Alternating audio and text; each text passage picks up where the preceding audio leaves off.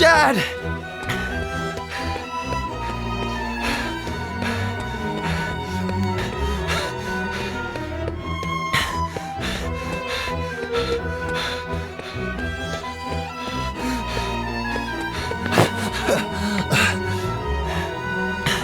Dad?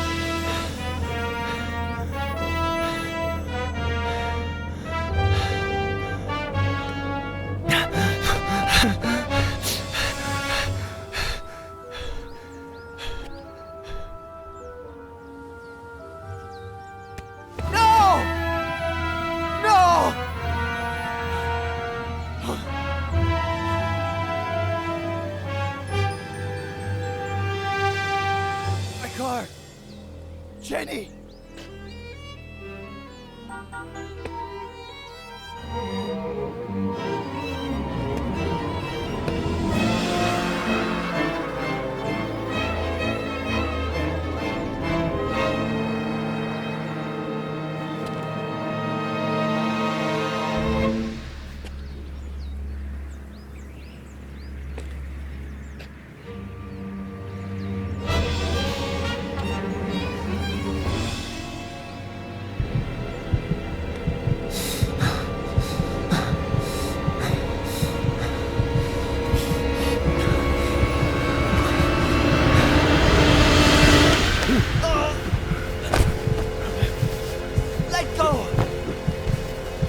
Let go of me! They're in the car! Jenny! I killed my family! Faye! I'm like my dad! Let me go! I'm like him!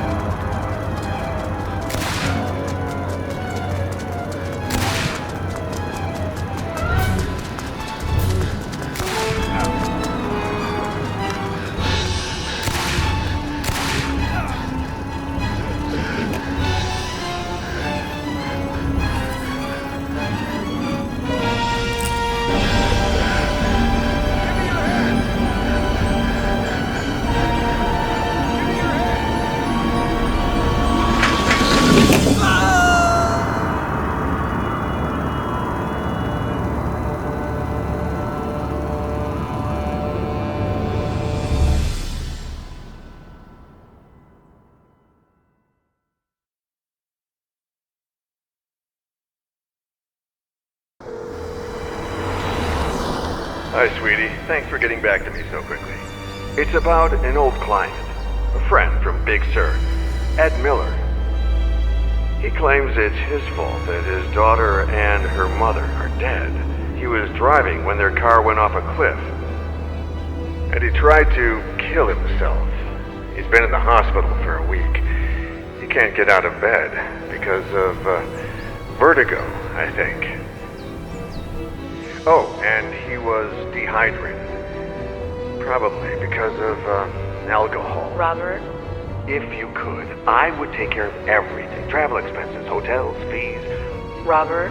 Whatever you need. I think I remember this Ed Miller. The writer? The one it all started with?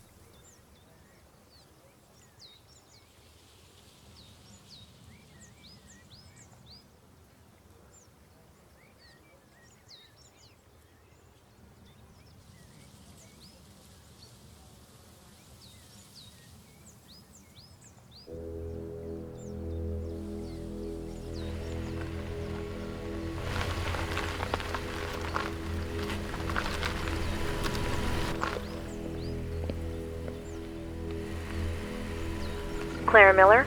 I'm Dr. Lomas. Robert Kerrigan asked... Doctor, you have no idea how grateful I am to you for bringing Ed home. It's a long drive from L.A. When will you get here? If all goes well, early tomorrow morning. I want to get started with that immediately. I'll be waiting for you.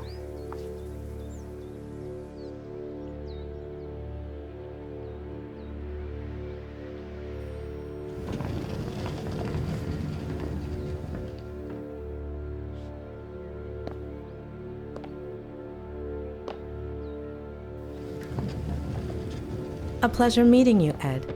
I'm Dr. Lomas. Doctor in what exactly? Doctor?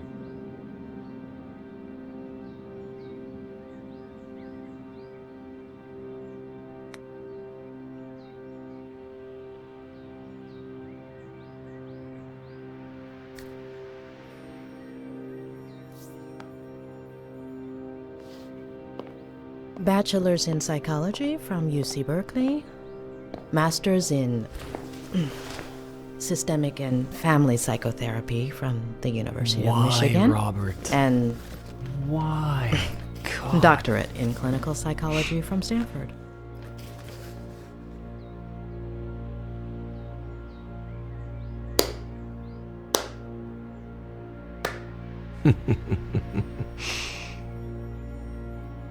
Why? I'll give you free rein over my memories, my trauma, my room, my troubles. You got 1 hour. 1.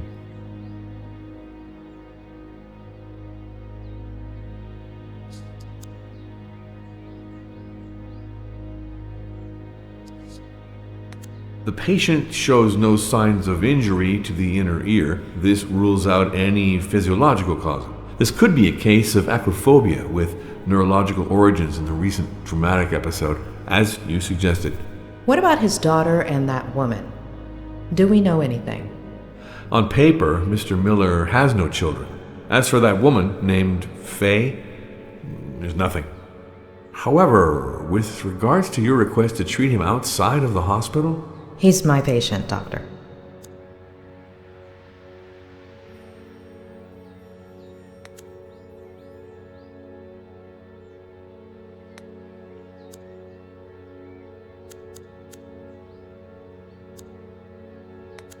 No books, no remote, no tablet, no phone.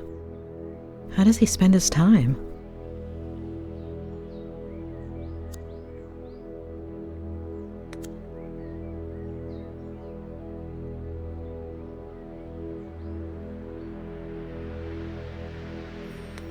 Those slippers are a little far from the bed, aren't they? Very subtle, Doctor.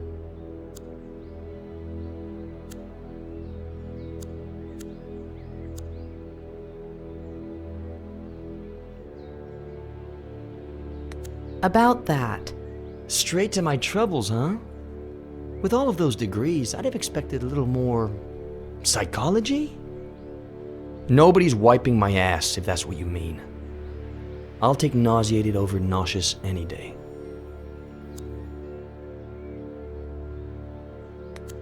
Sorry to insist, Dr. Leonard, but the patient's dizziness, nausea, anxiety are triggered by what exactly? Anything, even just taking a few steps. The clock is ticking, Doctor.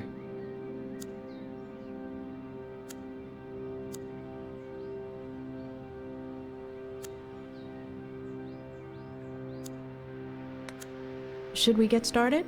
Tick tock, Doctor.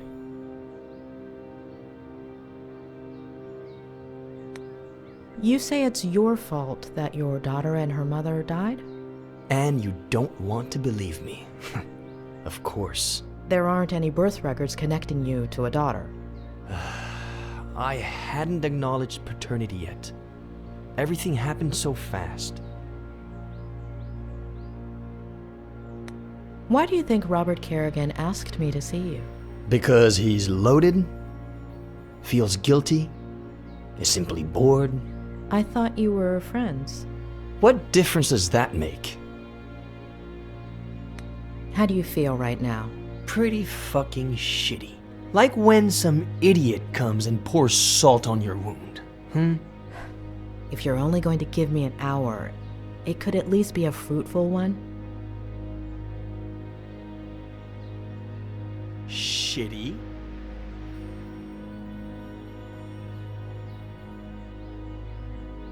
Why?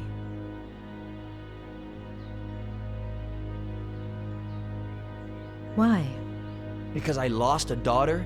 Because I killed 2 people? Because everyone treats me like I'm crazy? Because I pee in a bottle from a Dali painting? Because everything is surreal? Because of you. Does shitty work, or do you want me to keep going?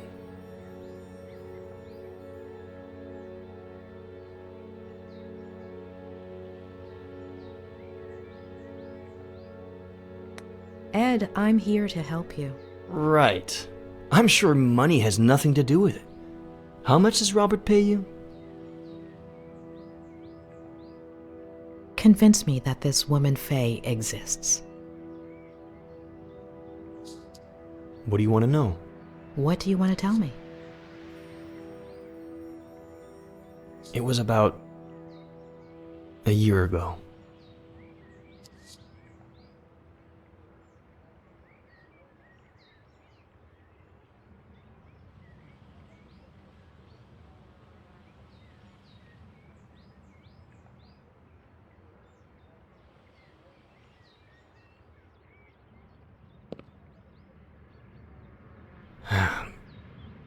I just sat down to work. I'd had writer's block for years. But I remembered something I'd made up in an interview. And here today to talk about how to revive your creativity is Ed Miller, author of Face to the Ground, our book recommendation of the month. Ed, can I call you Ed? Welcome and congratulations. Thank you. Though I wasn't too sure you took bribes. Pretty good caviar, right? Just to be clear, you're joking here.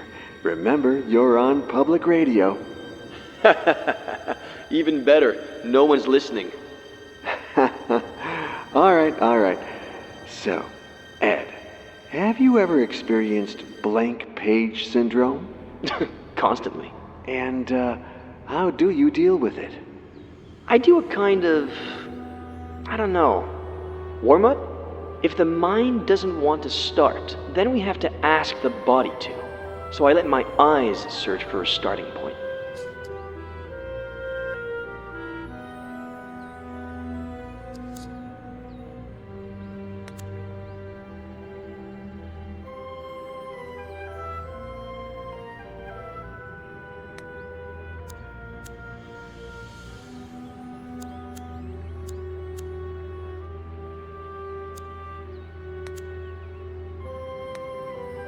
When my eyes find the word, then it's my fingers' turn.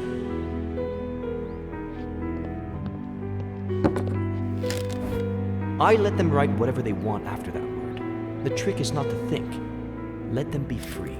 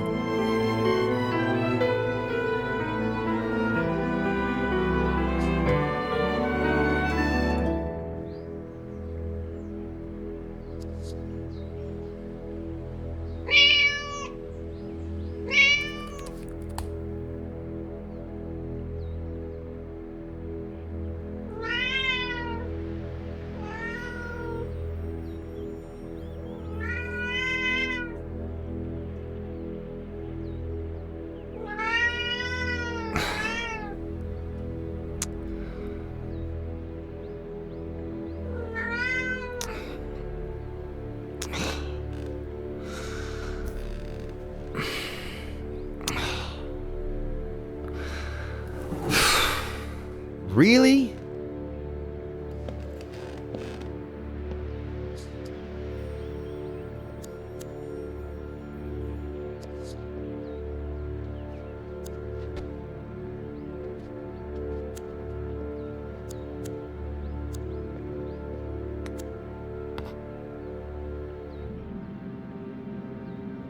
Hi! Guess who's calling? I bet you don't even know how I got your number. The thing is, I'd like to see you again. Oh, I think I lost an earring. If you...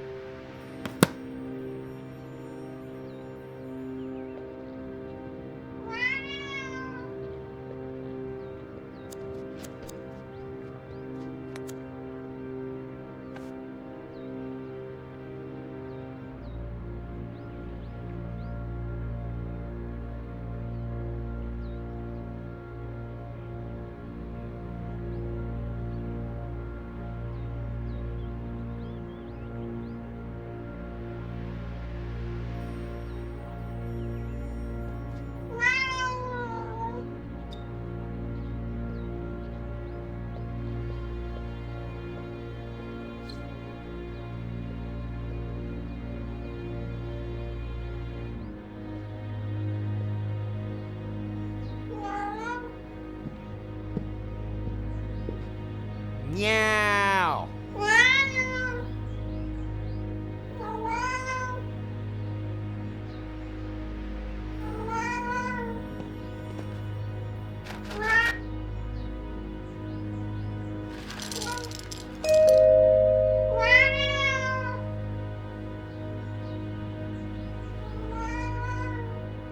I'm coming, Samuel. Please, open the door!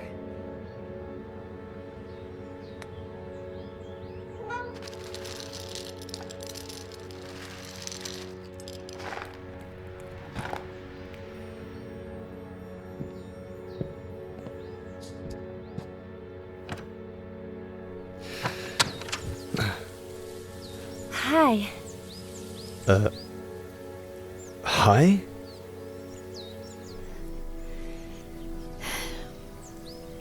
It hurts.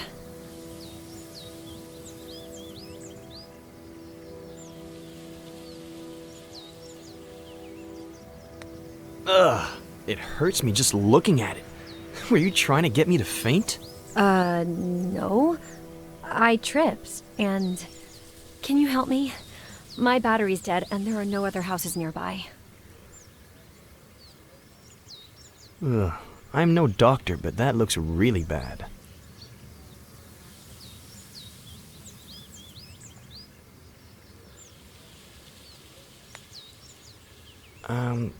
I'm kind of in the middle of something, but I'll take you to the hospital. No, don't.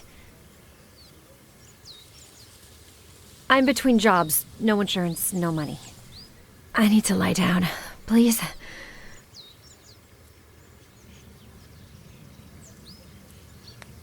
Okay. Well, come in. Let's take a look at it. If you bleed to death, you mop it up.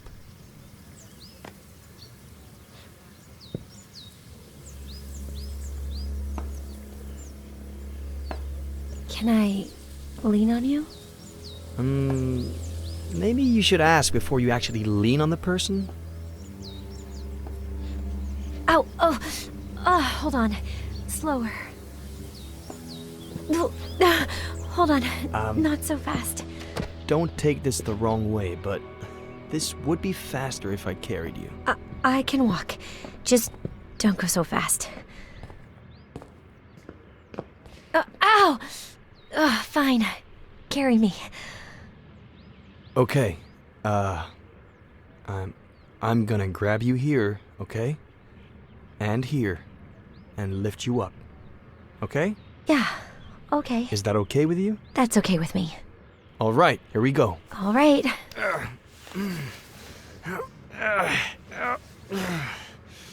Hey, am I that heavy? If you had taken your backpack off...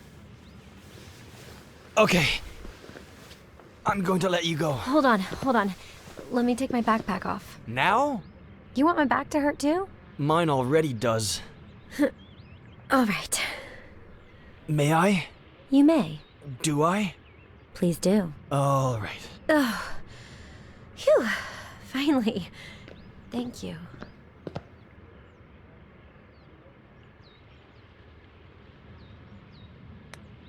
Are you good?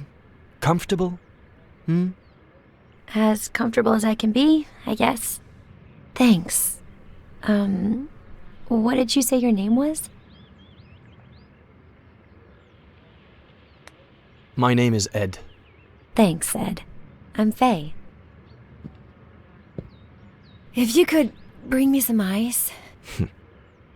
Hand me your phone and I'll charge it for you. It's no problem at all.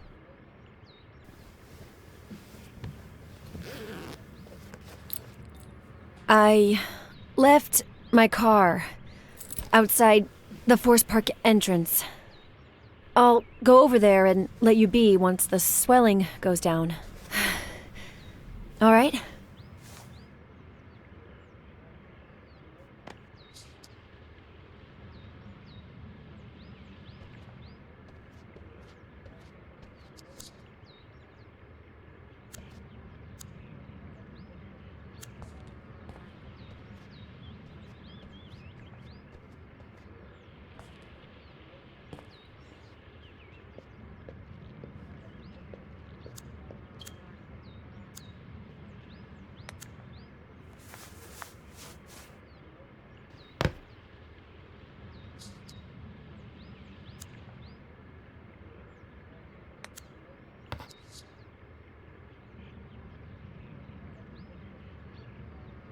I see you've read the message. You're obviously not going to answer me, right? My friends warned me about you. Fine. Screw the earring.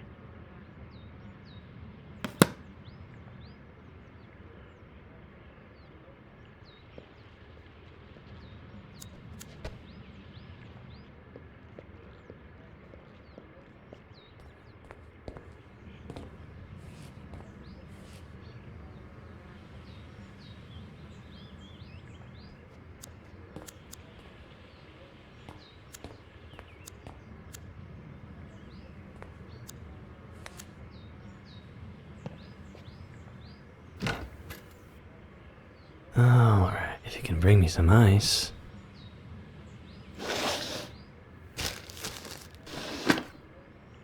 Yeah, I can. Wait. Gently.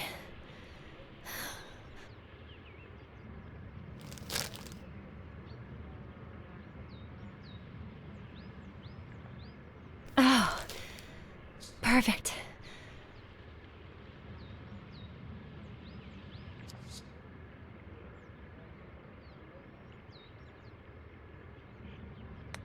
You're all set. I'll be upstairs, okay? Okay.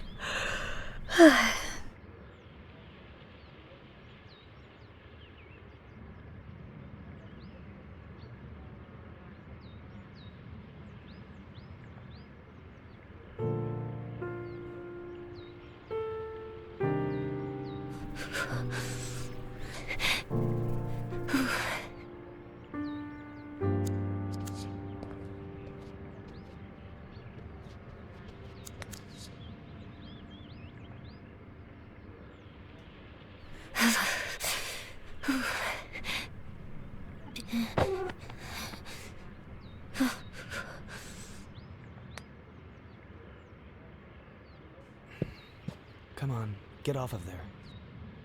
Come on, move it. Move it.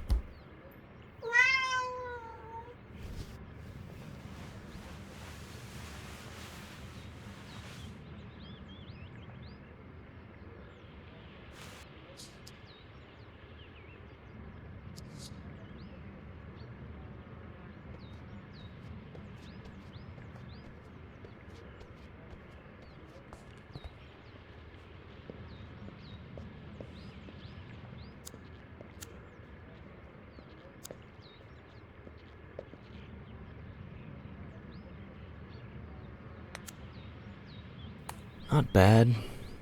Not great. But it's something. Maybe it's a start.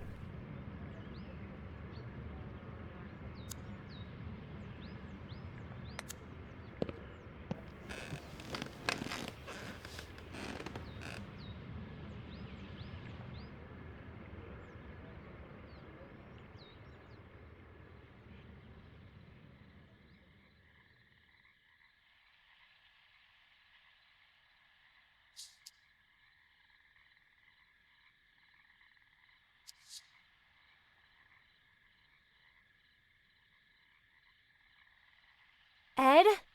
You there?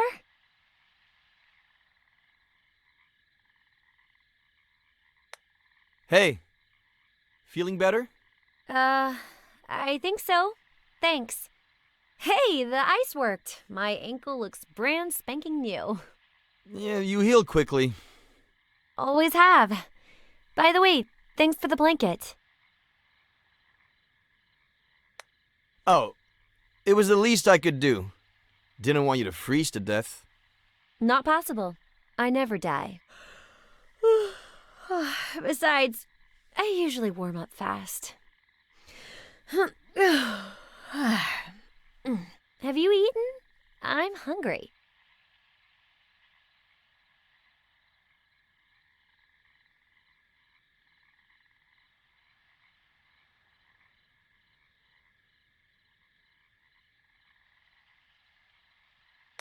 Should I come down and make you something? Something? My fave. Is it any good? No, god awful to be honest. That sounds yummy. But I'll just make something myself, if you don't mind.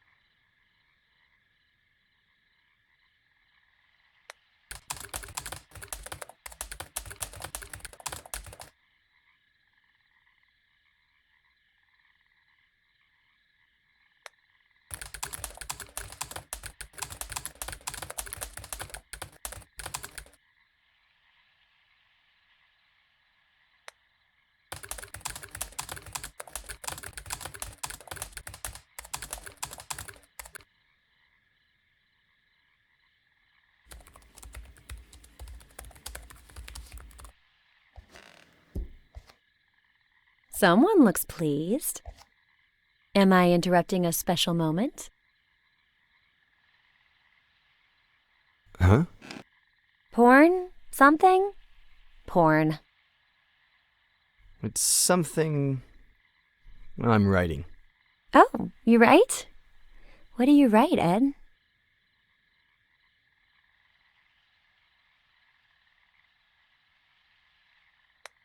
Honestly, I'm not sure yet. I'm not too sure where this is headed. Well, here you go, in case you get thirsty along the way. Consider it my way of saying thank you.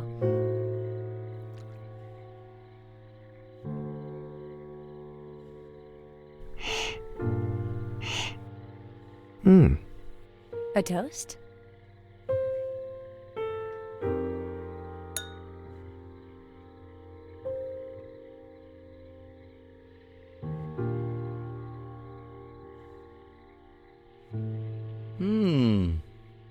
May I ask where you carried this from?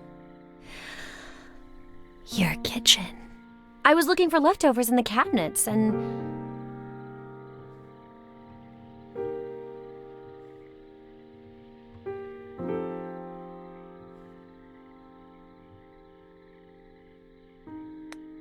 I let a thief into my house, and she raided my kitchen. You want to get rid of her? More than anything in the world. I've got an idea. Get her drunk. And how do I do that? Well, that's on you. Maybe toasting?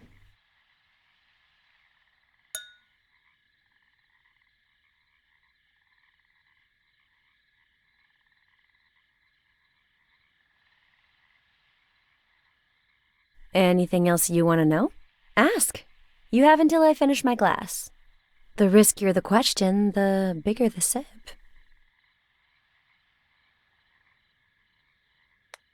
What are you doing in Cerro Lake? Guess. I'm looking for someone. Who? I'm not sure yet, to be honest. Short sip.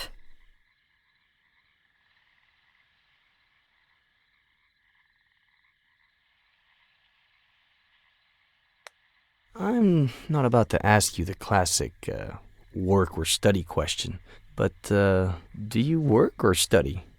Neither. I just finished my degree. In? Psychology. Ugh.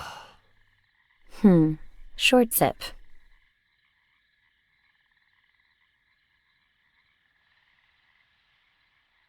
All right, you've got one more. Make it count.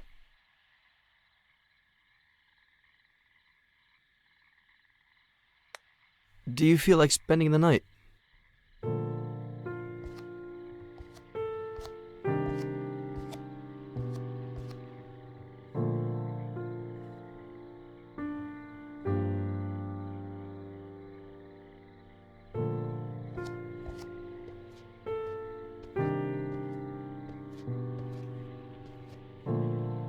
Will you cover me up like last time? Or better, you have my word.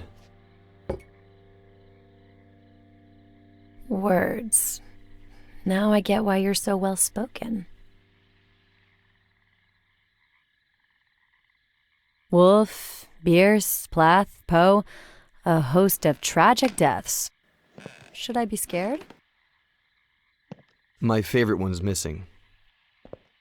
The son of the Black Corsair. Emilio Salgari, right?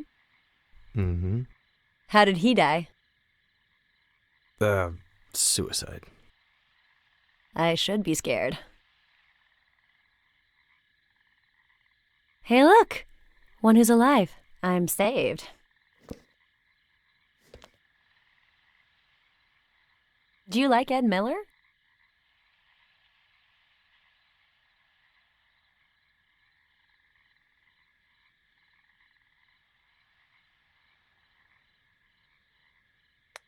You say it as if you didn't. It's not that. You know what? Me and that guy have history. Huh. So, what kind of history? The bad kind. Oh.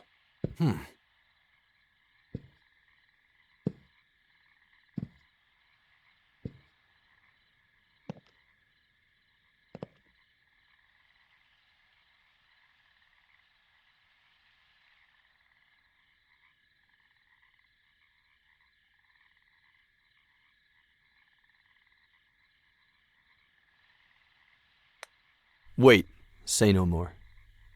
He stole your wine. I wouldn't have let him. I was about 13? I was obsessed with this book. Well, the cheapo edition. I heard he was doing a book signing at Rossmore Books.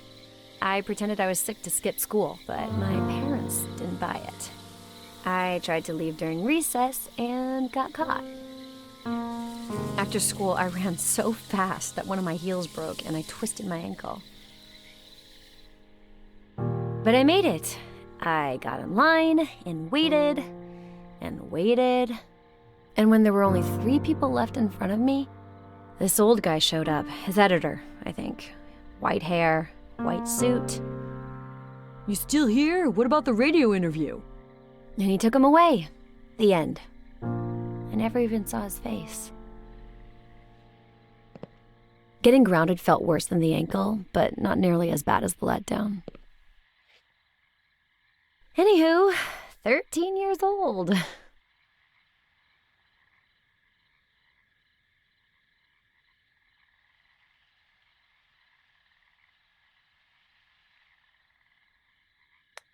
Did you really never see his face? He was looking down at the books the whole time, plus people were in the way. And you've never seen a picture of him? Online, in the newspapers? Maybe, but I don't remember. Turn it over. Yes! No.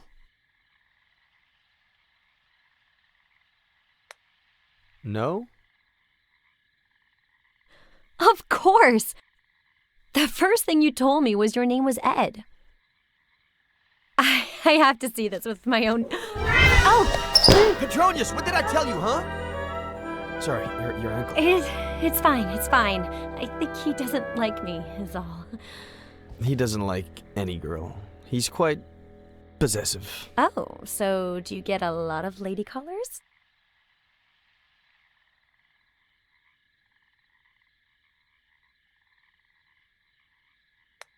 Nobody comes here, except for my neighbor, Samuel Franklin. Oh, should I lock the door and turn off the lights? Or would you rather I get another glass?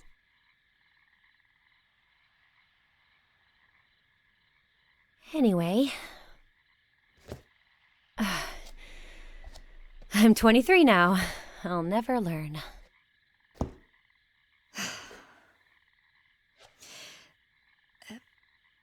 Do you remember the song that Buster sings at the end of the book? I wrote it. Did you write the music? It's a novel. You can't hear it. I could. What? What? No. No. Sing it. No way.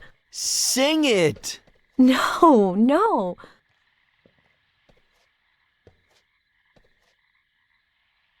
Please.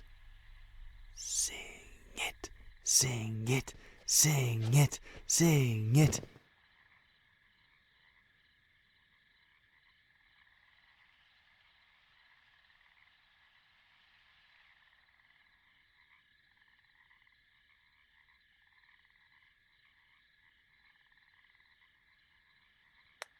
I've always wanted to hear the song, but I'm so damn musically challenged.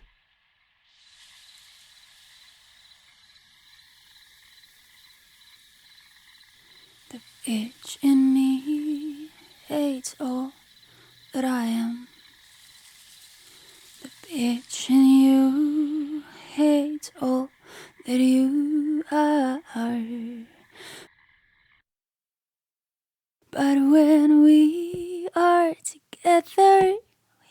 hate each other twice as much. That's the reason why we will never part.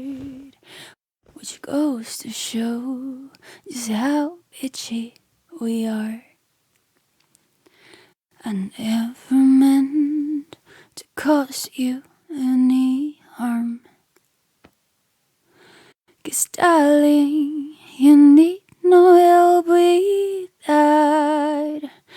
But it's so fucking funny to see how you destroy your life, or in your case, to see how I wreck mine.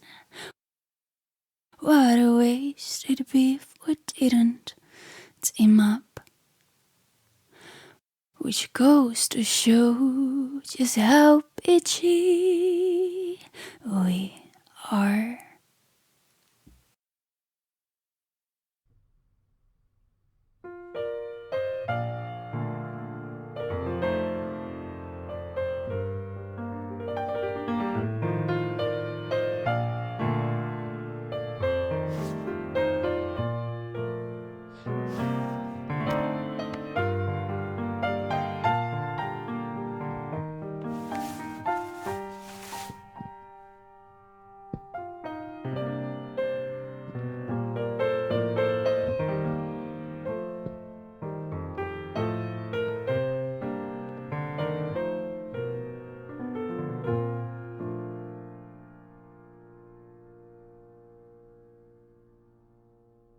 And then... I don't think I need to go into detail about what happened.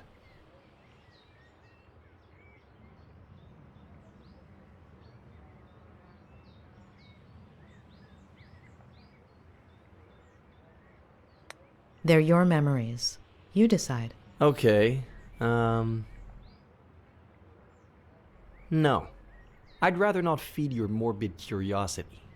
But there's something I do want to know. Do you remember the date? I don't even know today's date. Our brain gathers much more information than we think. Look here. No. You want to hypnotize me? Please. I thought Robert would hire a real professional.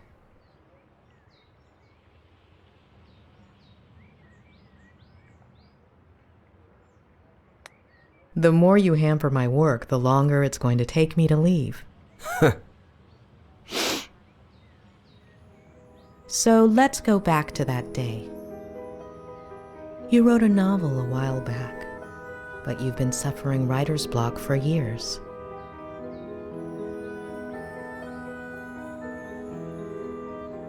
You look through your office window. Leaves dance in the wind. Birds sing up in the sky.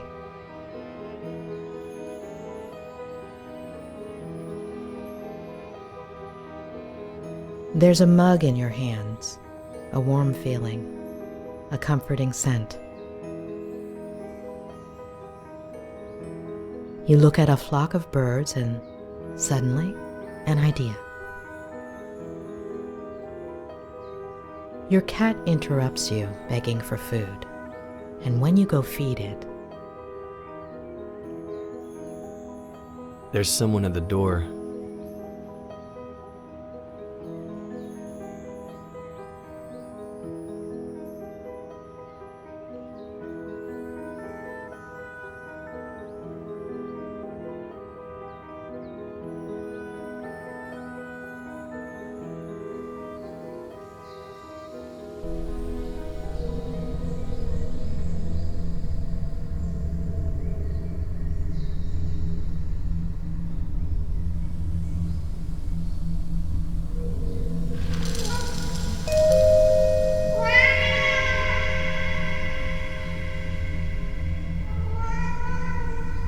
I'm coming, Samuel! Please, open the door!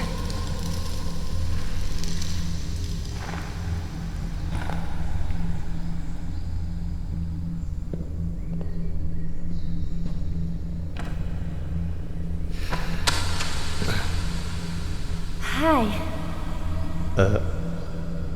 Hi?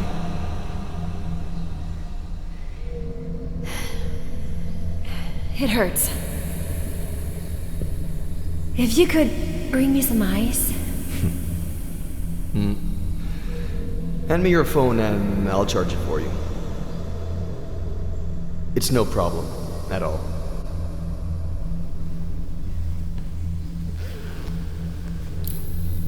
I left my car outside the Forest Park entrance. I'll go over there and let you be once the swelling goes down. All right?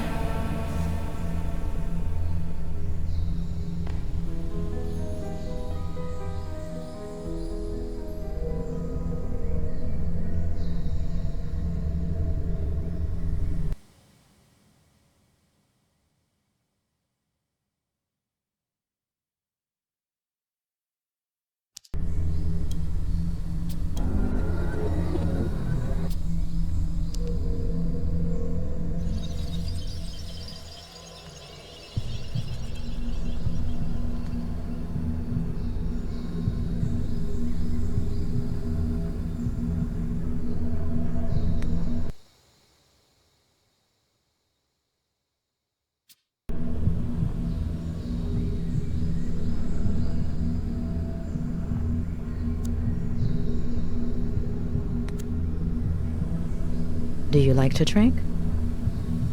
Wine, never on my own. Why?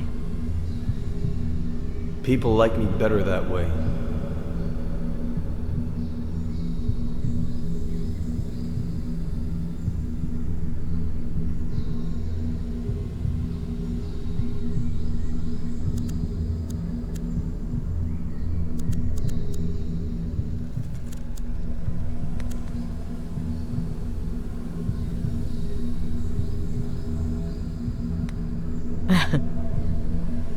Why haven't I seen him around the house? He'll go missing. When? I don't know yet. Have you had other pets? I didn't even want Pet, but I couldn't say no.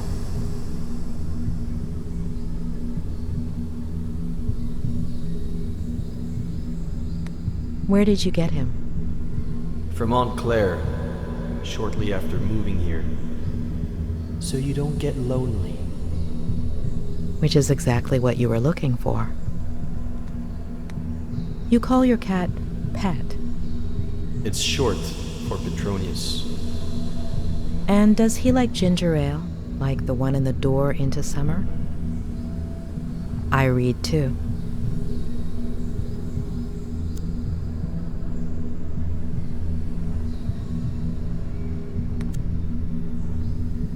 You mentioned a certain Samuel. He lives a 5-minute drive away, across the forest with his wife.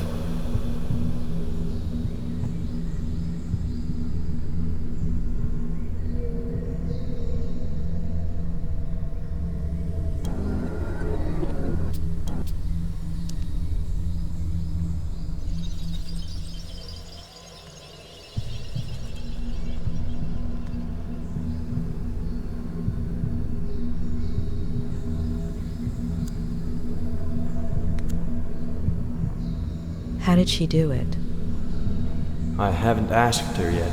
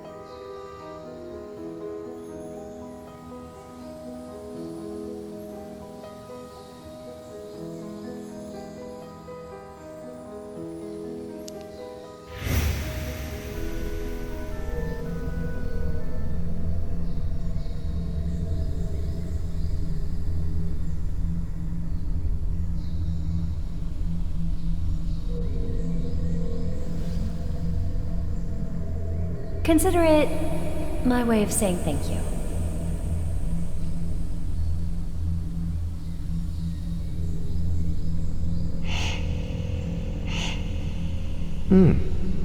A toast?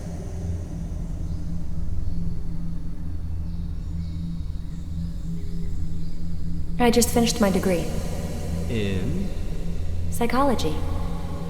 Ugh.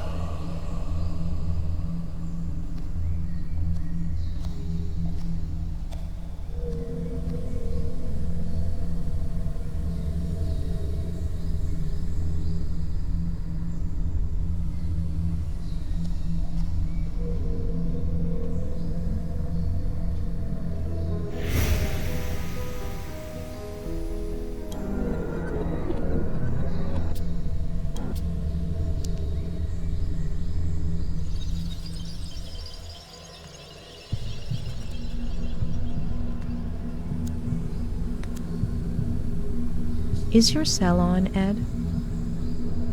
Yes. What's the date on the screen? October 8th.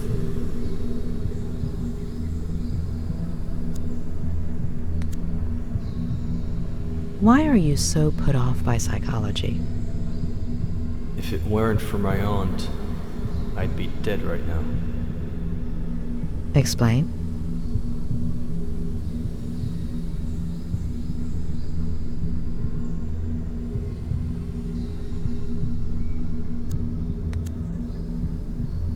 You'd had writer's block for years. How did it feel to write again? Hopeful, scary. Will you keep the idea going? We'll see.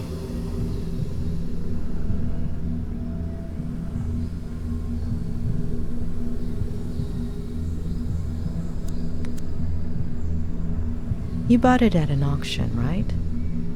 Who had it belong to? The first American flapper, as F. Scott put it. Zelda Fitzgerald? And her husband... I'm sure you know they both ended up in psychiatric treatment. He was an alcoholic.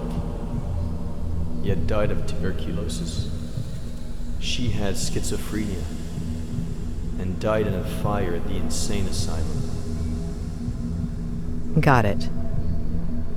Thank you.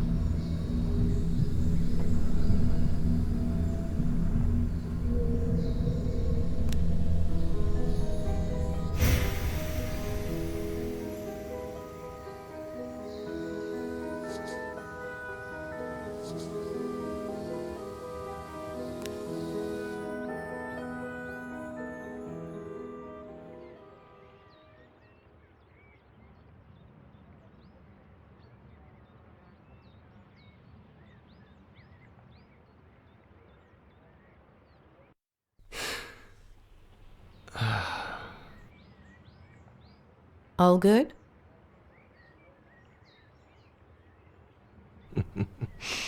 As I was saying, you have no idea how sorry I am that this didn't work out. I had to give it a try.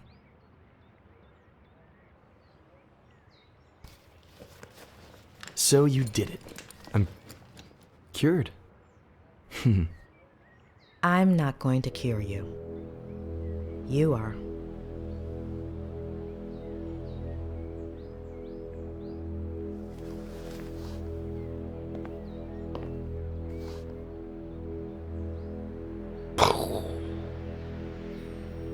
We'll continue this later. Get some rest.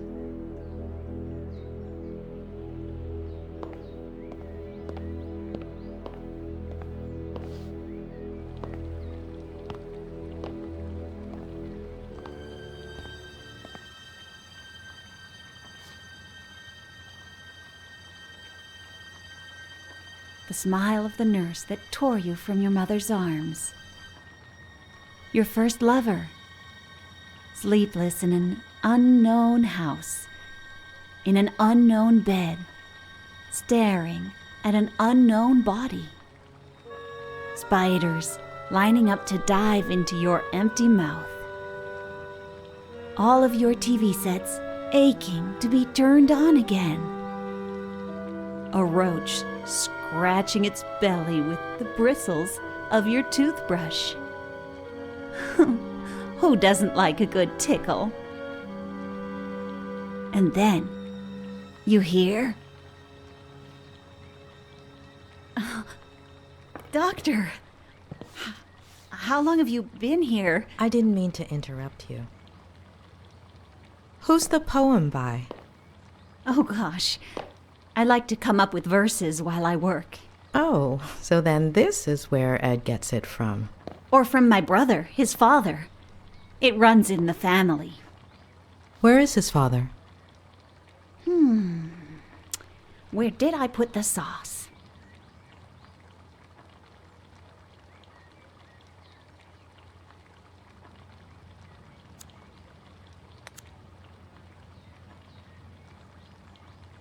Oh, it's right over there. I'll get it. Oh, don't be silly.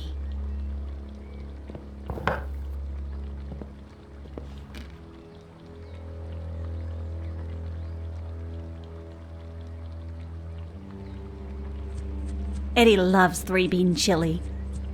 He used to ask me to make it all the time when he was little.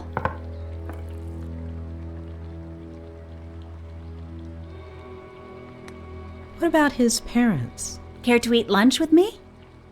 I usually eat with Ed upstairs, but it's no big deal if he eats alone for once. Besides, I made enough chili to feed an army.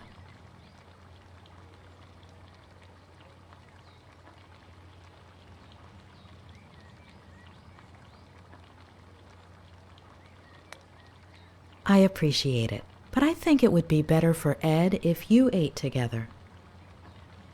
I think I might need a little fresh air to take a break and maybe organize some of my notes.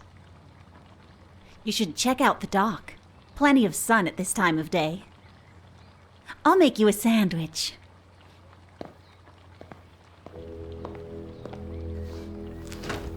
What do you think about Ed? He's a little stubborn, isn't he? Will he walk soon?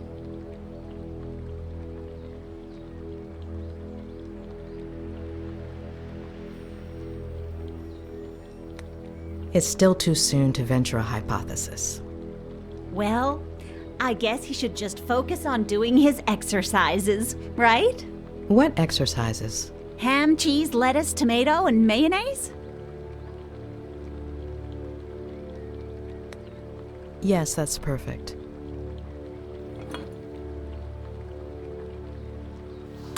Well, if I was able to help him last time, I'm sure a doctor like you will manage.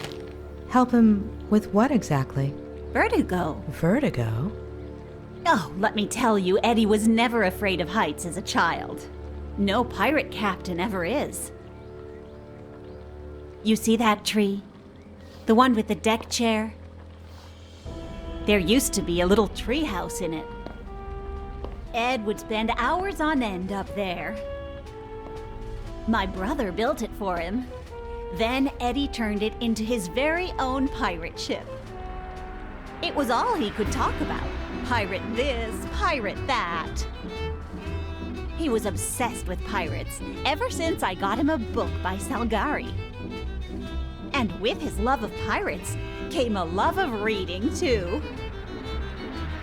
And see, that's where the writing began. Mystery solved. I don't mean to pry, but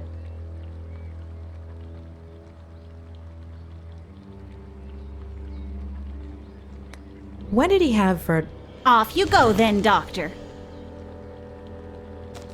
Or you might not have time to eat your sandwich.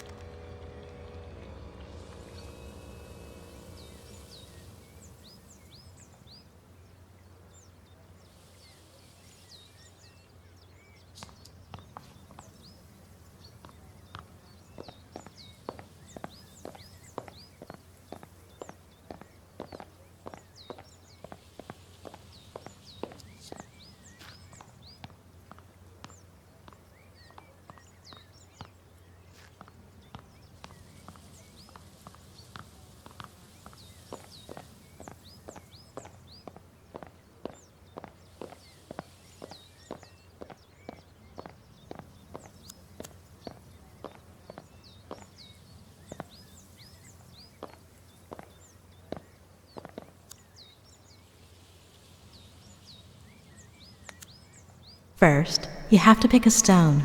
This one? Julia, sweetie, that's the best skipping stone I have ever seen. Now, remember how to do it? Knees bent, hiney out, arms back, limp wrist, writing fingers, stone level with the ground. Eyes on the water. Flick your wrist and the stone. Skips! Flick your wrist and... Oh, that's okay. I'm sure next time will work out better.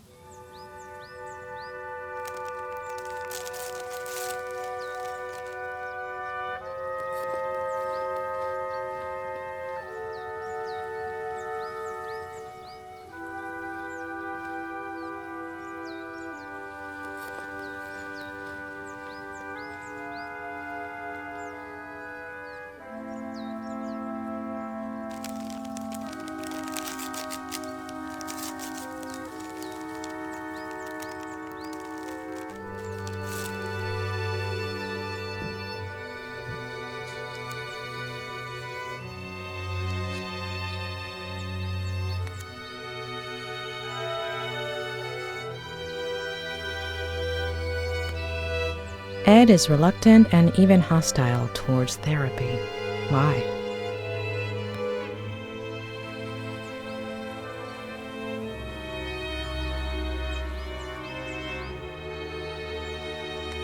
Claire is hiding something, and it is somehow causing Ed to keep his guard up with me. I've never seen such an intense case of vertigo before.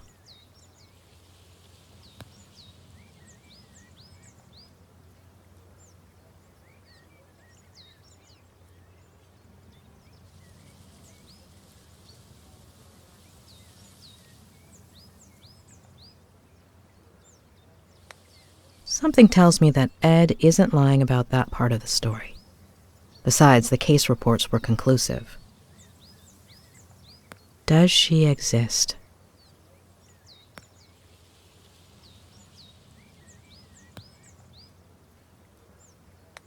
I wouldn't be surprised if Faye was a character Ed's working on for some book.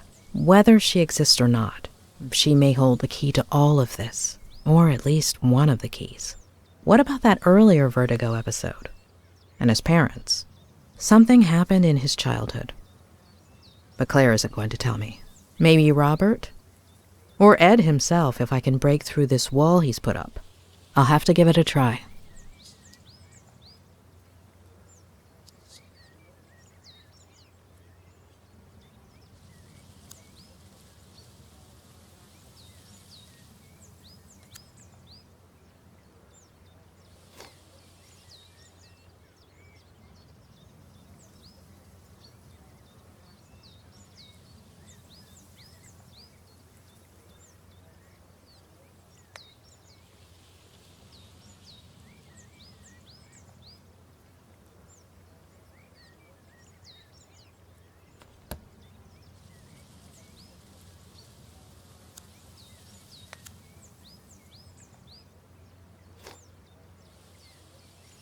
The number you are trying to reach is currently unavailable.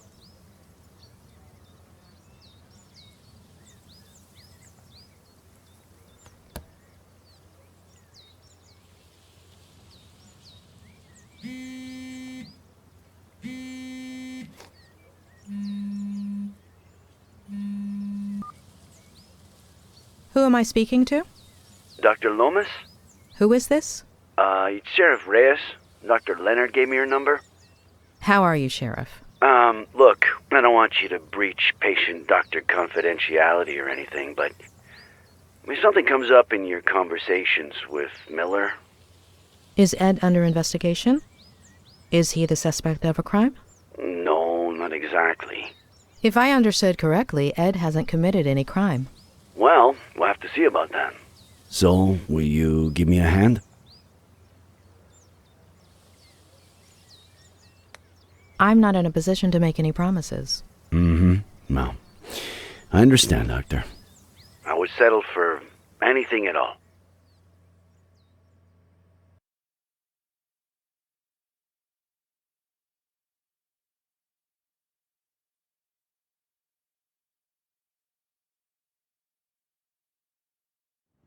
Maybe someone saw something. I'm on my way to his neighbors as we speak. The Franklins? Nick, you there? Sorry, I've got to go. What is it this time, Adam? Tell me you saw my email with the slogan proposals. Yeah, great stuff, kid. I'm not sure which one I like the best. I like the sixth one.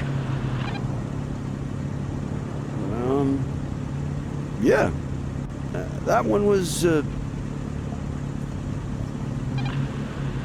for Sheriff Reyes, the sneaky bastard who would have known there were only 3 slogans if he'd read the... Adam, do I have to tell your aunt and uncle you have no respect for your elders? You at the ranch yet? I'm on my way. Look, if anyone asks, I was working on Saturday night, okay? I skipped the monthly dinner. Hello, Samuel.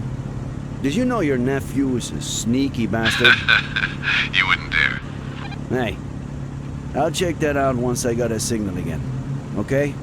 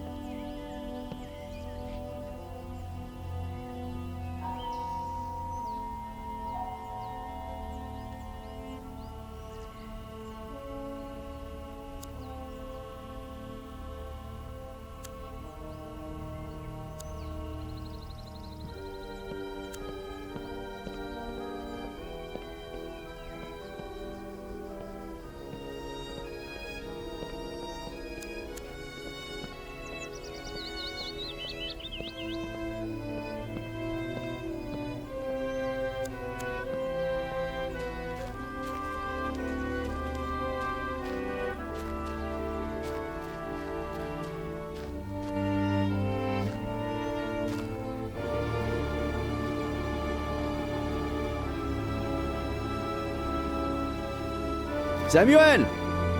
Are you there? It's me, Sheriff Reyes!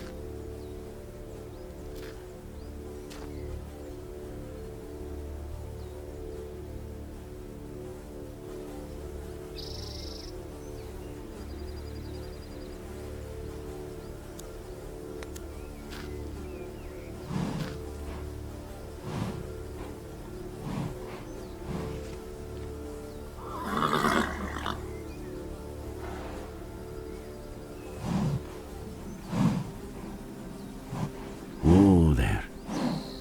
Tranquilo.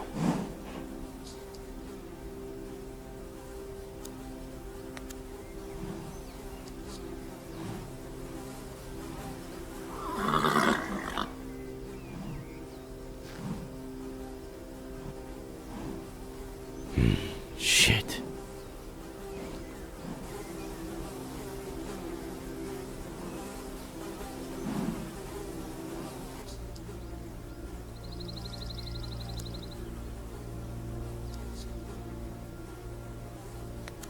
How long have you been here like this?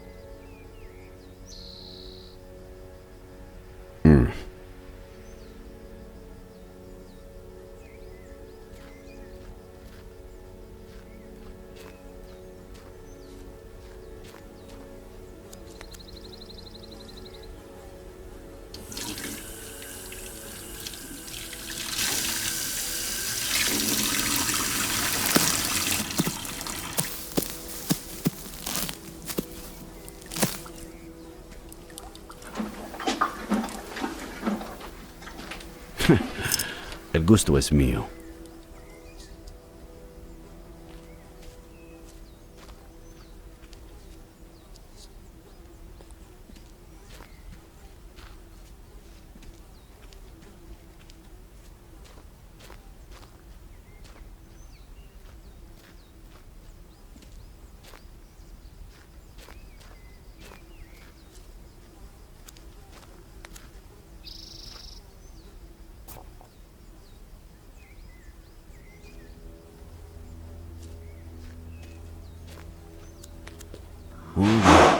Despacio.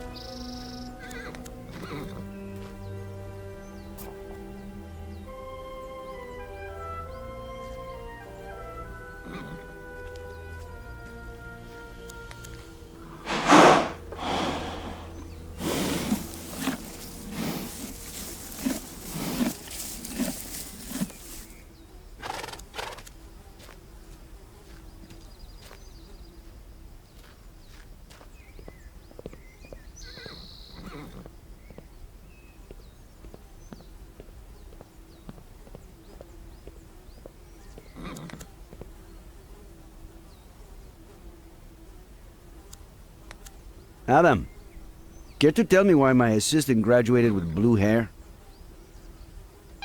Ah, no. I told my Aunt Esther to get rid of that picture. I made a bet with Marcello. If I graduated before he finished his thesis, I had to do it. Where'd you find it? I'll tell you later.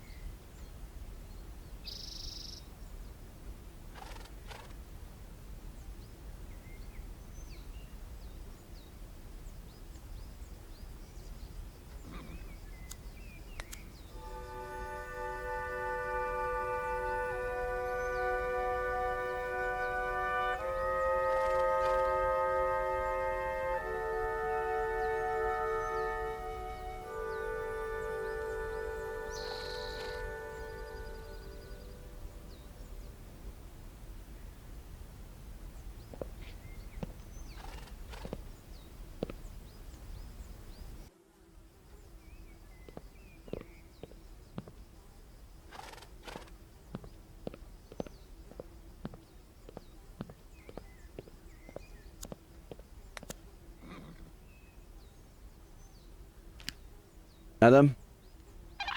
Hold on, Nick. Sorry, I'm back. Everything okay? The big tree. In the field behind the barn. Who's under it? Oh. My cousin Leonard. I never met him. What was it? 50 years ago? He was stillborn. My aunt almost died. They had to remove her uterus or ovaries or something. Nick? You still there? Sounds terrible. Thanks, man. I'll see you at the station.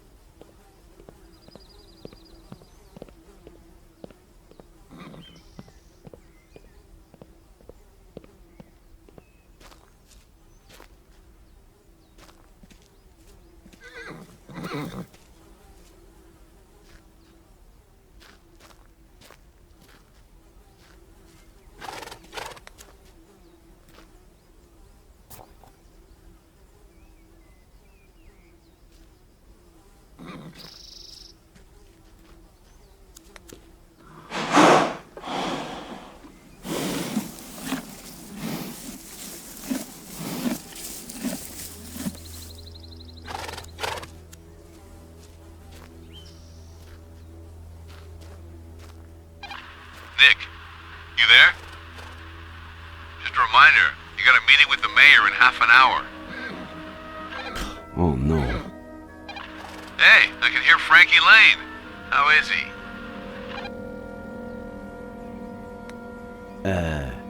I don't think your uncle's taking very good care of him.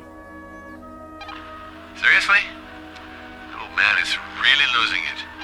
You'll be here on time, right? You better fill in for me, alright? Again? Sneaky bastard.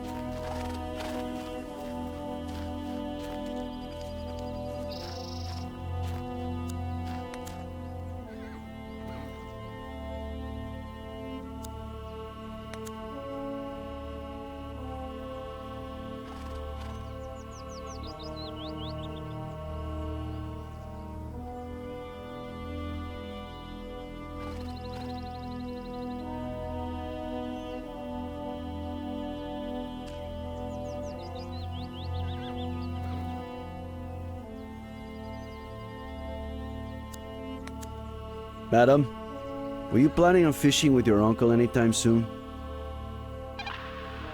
No. Why? He hasn't invited me since I told him about Marcelo. No reason. Just curious. It's probably for the best, to be honest.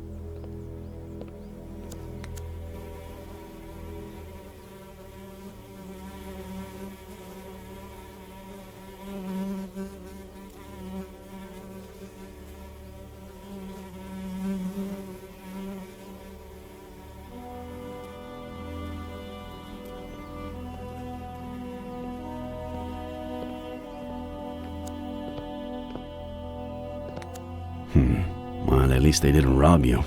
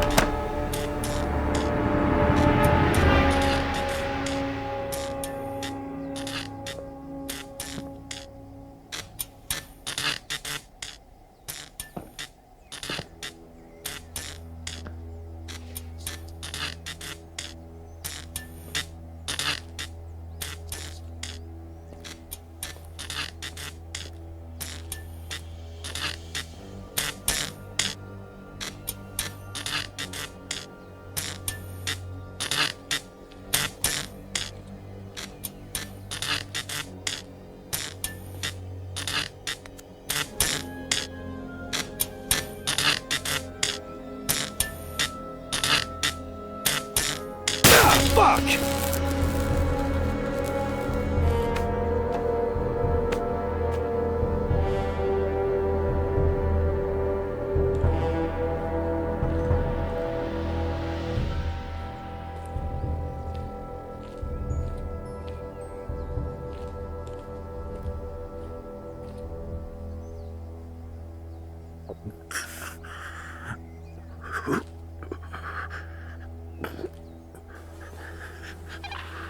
Nick, the mayor just left. Fill you in? Nick? Everything all right?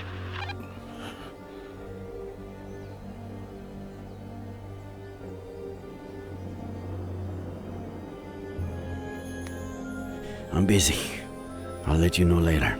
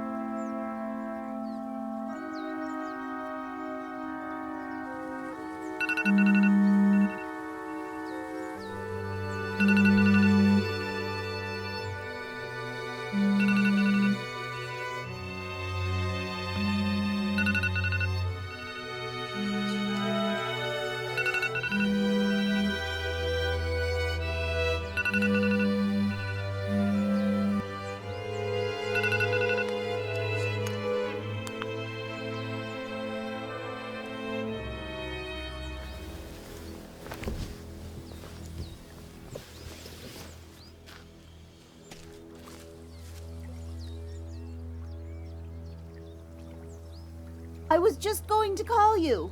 Ed's waiting.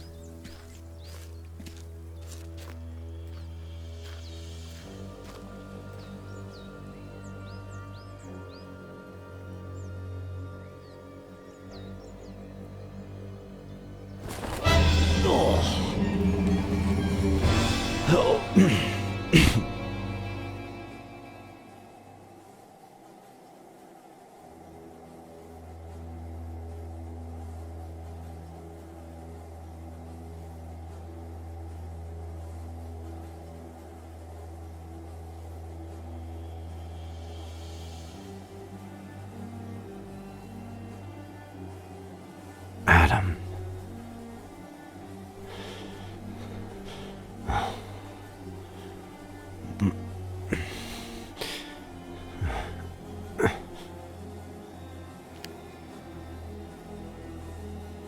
Adam, I have to tell you something.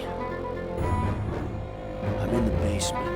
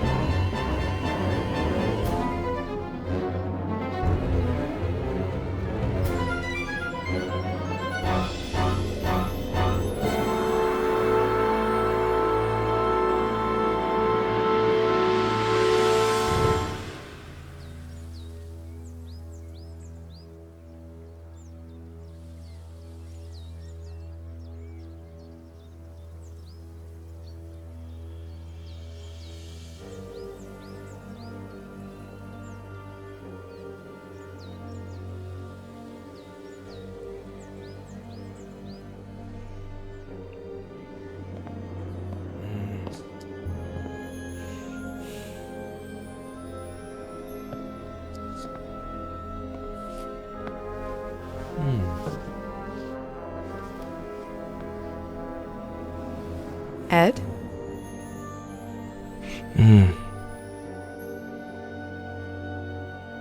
Shall we start?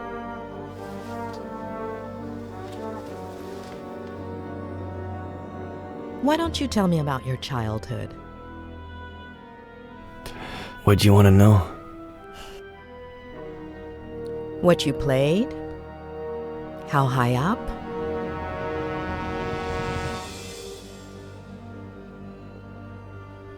The treehouse is beautiful.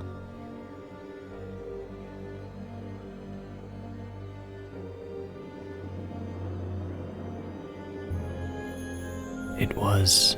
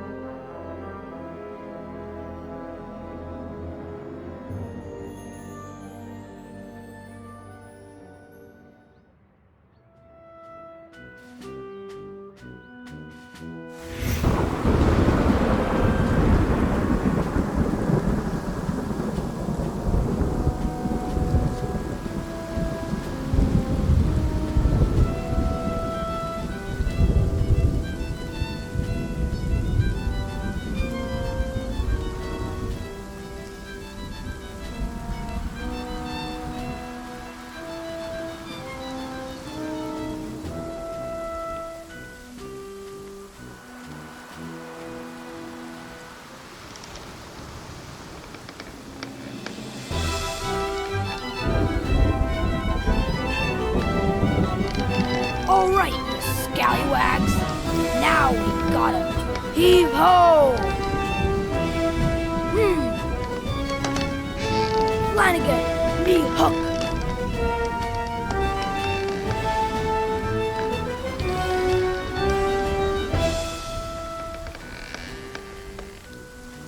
It's not in your cabin, Captain Roberts. Blame me, Flanagan.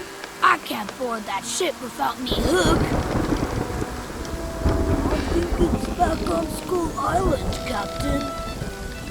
You better bring it to me soon, unless you want to end up a shark Ed, bait. Bud, come to my office, please. Okay, Dad. Flanagan, get all hands on deck.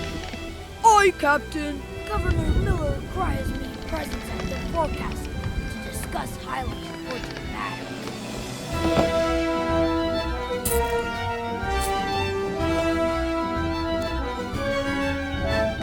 Arr, I've got enough Spanish dollars to buy me own island.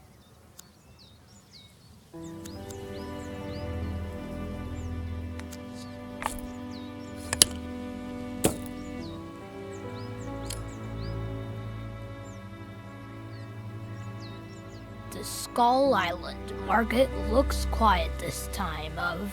Well, blow me down! Is that the Hatter Richard Longfinger Evans trying to sell me a hook?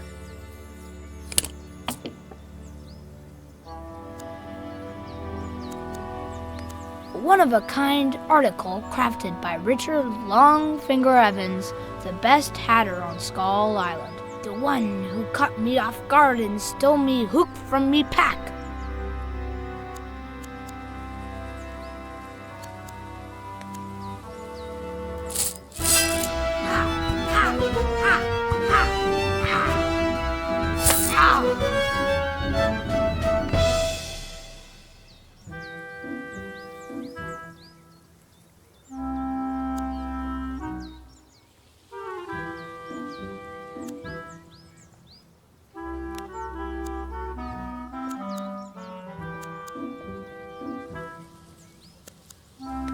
If I keep piling up treasures, relics, and talismans, I'll have to start sleeping on deck.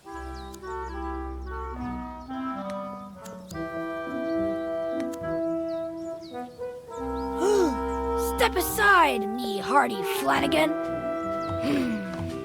We're approaching the jeer at the end of the world.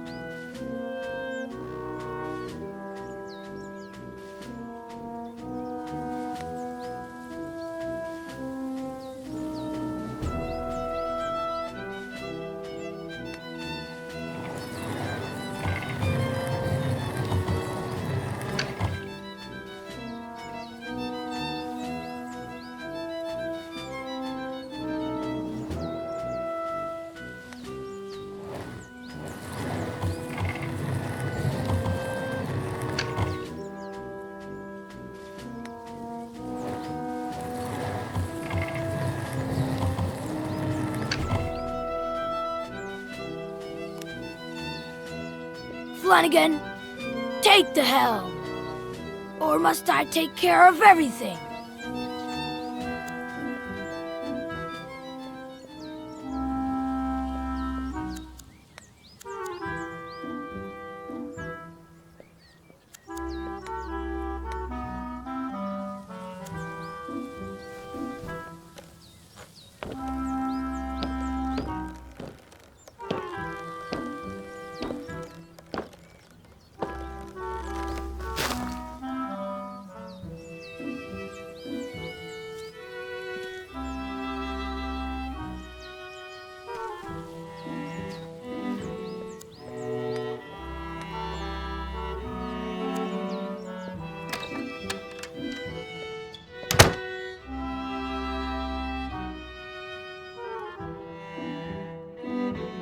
Now is a good time to wet me whistle.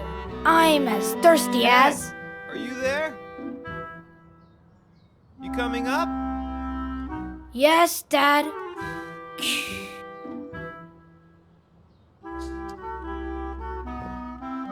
Juicy blue, juicy blue.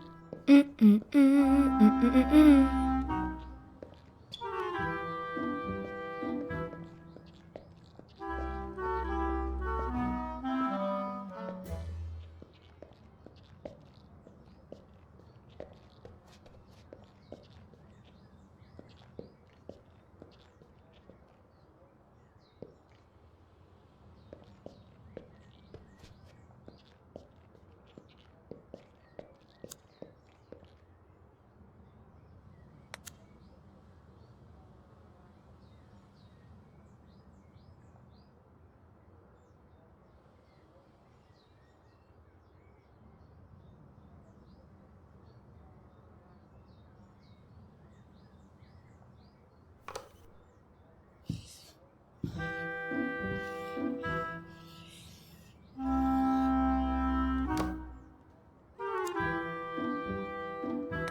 Juicy blue, juicy blue. Oh man, there's no more. Though I'd even drink it warm.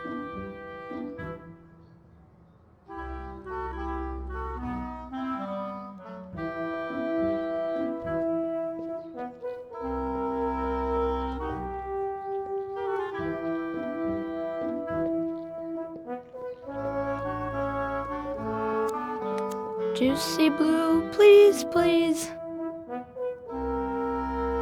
Man, there's no more here either. Now, what do I drink?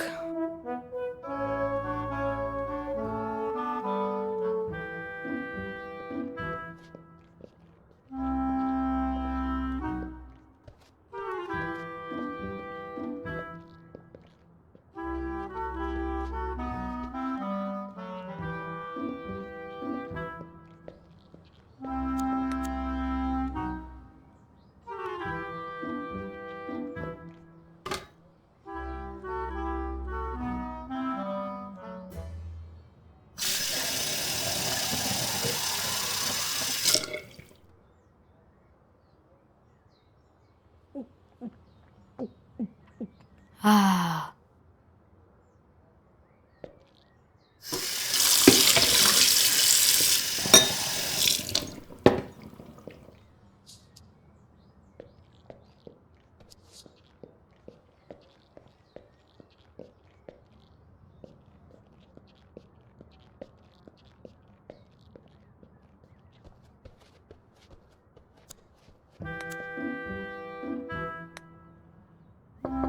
Yeah? Dad? Come in, bud. Come in.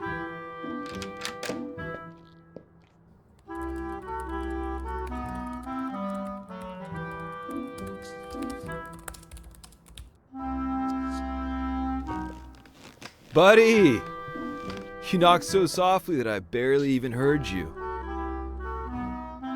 Come and say hi the way we do. Remember the Pirate Brotherhood secret handshake? There is no lost cause. As long as there's one remaining madman who fights for it. The Pirate Brotherhood.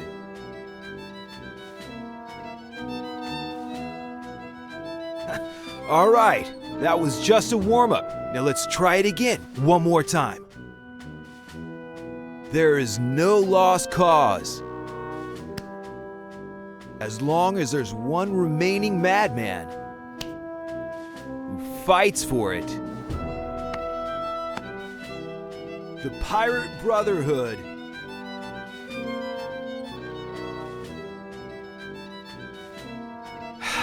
Okay, the third time is the charm, my man. There is no lost cause. As long as there's one remaining madman who fights for it. The Pirate Brotherhood.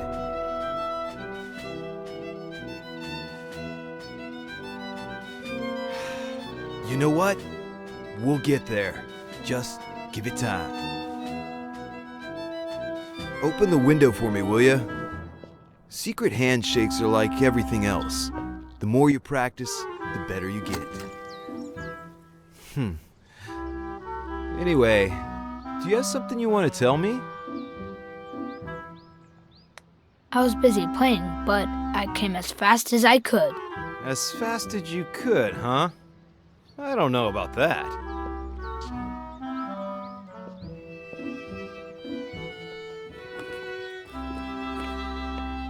Anyway, that's not what I wanted to talk about.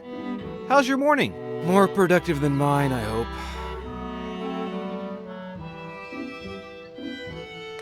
Yeah, but I got really thirsty and wanted to drink a huge glass of juicy blue. But there wasn't any left, and I had to drink water. Pirates don't drink water. The worst! And I thought I had it bad, not finishing this never-ending chapter. But you know what? As soon as I'm done, we'll go buy 5 gallons of juicy blue. Whoa. By the way, do you... When you finish the novel, can we go on a trip? Yes, start thinking about where you want to go. And now, what would you say if... Is Mom back from the store? Mm-mm. Nice. What do you say you go to the garage and bring me a... You know what?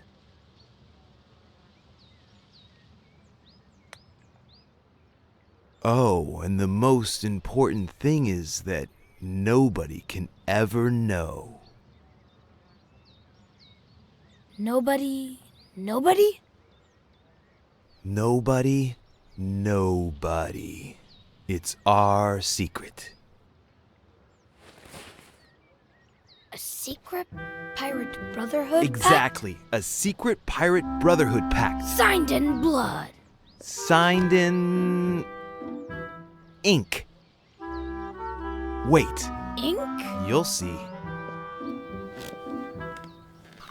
Ink. Okay, so what could the symbol of the Pirate Brotherhood be?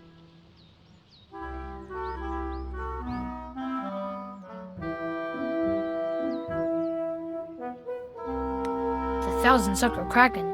Excellent choice. Let's do it.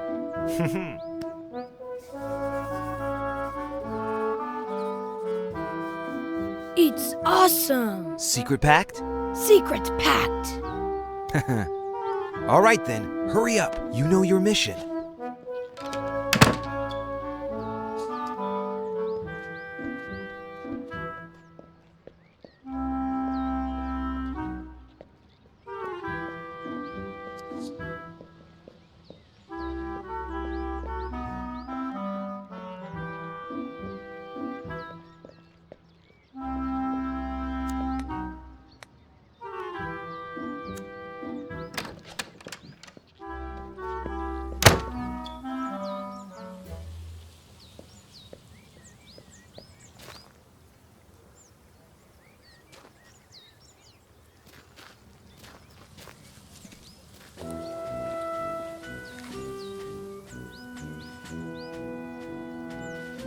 Captain, the thing we are looking for, I'm not clear on part of it.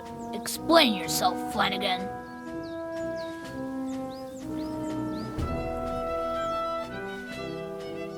What exactly are we looking for? We're looking for I know what, Flanagan.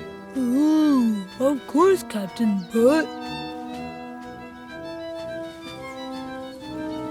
Can you describe it to me? Well, I don't know. A little like this? Oh, it's so much clearer to me now, but... Why exactly is it a secret mission? The reason, Flanagan, is also a secret. Oh, now I understand, though. No, it's here in the garage, but where exactly? That is the question, Flanagan. The governor is constantly changing its location. Oh, I totally see why. Enough questions, Flanagan. Start looking.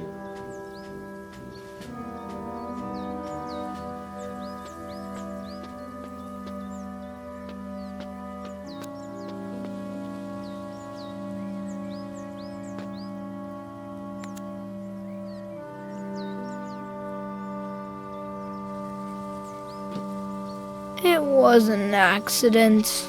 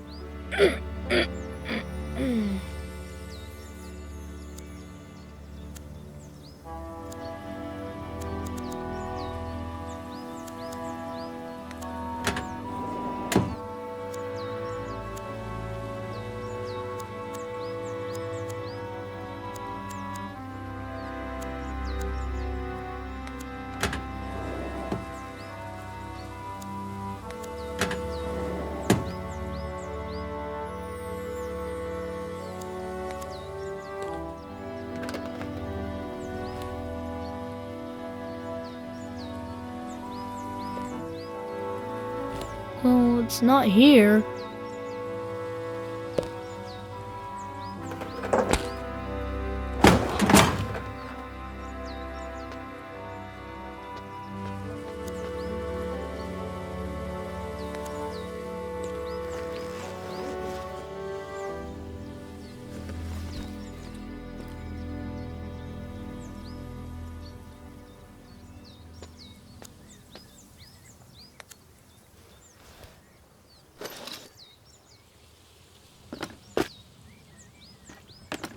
Dang it, not here either.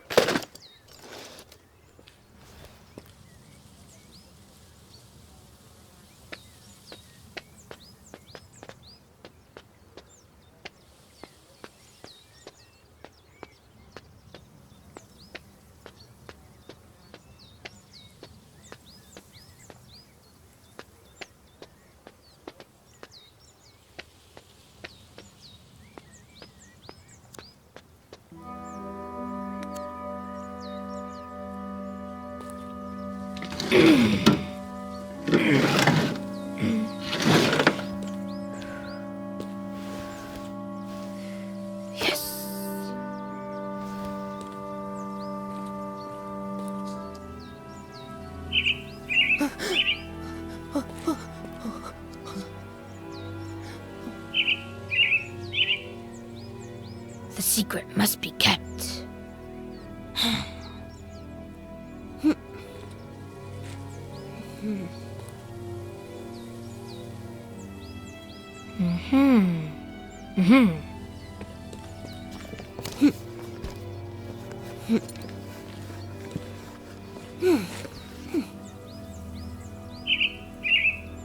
You're not fooling me, little bird.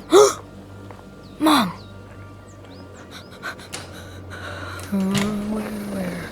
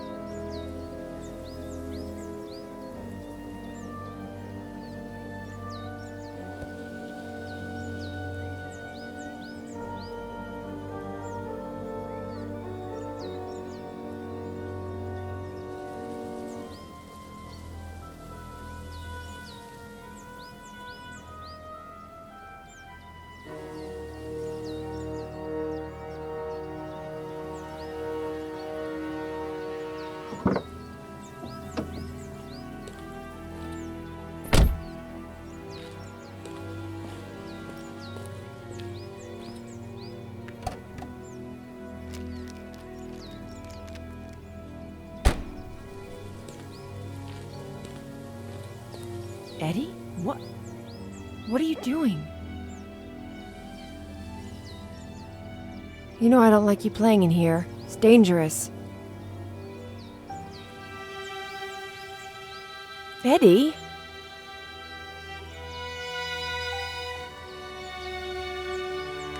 I was looking for the hook Dad gave me because...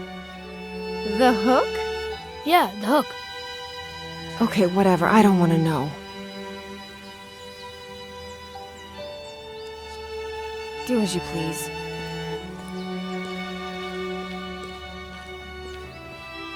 Mom. Well, just finish what you're doing and come to the kitchen when you're done and help me with the groceries, okay?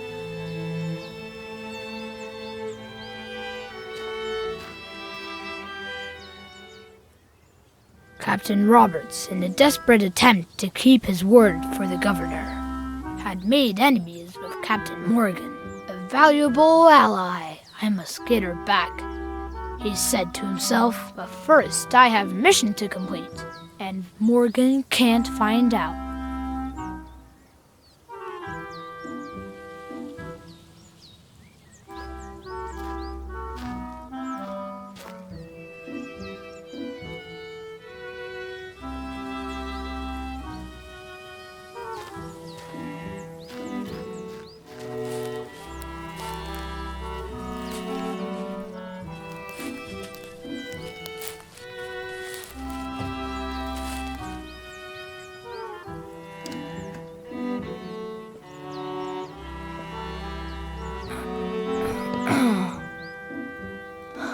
Ed, dude, are you crazy? Why did you climb up if you've already fallen once? Are you okay?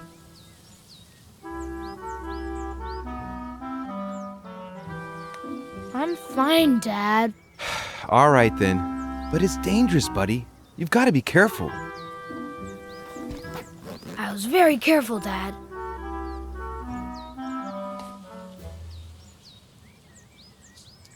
Ed, you could have... Wait. Did I hear the car? Is she back? Did she... Hey, did you talk to her? And... Did you tell her... Does she know? I didn't say a word. The Pirate Brotherhood is safe. Good. That's good. Maybe you should go see her. I was supposed to help her with the groceries. Come to think of it, I've never seen you climb. Will you show me how you climb down? Maybe I can use it for my novel.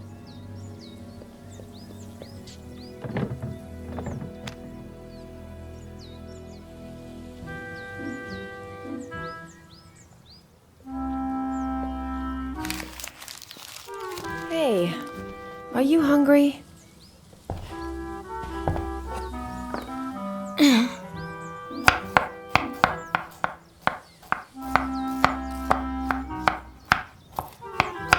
belly's full of water. I was so thirsty I drank a glass of water this big in one gulp. That's my boy. What are we gonna eat? Well, unless your dad cooked something and hid it so he could surprise us later. Roasted veggies. Veggies. Awesome. Too late. I saw that look on your face. Okay. Can you put the rest of this stuff away while I start getting things ready? Okay. All right. Let's see if you remember where everything goes.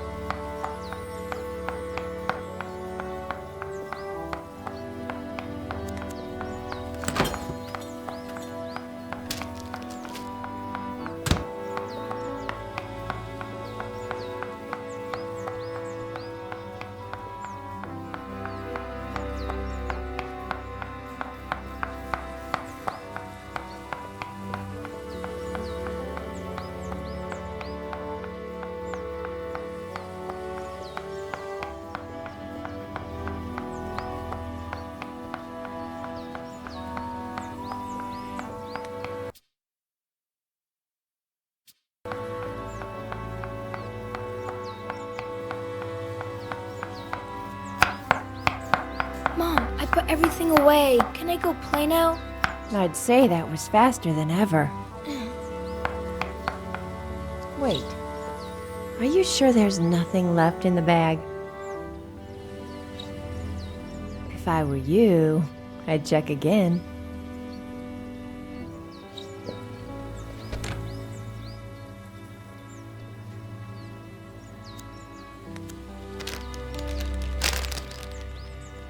All signs point to a bottle of juicy blue, red.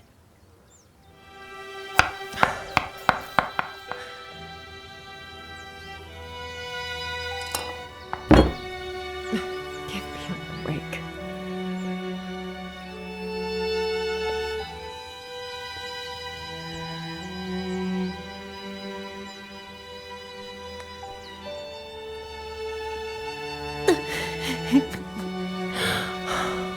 Eddie.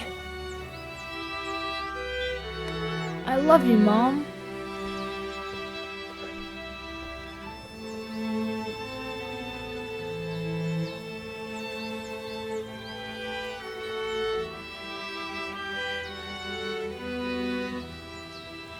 And I love you, honey.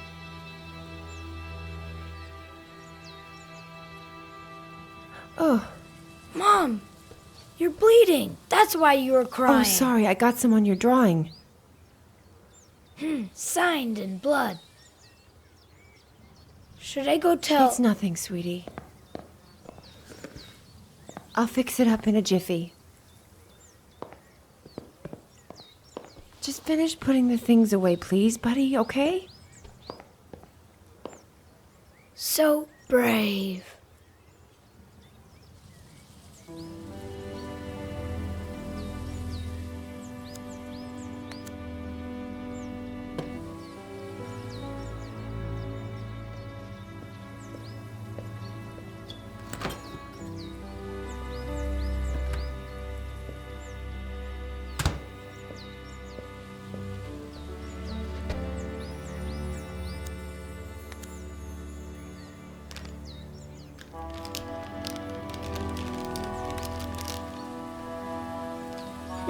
I should give this to Mom. I wonder which bathroom she went to.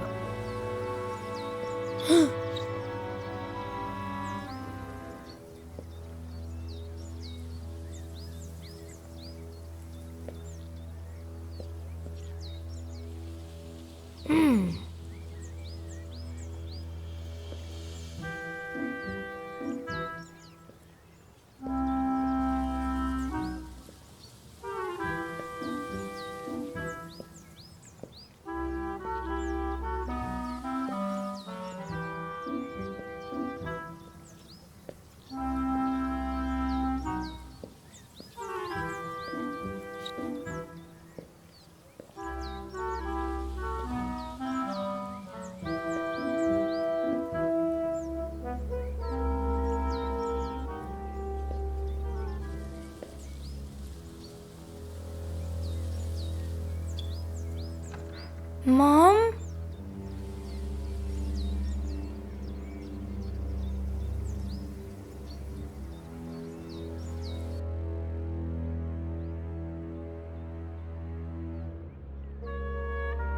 So?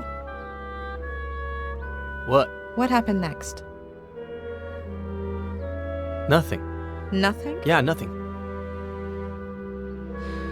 Ed, there are some things I still don't quite understand.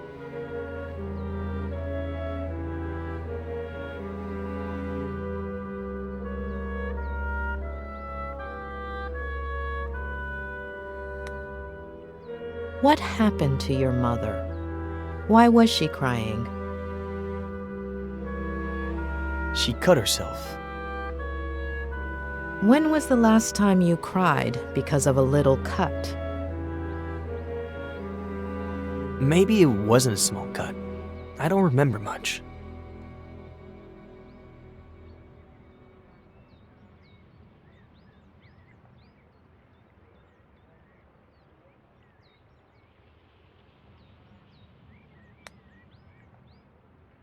Why didn't your father want your mother to find out about the Frangles?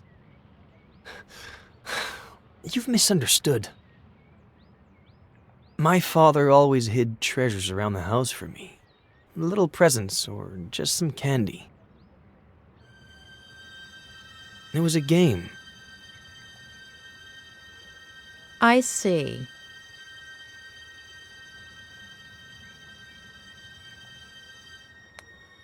It's common for kids to have an imaginary friend. But you had a whole world. Captain Roberts, Flanagan, the Hatter, the 100-sucker Kraken, the... 1,000-sucker. I guess it's a writer's thing. Yes, don't get me wrong. I don't see any problem with the world itself, just with certain details. Okay. One last... I was under the distinct impression that psychologists just listened.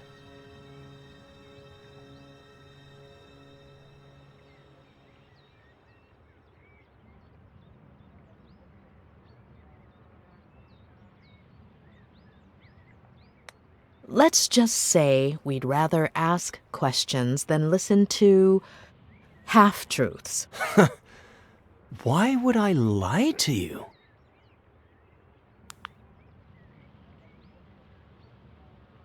Ah, come on. Don't you ever get tired of being ridiculous?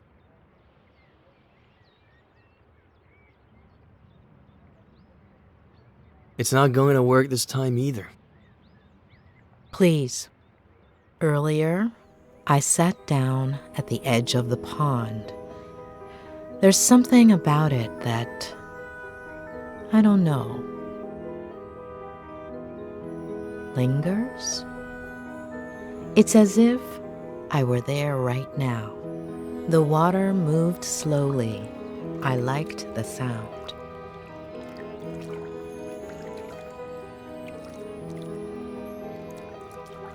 The air was humid, sweet.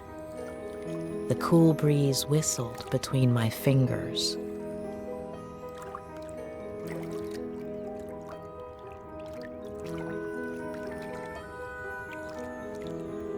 You could barely hear the birds in the distance.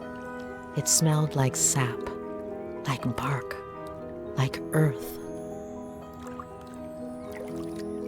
I imagined myself 8 years old, sitting, smelling, feeling, seeing.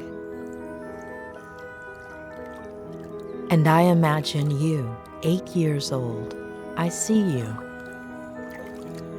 You've climbed up into the treehouse. You're playing. What are you playing? Ready to board.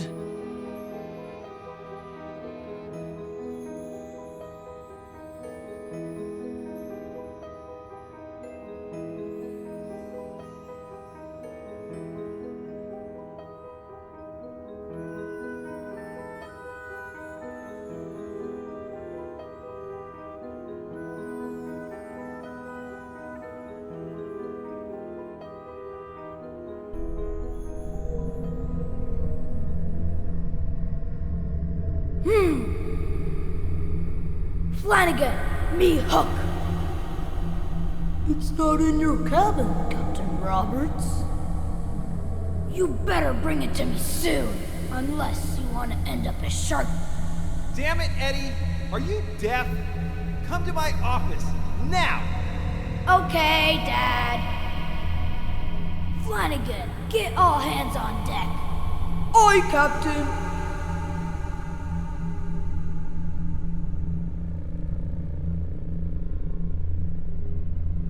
Governor Miller requires me presence at the forecastle to discuss highly important matters.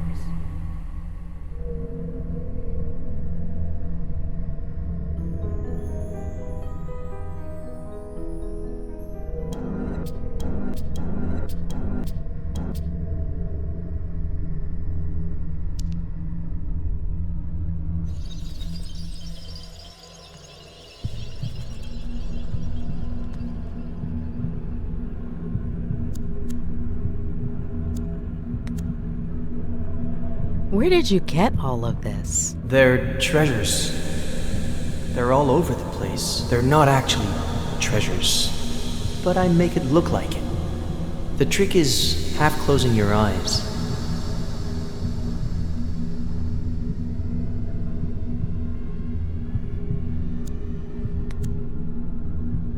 Why the name? It's from a movie, The Dreaded Captain Roberts. Mm-hmm. Do you like being scary? Only when I'm a pirate.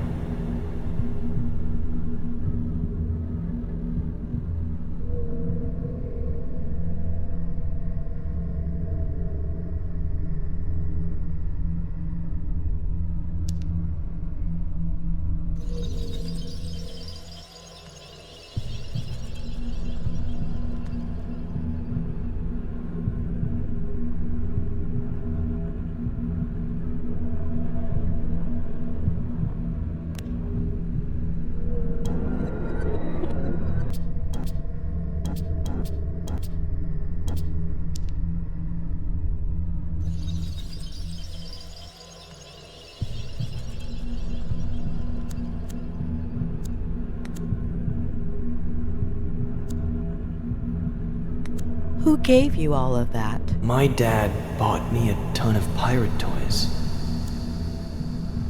Look closely.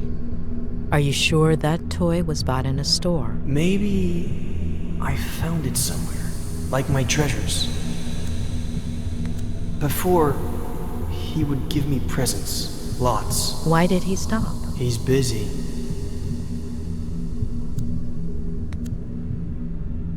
Why is Flanagan so ugly and hunchbacked? Maybe because he's a little dumb? Mm-hmm. Are ugly people dumb? He's kind of like a monster. But cute and fun.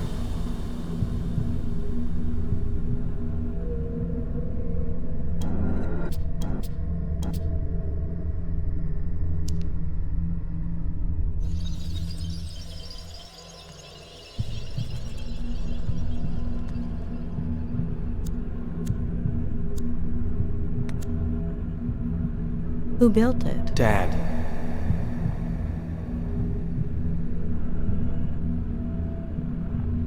Did he build it by himself? With Mr. Samuels. And Mom and Mrs. Samuels helped.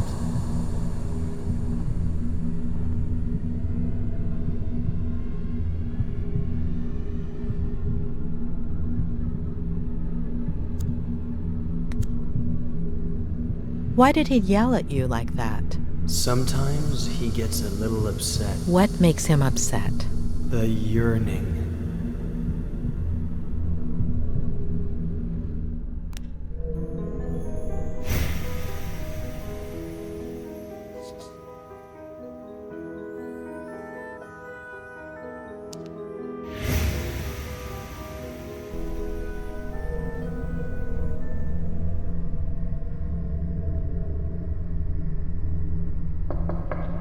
Dad?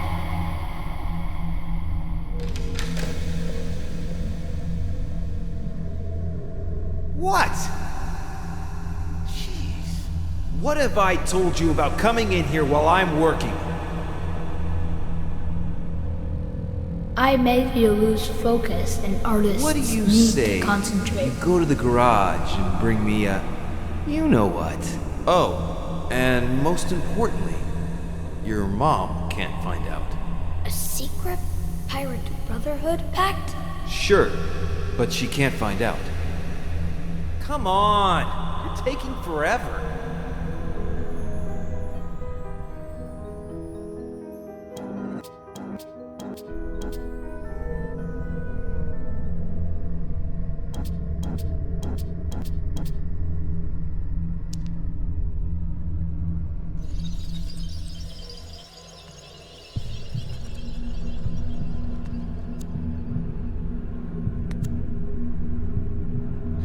You told me about a pirate handshake where you bumped fists.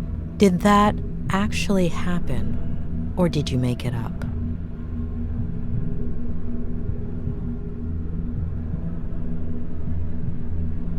It might have happened another day, before, when everything was peachy. Ed, your father, has he ever hit you?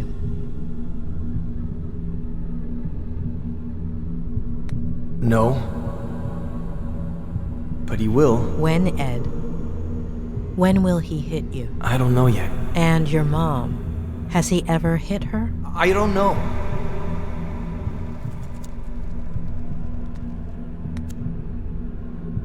What is your dad writing? A bestseller. Will it? Sell, I mean. He'll never finish it.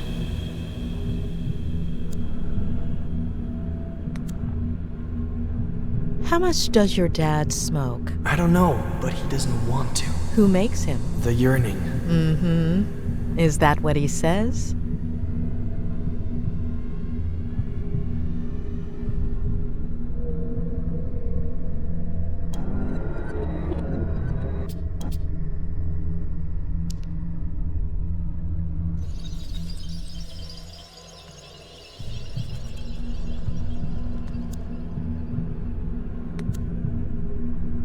So your father hides treasure around the house as a kind of game for you. Do you remember other treasures, aside from the Frangles? Not right now.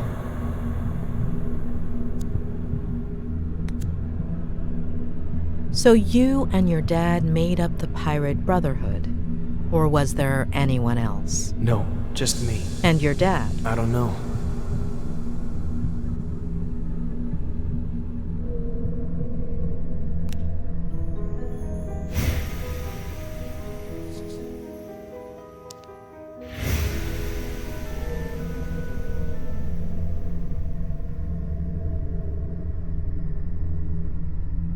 No, it's here in the garage, but where exactly? That is the question, Flanagan. The governor is constantly changing its location. Of course, Captain, but... Enough questions, Flanagan. Start looking.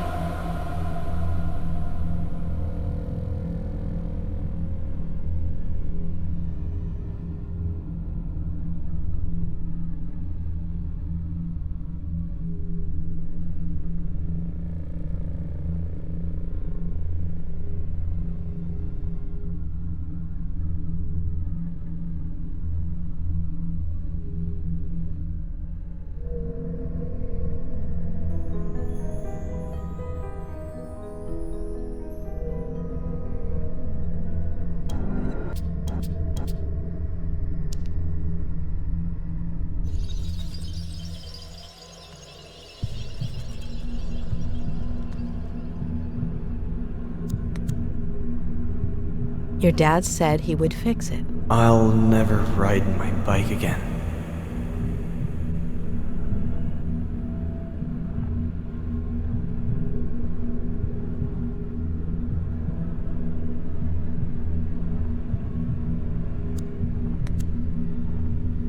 They look pretty dangerous for a kid. Mom doesn't let me go in there. But your dad asked you to go in.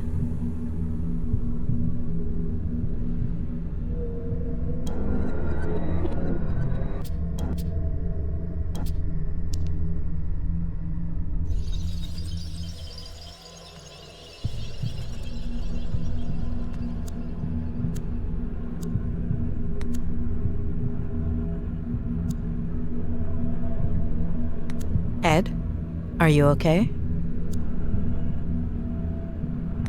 Ed, what are you feeling?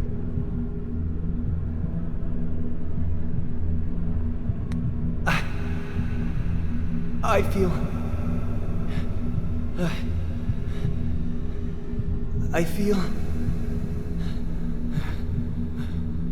I feel... Okay, it's all right.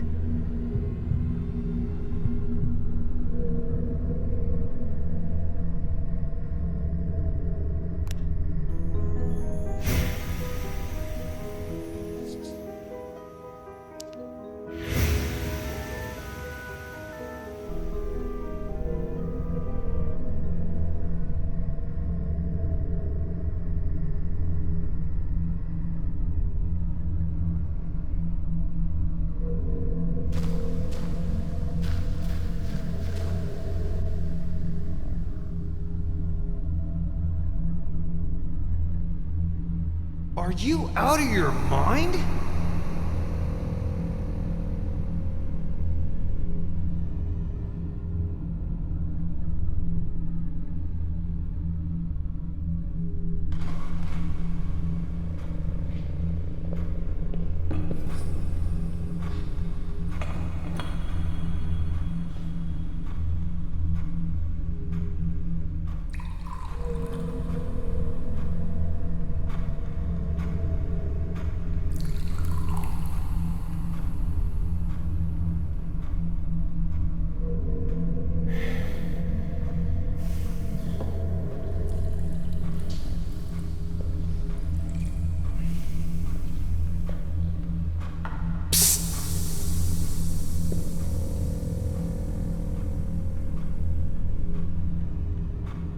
Sit down there.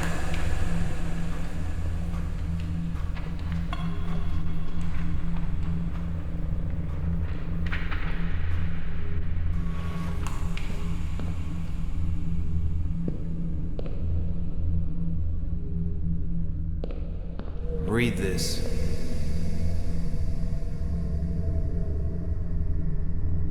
The next step in the long process of Joe human self-destruction involved an internal rebellion.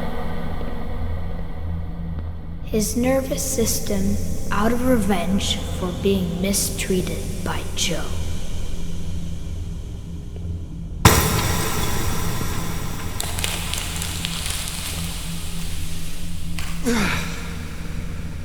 It's all a bunch of crap, Ed. I'll never make it. I'm worthless. You understand? Fucking worthless. I'm worthless. You're worthless. Waste. No matter how hard you try, okay? You're trapped.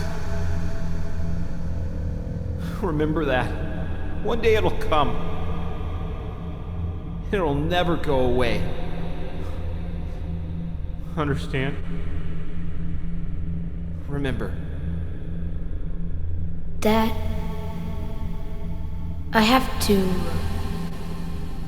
Mom is in the kitchen.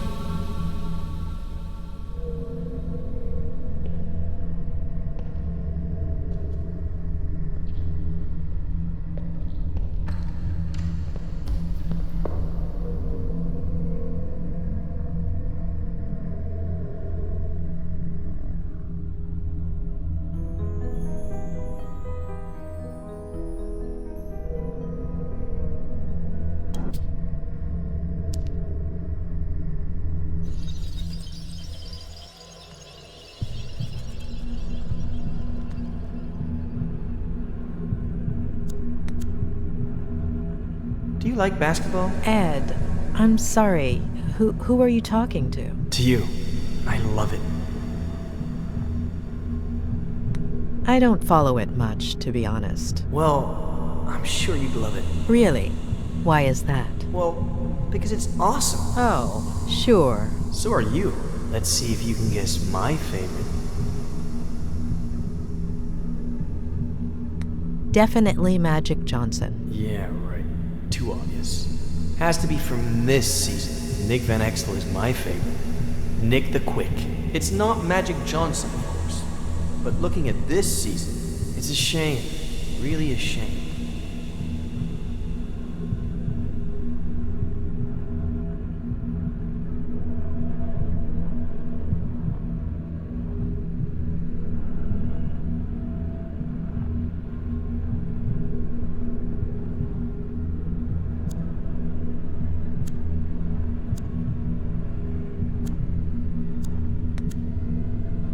You fell, right? How long ago? Eddie! I got really hurt, and Mom got really scared. Dad, too. It was epic.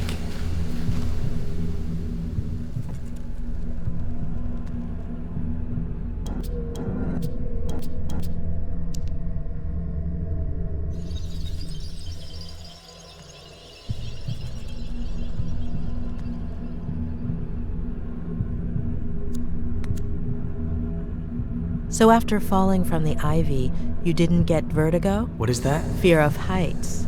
For Captain Roberts, fear is what's found on the faces of his enemies.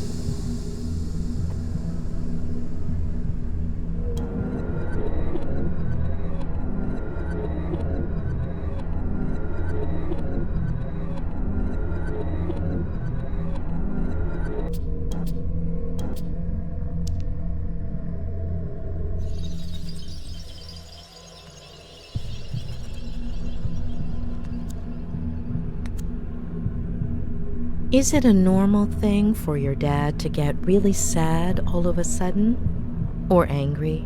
Or happy? It wasn't before.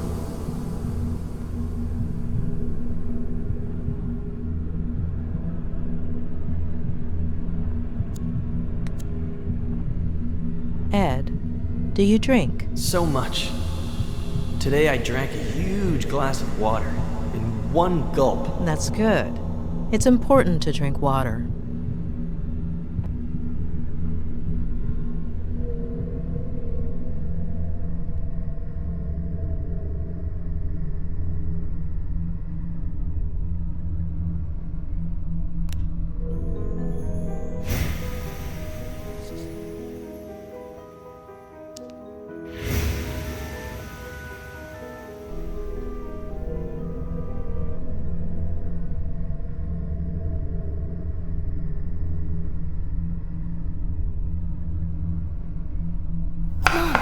everything away. Can I go play now?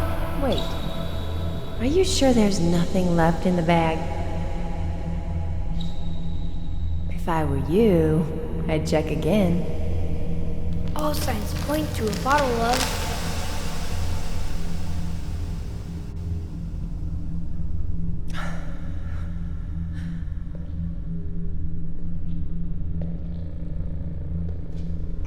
Give me a break.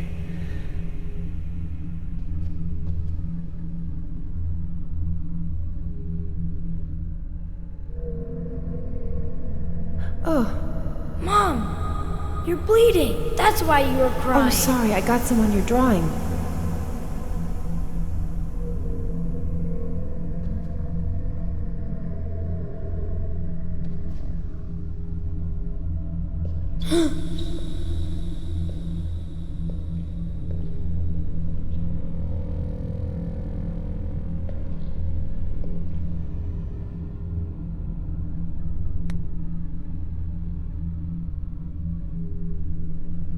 Does it hurt? Don't come in! Ow! Ow! Ow! Ed! Eddie!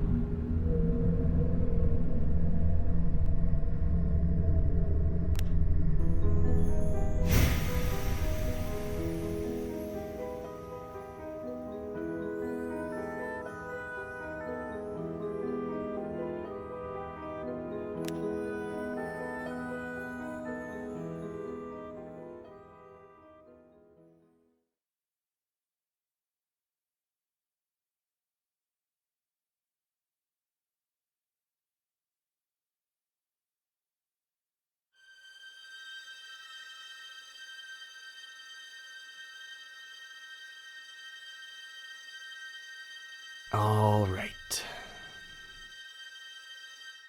So, you believe me yet, or are you gonna keep at it? I had to give it a try.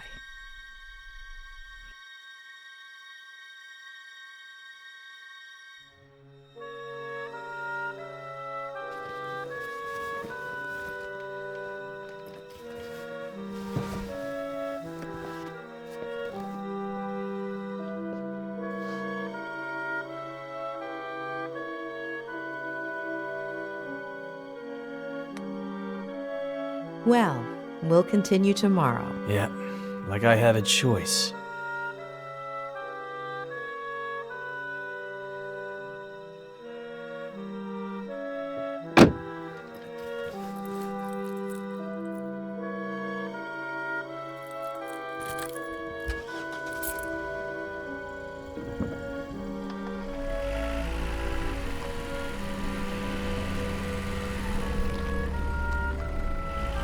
We're just going to have to put up with each other for now.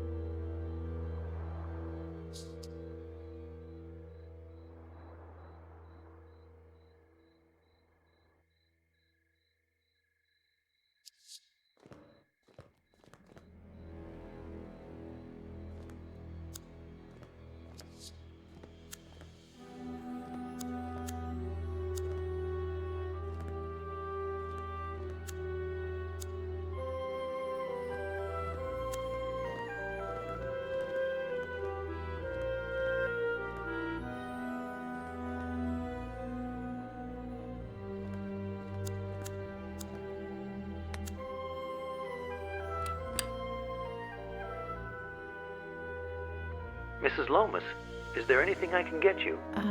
You don't do dinners by any chance, do you? No, but there is a wonderful restaurant in Santa Anita, about 5 miles from here. Oh, thank you.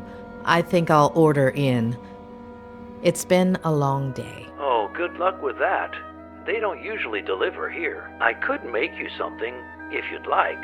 Just this one time. I can add it to your bill. Would you like anything in particular? Anything you have is fine. I'm not picky. Just give me a few minutes and I'll bring you something, okay?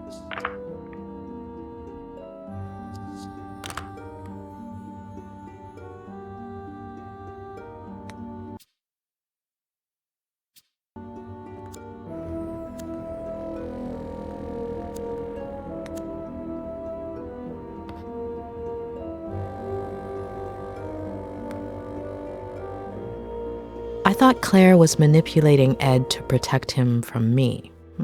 But it's not exactly that. It's more like he's unconsciously repressed some of his memories, or distorted them.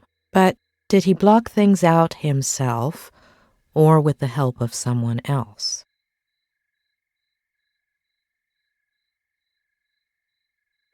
Yes, Claire was avoidant when I asked her about Ed's past. What if she played a part in that repression by being elusive, keeping quiet, pretending certain things never happened?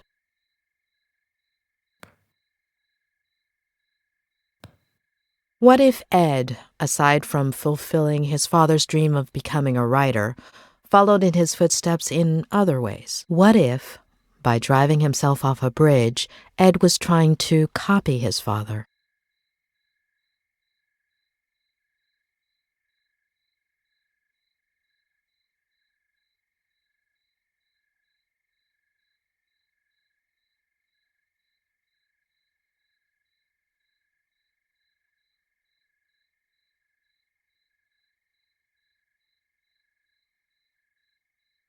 Yes, it would make sense, unfortunately.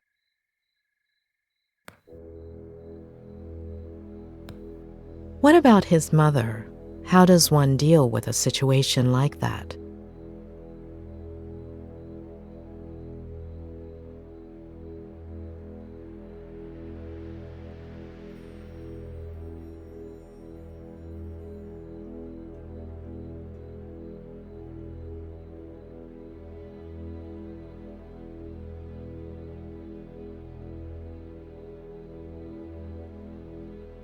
What if a possible sibling Ed has never mentioned is one of the memories he's repressing? Too many questions.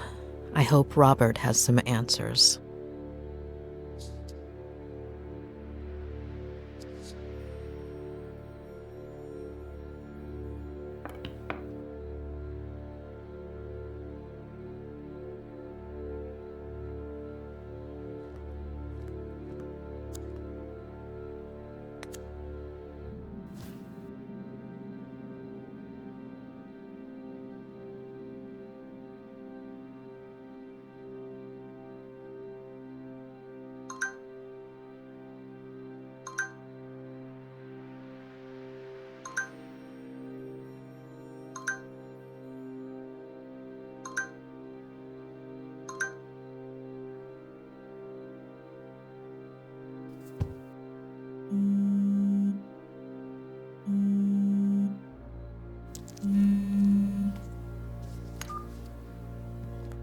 Hey, sweetie.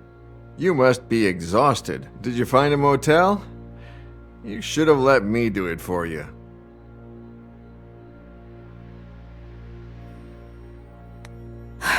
Exhausted is an understatement. Okay. Well, just stop me when you're falling asleep. So, tell me, how is Ed? You know I can't. But I'm paying for it. That's not going to work. No, yeah, of course. I know. But he'll be all right, right? It's still too soon to tell, but it's not going to be easy. Hey, dish the dirt. So, What do you think of his Aunt Claire? Have you known her for long? Just over the phone these last few days, but hey, don't change the subject.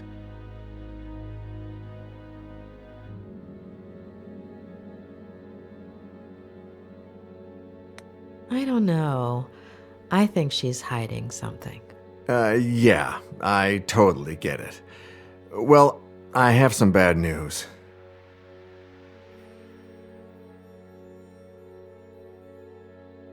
She doesn't want me to continue with Ed's treatment? She called me a little while ago. On the one hand, she says you're very professional, and she likes how punctual and responsible you are. Oh, and the bad news? She's thinking about moving things out of Ed's room so you can bring in the equipment.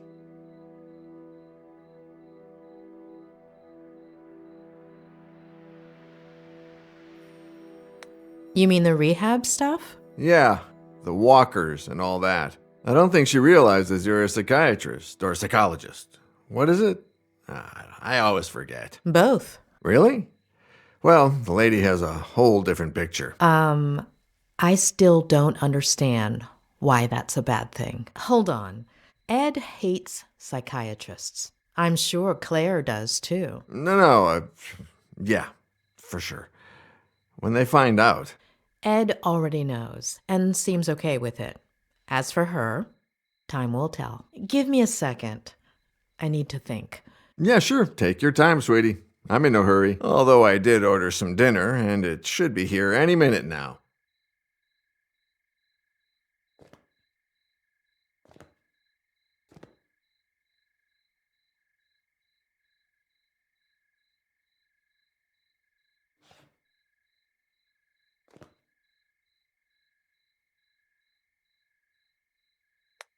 Tell me about Ed's parents. Well, don't know much. His mother died in a car accident. What? And his baby sister. So she had it. And his father killed himself. I figured. How? He jumped from a bridge. And you didn't think to tell me this before? Well, no, it just slipped my mind. Ed is following in his father's footsteps, and I'm sure his first episode of Vertigo came as a result of that trauma. Yeah, rings a bell. Robert. Yeah, I'm sorry.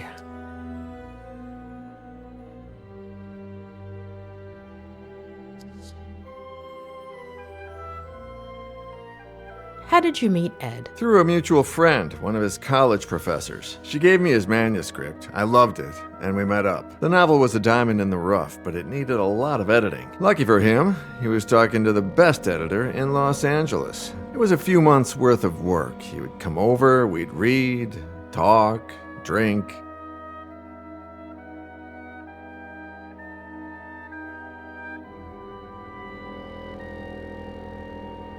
You said you and Ed haven't been as close lately. No, not nearly as close as we used to be. We'd write occasionally, but ever since Vera... Robert? Yeah, no. Sorry. Are you all right? Yeah. No, I don't know. The day before yesterday was the anniversary of Veronica's death.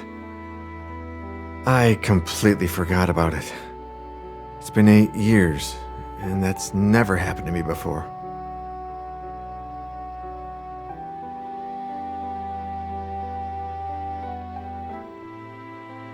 You shouldn't feel guilty. No, yeah, it's fine. It's just weird.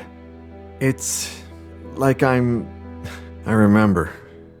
You said this would happen, didn't you? In our last session. Possibly. Oh, dinner's here.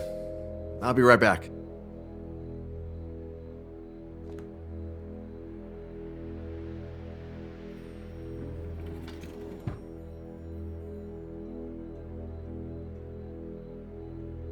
Ah, takeout. A bachelor's best friend. Hey, how's Lou?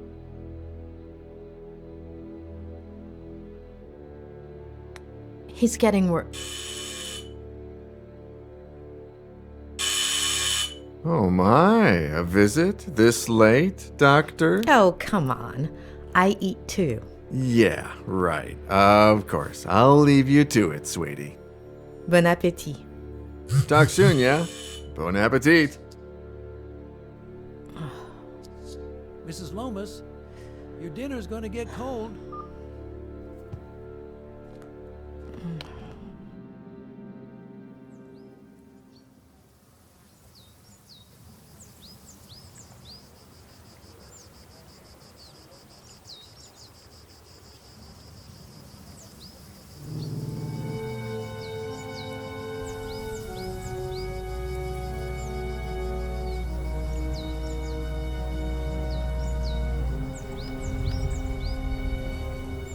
All right, kid. Let's go.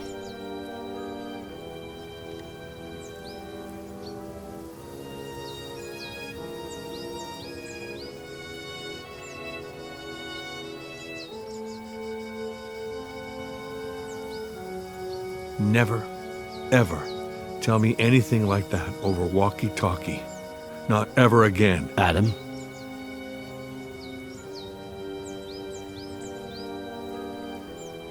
You know the protocol. I'm supposed to let forensics know immediately, and I was worried that if I didn't tell you first, you'd find out some other way. I had to be the one to tell you. I've never needed a hug so badly. But you don't know what I'm talking about, do you?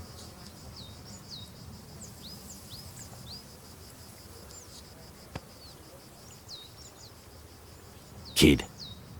We have to find my aunt.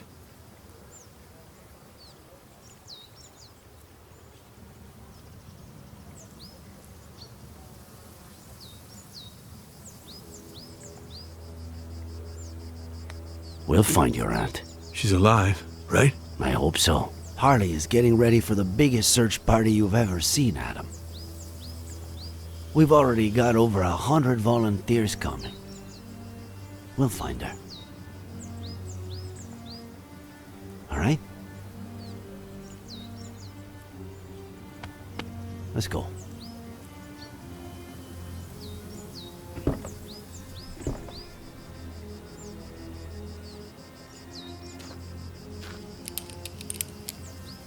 Sure you don't want me to go down there? I've done this before. Just pay attention. Give me more or less slack when I tell you to, okay?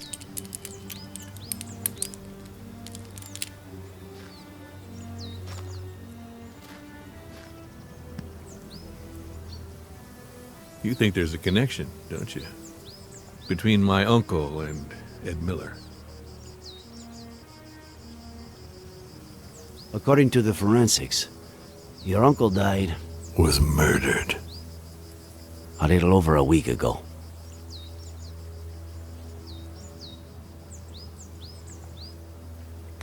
That same day, or maybe the following, he was going to go fishing with Miller. We are talking pretty much the same day that Miller's car went over that cliff. And the jackass says he was riding with a girl and a baby that no one's ever heard of. But firemen went down and didn't find anything. We don't put out fires, and they don't find things.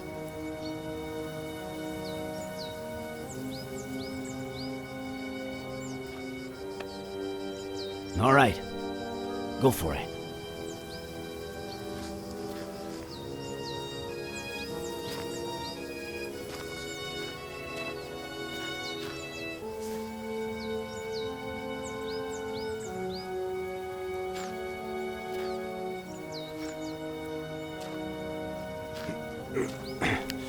I'm on the ground. I'm on clipping, all right?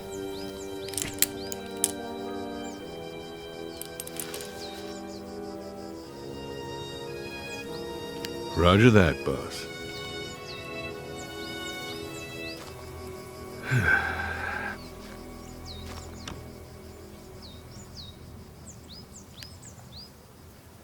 I skipped the monthly dinner, Nick. No reason. I just didn't feel like it. I don't know why. Just didn't. You know.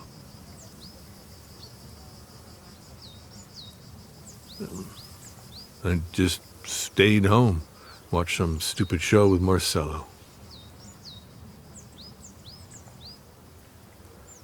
Maybe if I had gone.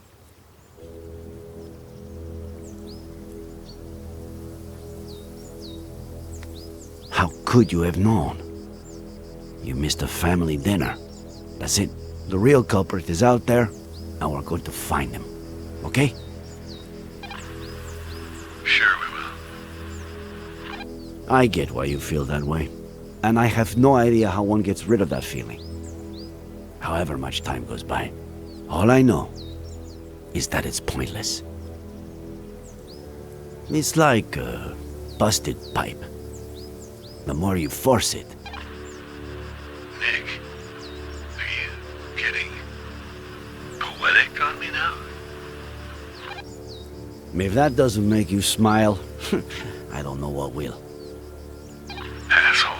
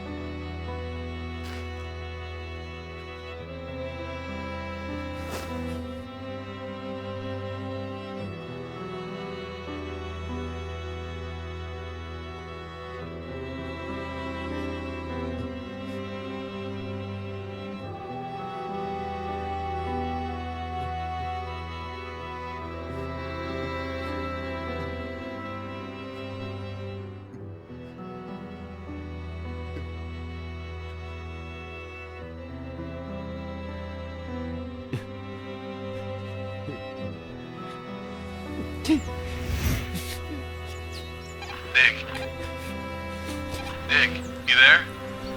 Just what I said in the car. I'm sorry. Adam, are you getting poetic with me? You asshole.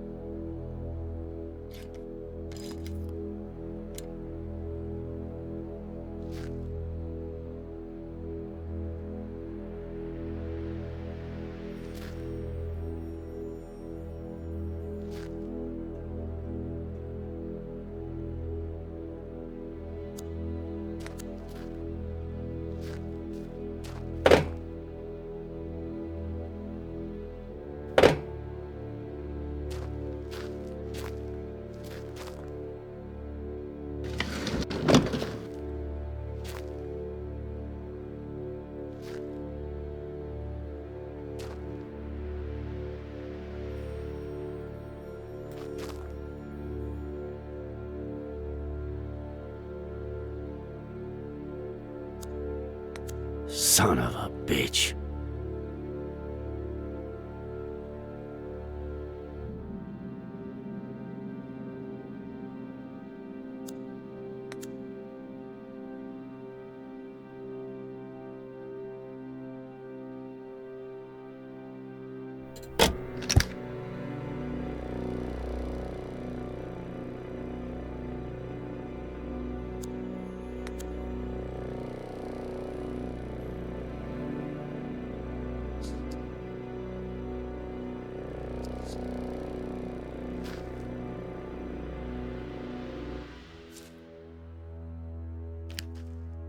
Adam, tell Harley to call forensics. We've got work for them.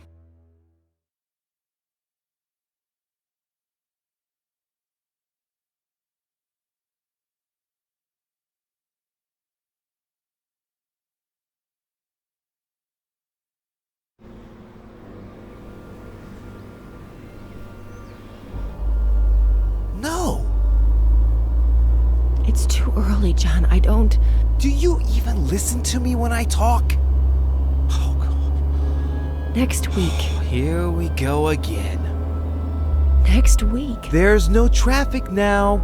You know how it gets. If we don't leave before sunrise, we don't get there until lunchtime. I mean, honestly. Next week, we should leave at a reasonable time. The kids need their rest. You're saying that as if I didn't care. Not again, please. I'm their father. Are you saying I don't care? No one said that, John. No one. Okay.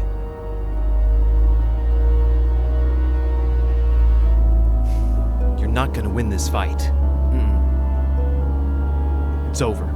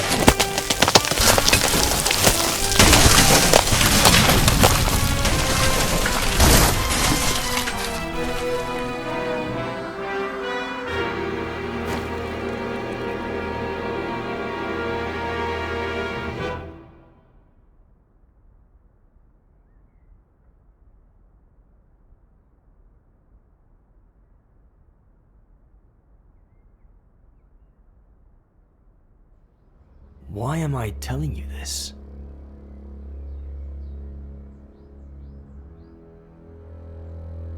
It's important, Ed.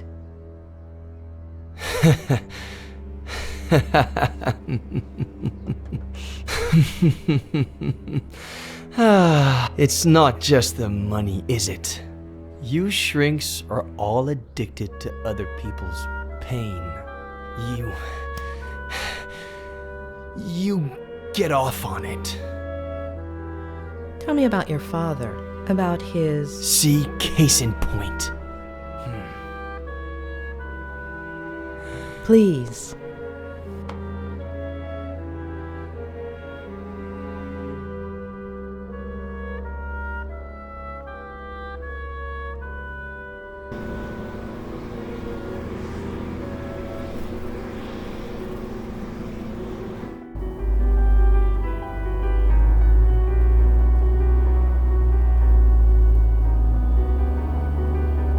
Aunt Claire really loves you, huh? If she'd brought me all those books, I would have never left my room.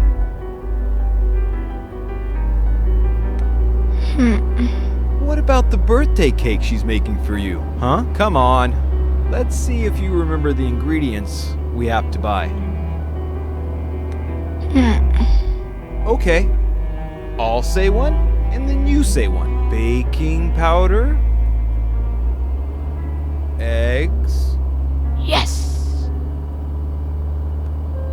Flour. Yes. Butter. Yes. Molasses. No.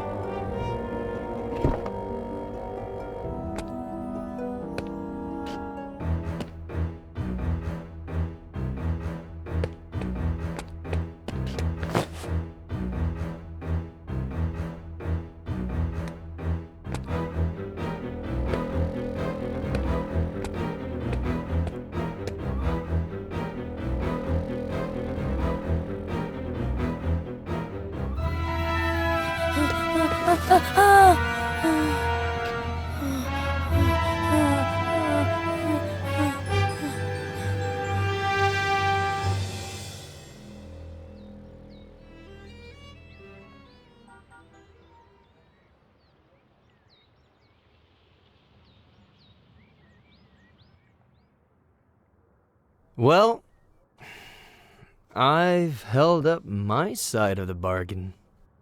Somebody must be exhausted from all that listening. So, sandwich before going back home?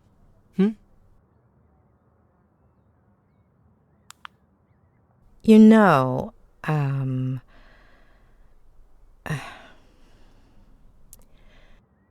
you do know that what you told me is not how things really happened, right? Addicts. That wasn't enough for you?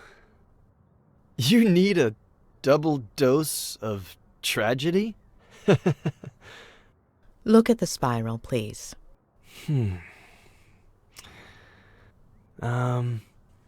You got me out of the hospital. You're a friend of Robert's. But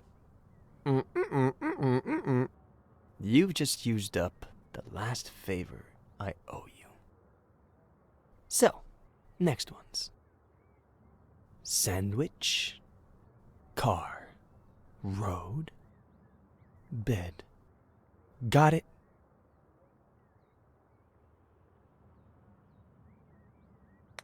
We'll see. You're 9. Your parents woke you up in the middle of the night to go on a trip. You fell asleep in the car. Your sister is next to you. You hear your parents, and gradually you wake up.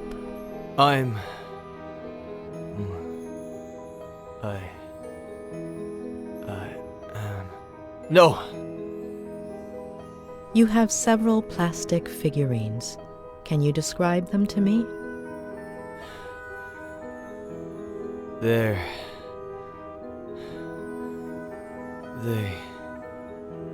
are from... Please, no. Wake up, Eddie. No. Wake up. No. Wake up. No. Wake up.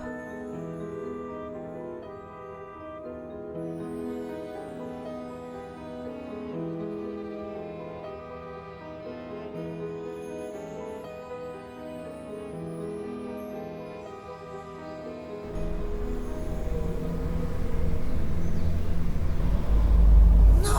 damn it! I can't do this anymore, John. I can't. Do you even listen to me when I talk? Next week. What did you promise me, Next week. For richer, for poorer, in sickness, and in health, until death fucking do us part! God damn it! Next week, I'm taking the kids, and I'm leaving. The sooner you get To it be in with your him. head. Am I right? Not again, please. With Ginny's father. You seriously think I didn't know about that? That I don't know who he is?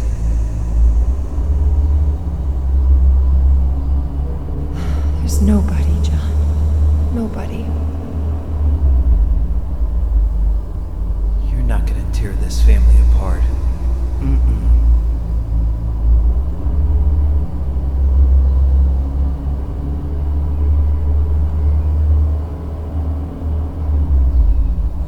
I'll tear it apart first.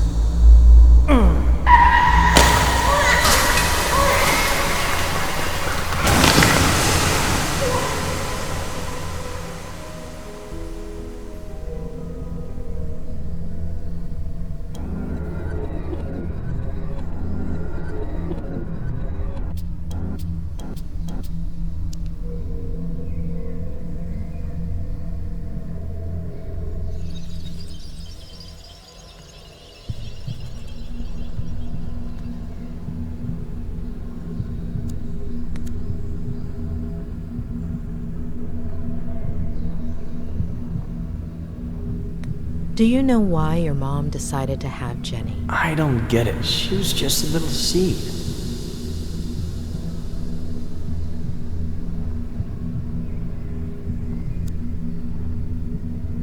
Before, you said your mother winked at you at that point, but actually, she only looked at you. Why? She would do that sometimes. Why did you forget the last look she gave you, Ed? I don't know. It's not my fault. I didn't do anything.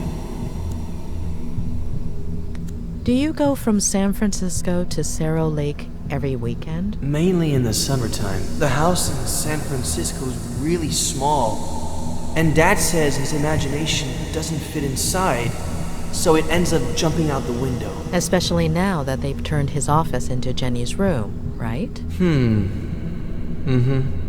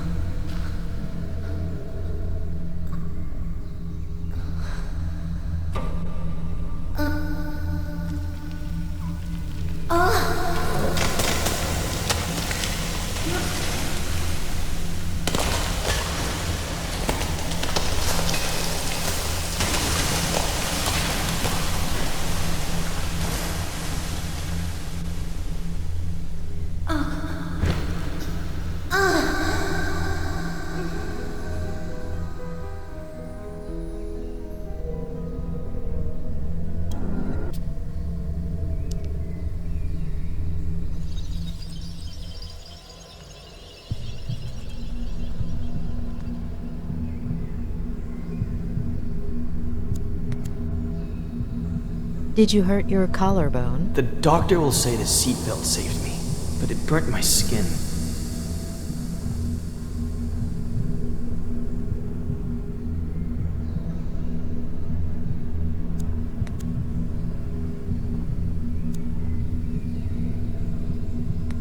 She's asleep, isn't she?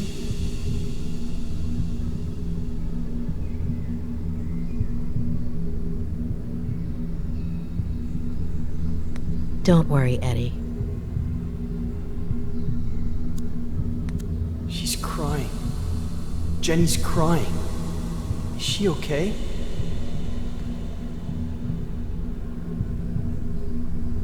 You know she's not, Eddie.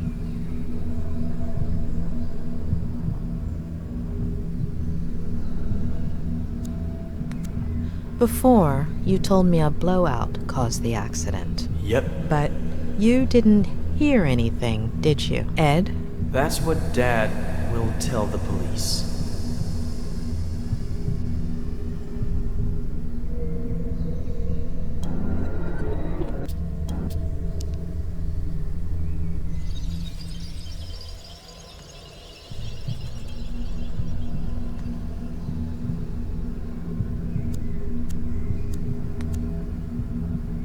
Do you still have that figurine? I'll lose it.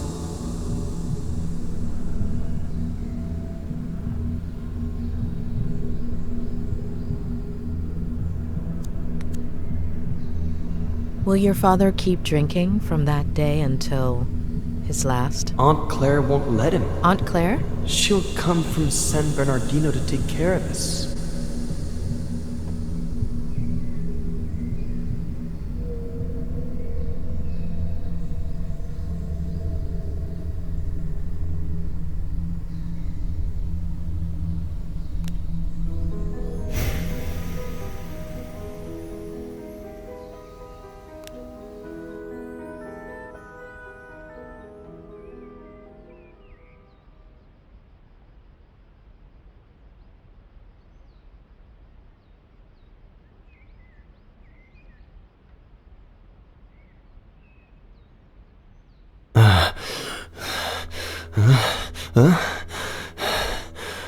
What happened?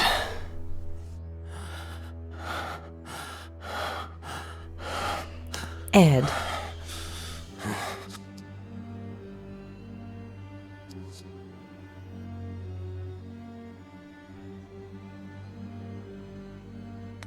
All right. You have to know the truth. Your father did something that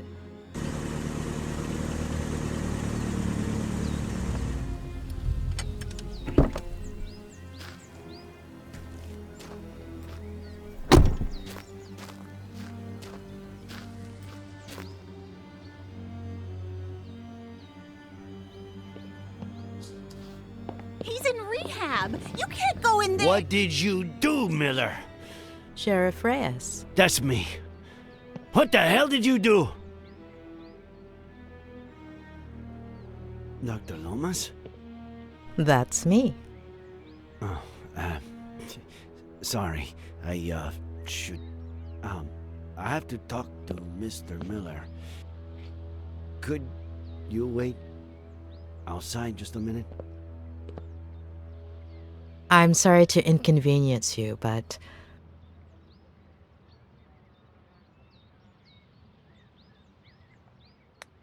Mr. Miller is my patient. Whatever you need to tell him, it will be in front of me. I understand your predicament, Doctor. But it's serious. I wouldn't be asking you if... I understand your predicament as well, Sheriff. You barged into my patient's room without permission. What's so urgent?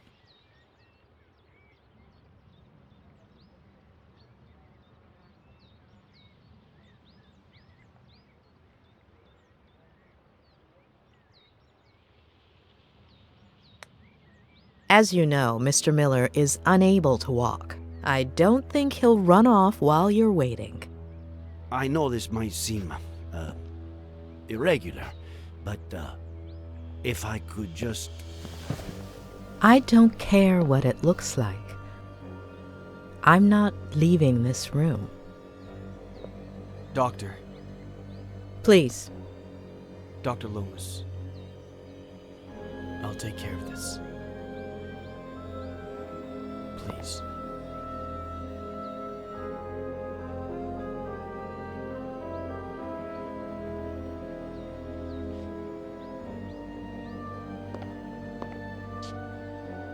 Thank you.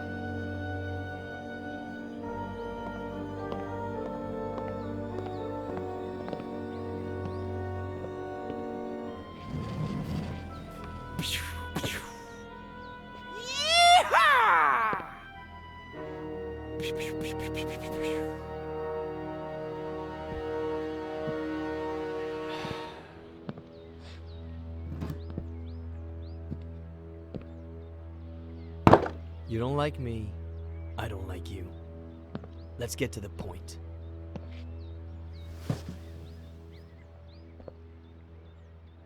Okay, Miller.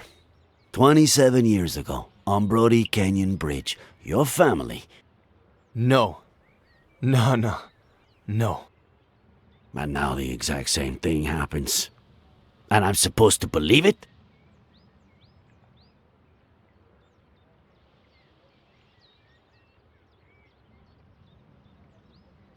So, how did it all happen? Here we go again. I was sleeping. Faye woke me up. Jenny had a slight fever. Jenny? My daughter. Jenny. We got dressed to take her to the hospital. We got in the car, and that's it. That's it. I told you, I don't remember. Amnesia. Comes in handy sometimes, doesn't it?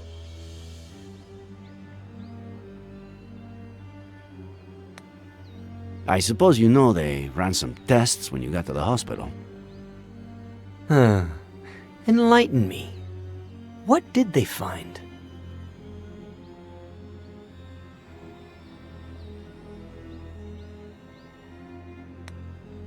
Alcohol. Yeah, right. Well, according to the truck driver who saved you, you reeked of booze. I hate this stuff. Can't even stand the smell. Even an 18-year-old Durrell Special Reserve?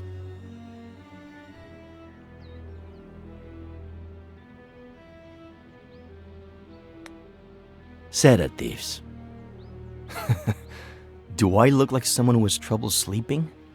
I've been in bed for a week. Antipsychotics. I doubt that. Does Advil count?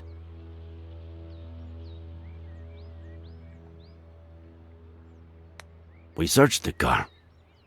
No sign of a certain Faye or a baby. The police academy isn't what it used to be.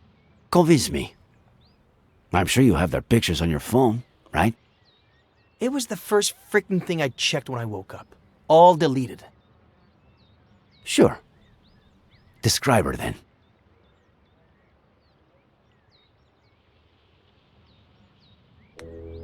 Height? Average? 5'8". Ethnicity? Caucasian. Very fair skin. Blonde, brunette? Practically silver. Shoulder length. Straight. Eye color? Light. Green. It takes a lot of guts to commit suicide. Or maybe it takes the opposite. If that truck driver hadn't showed up, would you have done it? No, I was getting down from the railing when he knocked me on the ground. Had you met him before? The truck driver? What are you suggesting?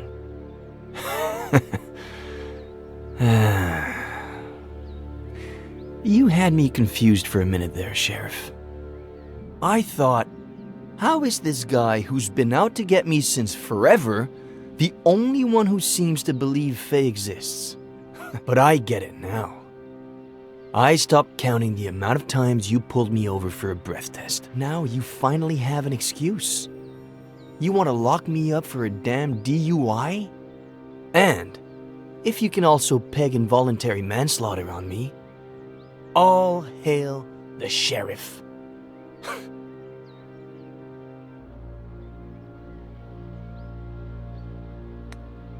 Involuntary manslaughter? You're gonna have a hard time proving anything else. We'll see about that. You are good friends with the Franklins, aren't you? What? What have they got to do with any of this?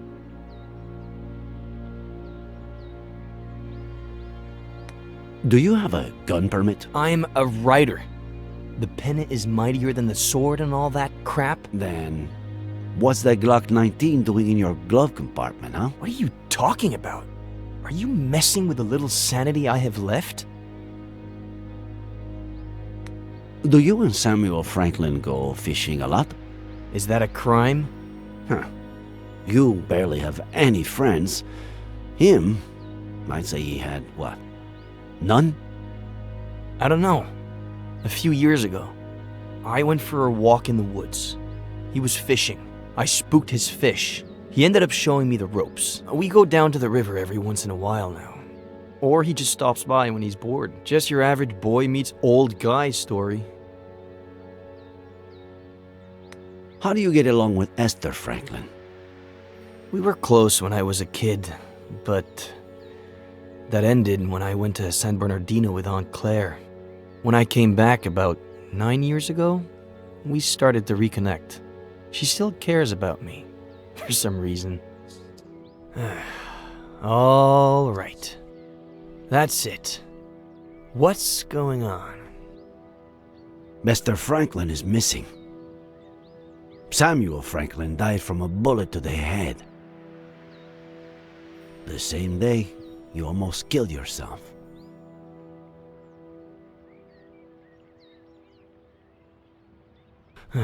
No. No. No. No.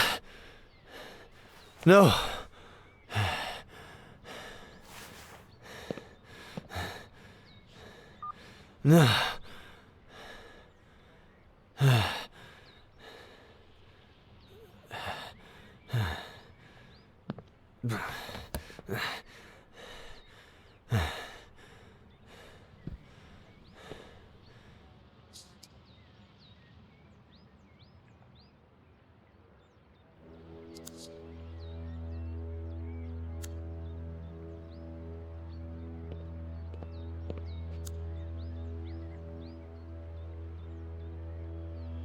No. If Miller has seen any detective movies, he'll know what I'm trying to do, especially being a writer.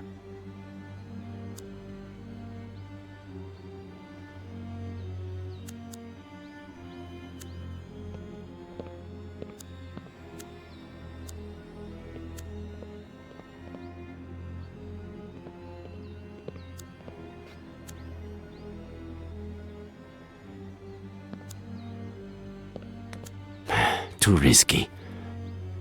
He's right there, and it doesn't look like he's going anywhere.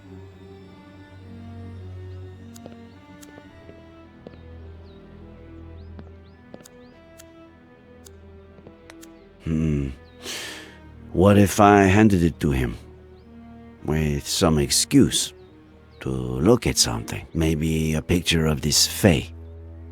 What did he say she looked like?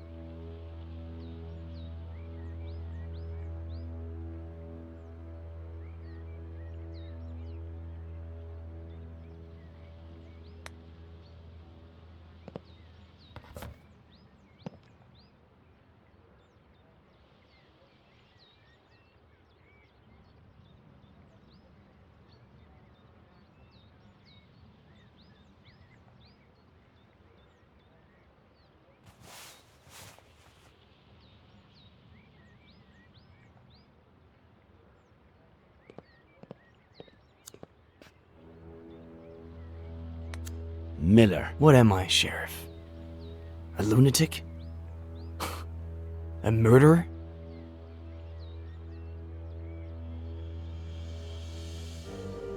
Right now, you're just a suspect. We'll see what happens. What about Esther? We have to find her. A search party is all set for this afternoon. We'll find her. And I can't even help. Fucking Vertigo.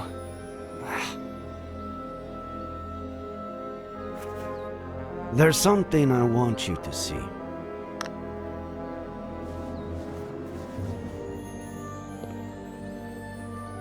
You could be a huge help.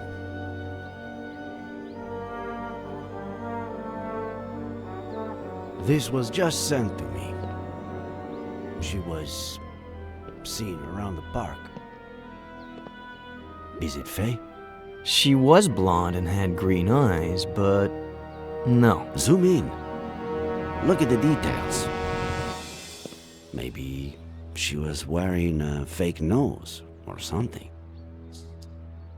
No. Sorry, but no.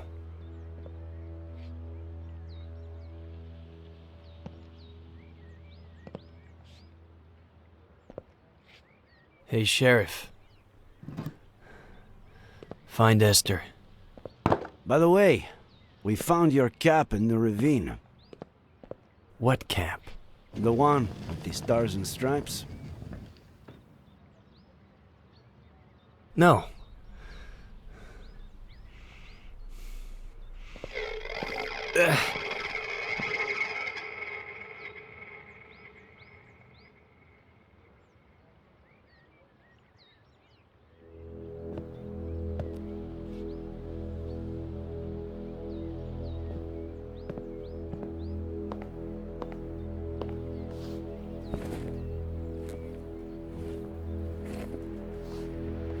Please, stop. Thanks for what you did before. For confronting the sheriff.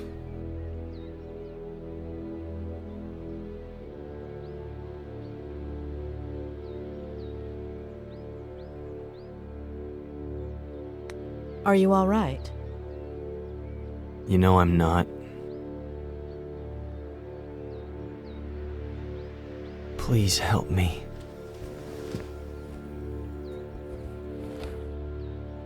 When the sheriff walked in, you were about to tell me something. Don't leave me hanging.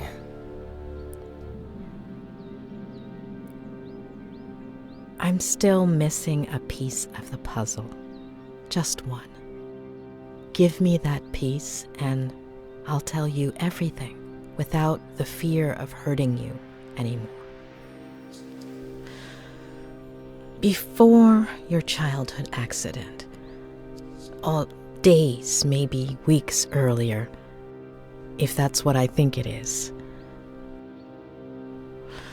something your father told you about your mother, or the other way around. Something that made you take sides.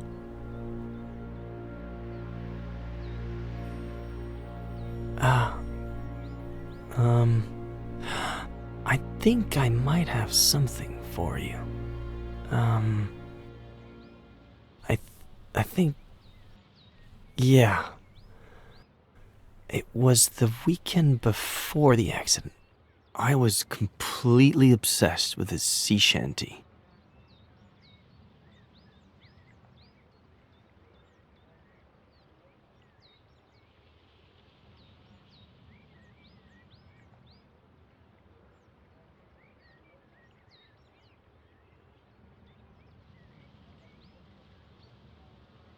Well, more than the actual shanty, I had a thing with this verse.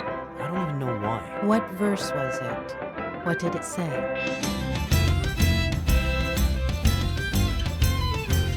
I thought I heard the old man say, leave her, Johnny, leave her. Tomorrow you will get your pay, and it's time for us to leave her. I would play the same verse over and over. Why that particular verse? I don't know. Maybe because it was Saturday, and I got my allowance on Sundays. And it's time for us to leave her. Leave her, Johnny, leave her. Oh, leave her, Johnny, leave her. For the voyage is long and the winds don't blow. And it's time for us to leave her. Oh, the wind was foul.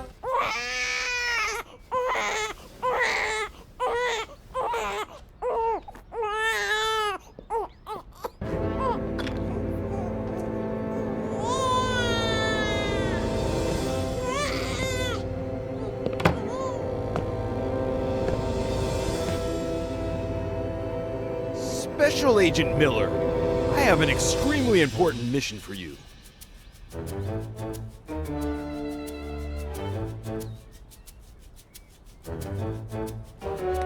Yes, sir, Colonel. That's the spirit, Special Agent Miller. As you may well know, we're in the midst of a Cold War with our worst enemy.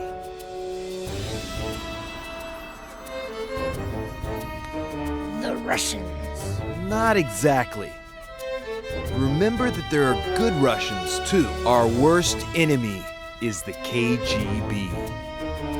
Several of their agents have placed 3 nuclear bombs in one of our top secret submarine bases.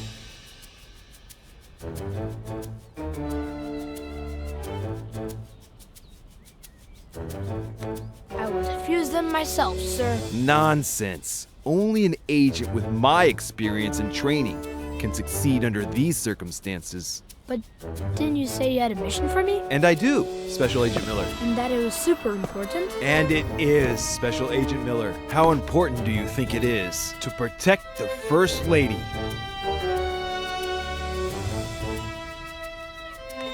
Extremely important, sir. I couldn't have said it better myself. You're such a darn genius, Miller. You'll make a fine major. Nothing is more important than the First Lady. And who are we protecting her from, sir? That's what we need to find out. Precisely that. There's a double agent among us. A traitor.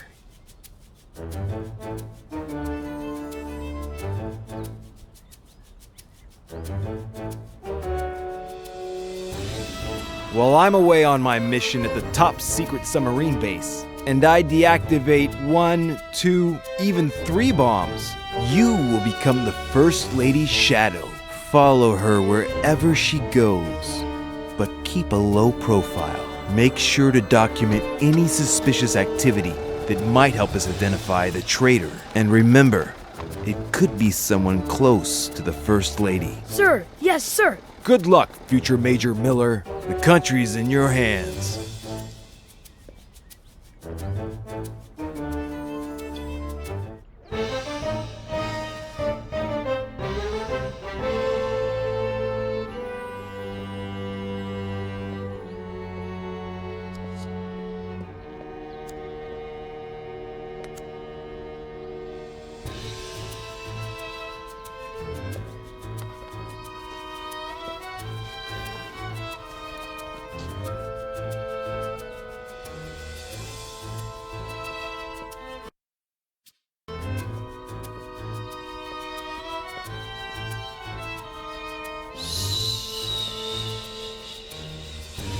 It's okay, sweetie.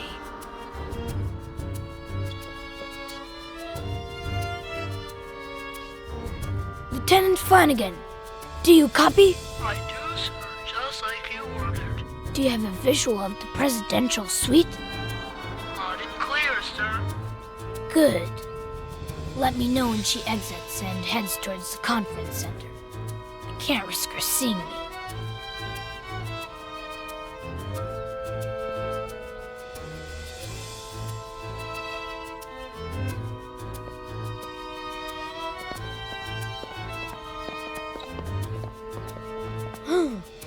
Darn it, Flanagan. I told you to inform me if she left the presidential suite. Did she leave?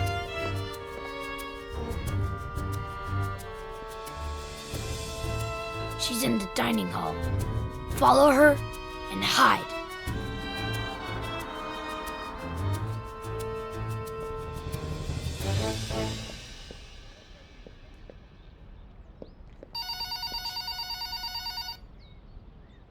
Claire, how are you? No, your brother just left to get groceries. Oh, she's just precious. Yes, she gets plenty of air. I'm making dinner now, but in about 15 minutes I'll take her outside and we'll go to the lookout by the lake. Yes, the lake that's by my house. How would that be dangerous? Don't worry, I won't let her get close to the railing. We'll just sit on a bench. Okay, I'll definitely tell him you called when he gets back.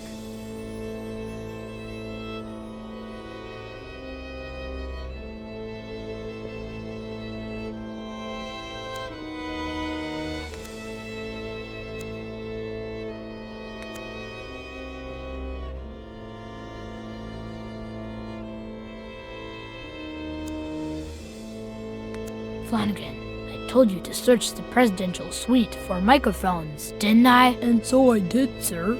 But there weren't any. Do me a favor.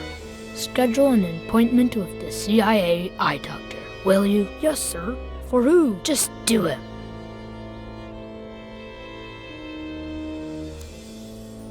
I have a feeling things are about to get dirty around here.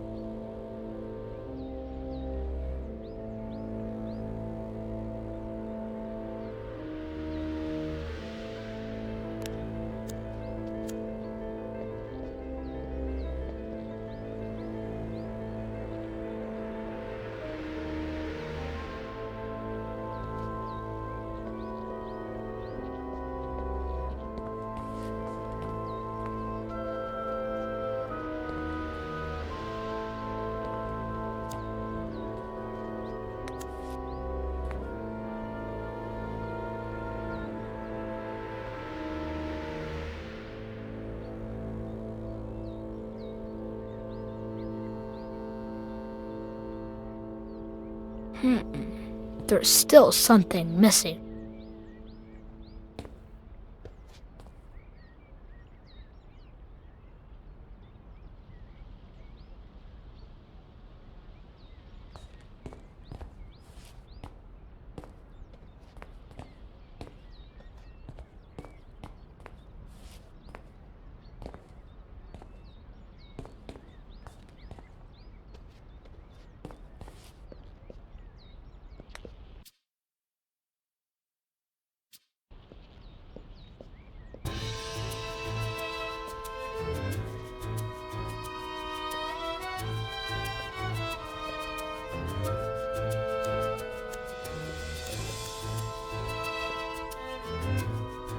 Jenny! No! My little sweet pea. Come on, sweetie. Time to wakey wakey. Who wants to go see the lake views? Come on, don't be a little sleepyhead. Or your Aunt Claire will never let us hear the end of it. You'll see. It's such a beautiful day out there. And when we get back, you'll have your bottle. You like that, don't you? Close call.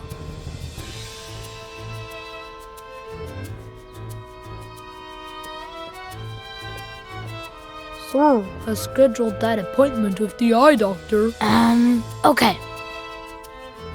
Alright, good Flanagan. Yeah, Always glad to help, sir. not the sharpest tool in the shed. I swear, I don't know why certain people are even born.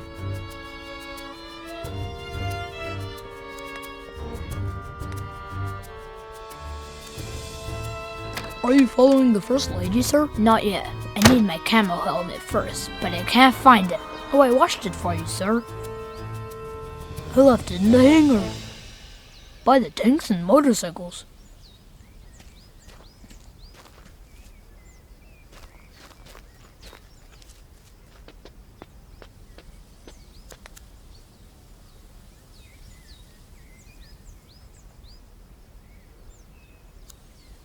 Flawless design brought to you by our chief engineer, Captain Samuel Franklin. Although, why is there no jungle camouflage on my jungle camouflage helmet, Flanagan? I removed it, sir. It was not aerodynamic, sir.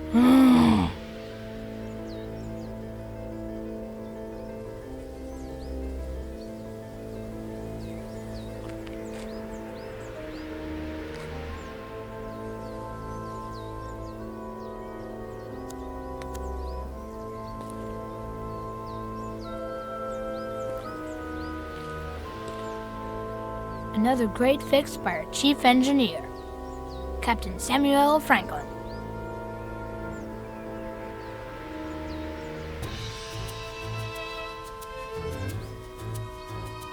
Any updates on the First Lady's position, Flanagan? She crossed the Yellow Flowers track. And she's now in the lookout.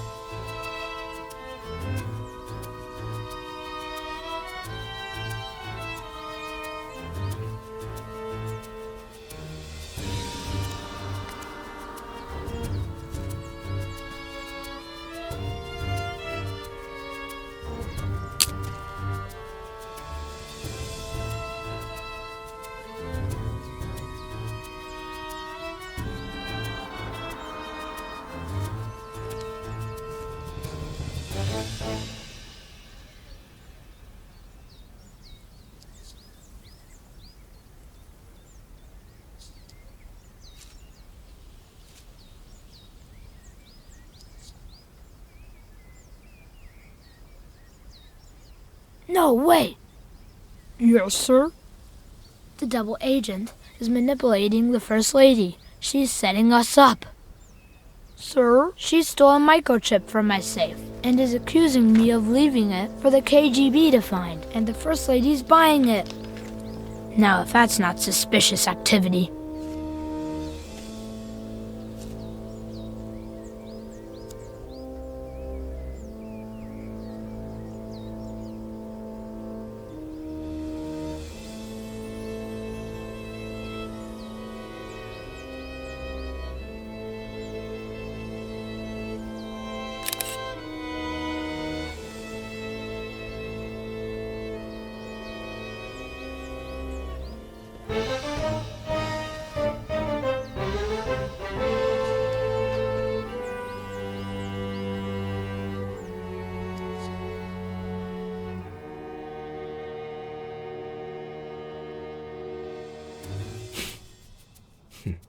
Well, that's all, I guess. Shall we?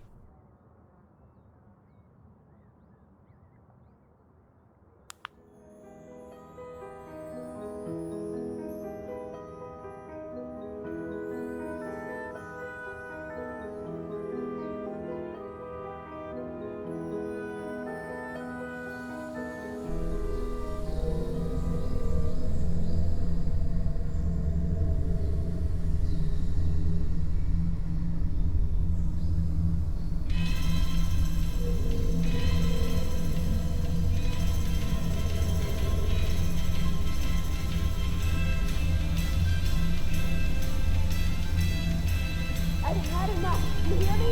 Enough. You've had enough. You've had enough. I've had enough of you. That fucking hour. I'm fucking done with all your I can't stand it. You have the nerve to say that. The fucking nerve. You hear yourself. Oh, I could have left 2 years ago.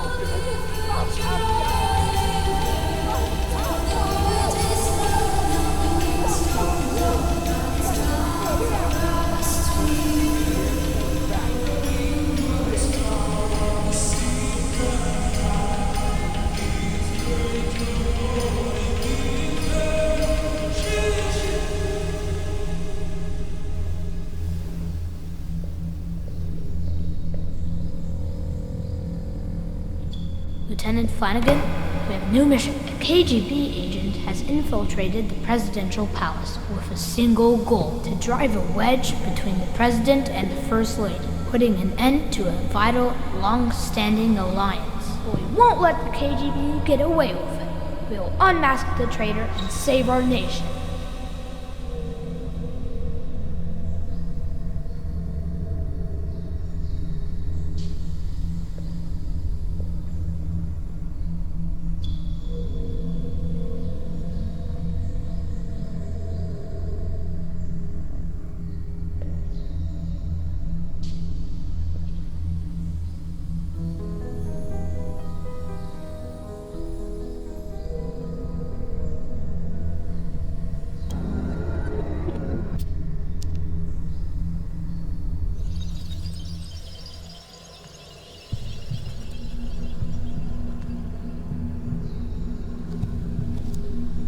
I know you found the missing figurine after all. Mom will give it to me later. She'll be a bit angry.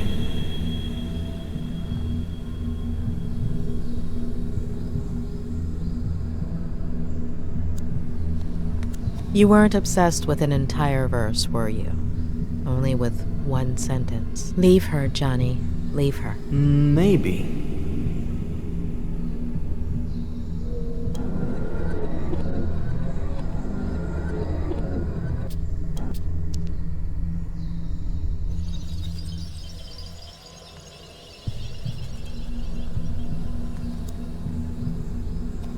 Why don't you trust your sister, Jenny? Because she takes up all of Mom's attention, and then she can't be with me or with Dad, and then Dad gets mad.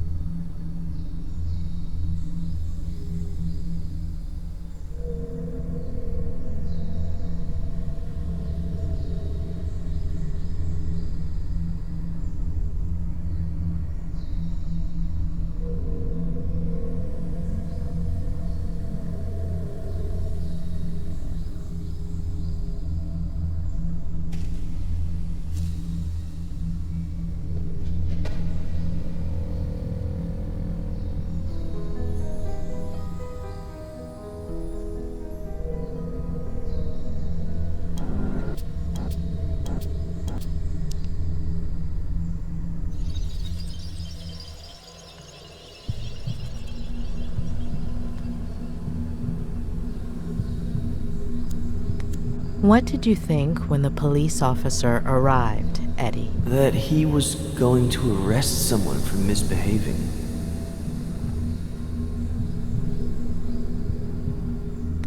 Yeah, or I don't know.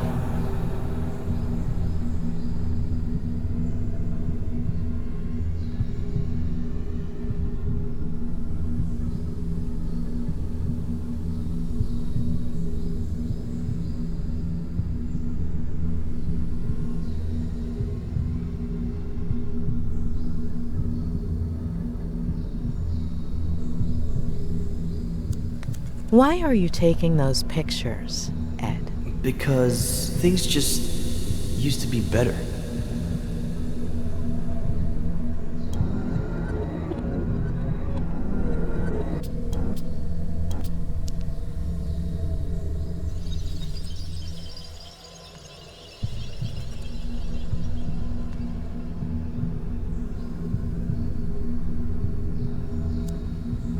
How did Jenny get a hold of that figurine? Sometimes Dad sleeps in Mom and Dad's room in the morning or in the afternoon. And Mom comes and changes Jenny's diaper on my bed. So I go outside to play.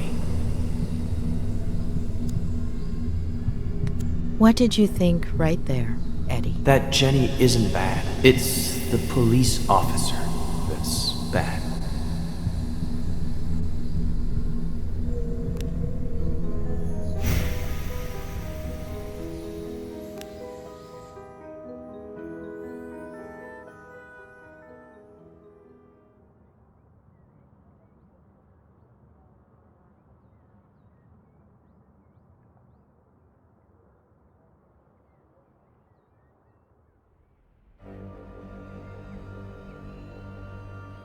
What?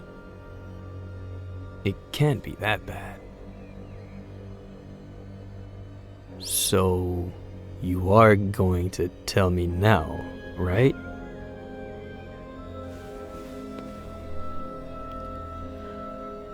You've been repressing and twisting your own memories since...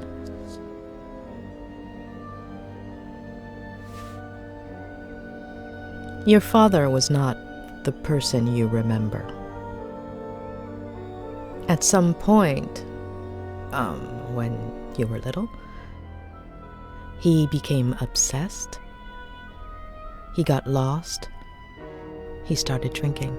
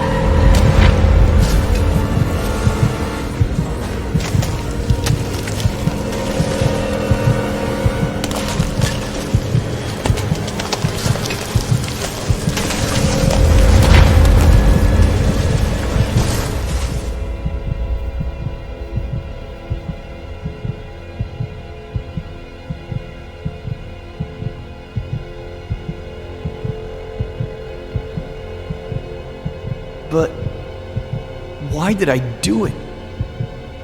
Jenny. Plenty of older brothers feel jealous of their siblings. relax. It's normal. It would have passed. It was all my fault. No, it wasn't. The picture. If I hadn't... The same thing would have happened. Sooner or later, your dad would have found out. And instead of an accident, it would have been a slap, or a beating, or a push, or a knife. And what good does knowing do me? You've been carrying that guilt for years, building a prison of fake memories just to hide it. From yourself, from everyone. And it's been gnawing at you. But you need to let it go.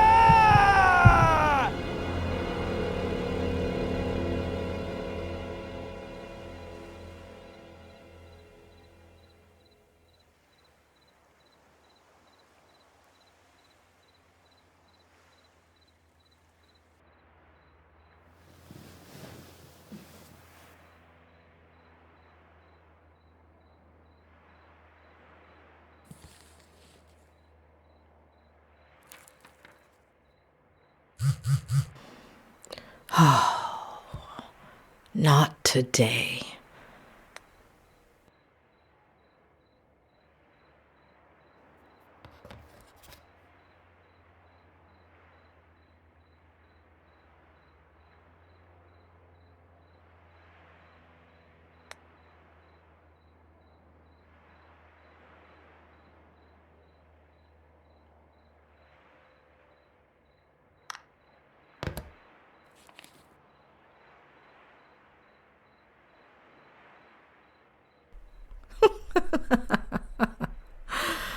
Oh, Ed, you're the most loyal person I've ever met. Doctor? It's Sheriff Reyes.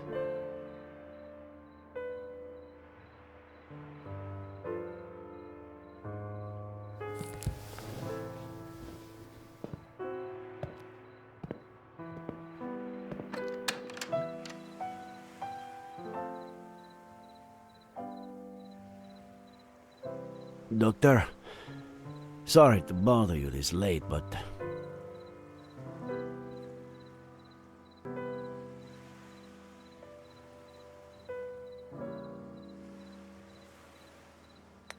Don't worry. It's not a problem. I sent you a few messages on the way, but... Ah, it was you.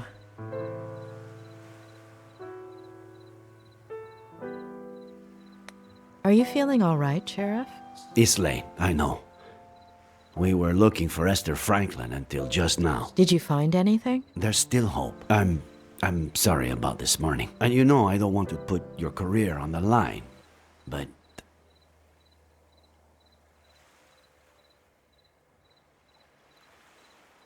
We both want to get to the bottom of Ed Miller's story. Why don't we help each other? There's a really pretty lookout near here. We could discuss this.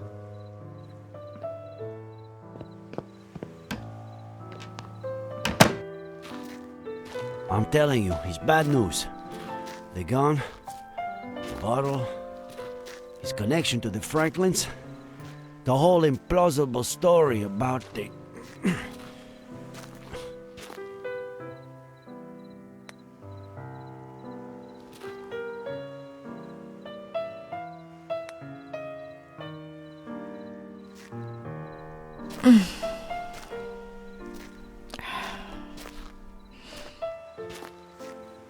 Like I was saying, there are too many signs, huh? I'm not saying he's guilty, it's just... It's hard to see it any other way. Don't you think, Doctor? There's one just like it in my favorite movie.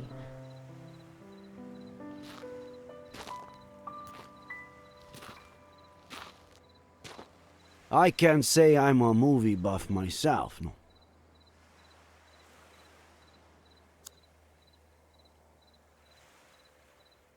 It's incredible to think that the tree was almost 600 years old here. That it died here, and that we've only been here about this much.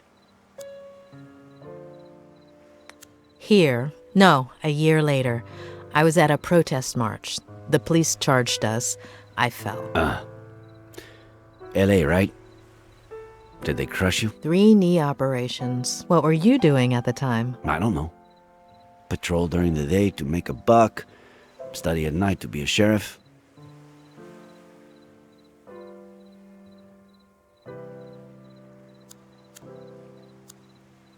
I was born about here. You? About the same. What were you doing that day? Do you remember? Sure.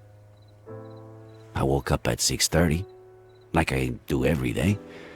Turned on the radio while I shaved, and the second plane had just hit. I remember looking in the mirror, not recognizing myself, not my face, my hands, my bathroom. None of it. I took care of people with similar symptoms during those weeks.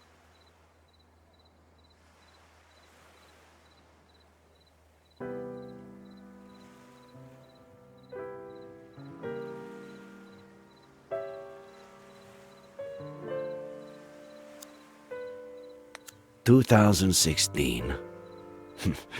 I became sheriff. Congratulations. I had no idea what I was getting myself into. 2016.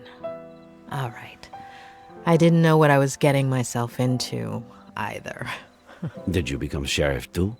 I fell in love. Ah, damn. Of course. Sorry. I have to insist. I know Miller is hiding something.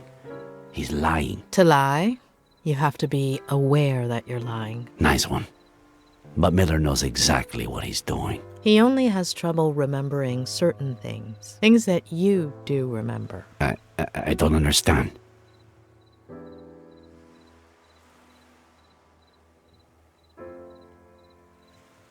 Tell me about Maddie Miller, please. Excuse me? About your relationship with her. In the early 90s, you did a little more than just work and study to be sheriff.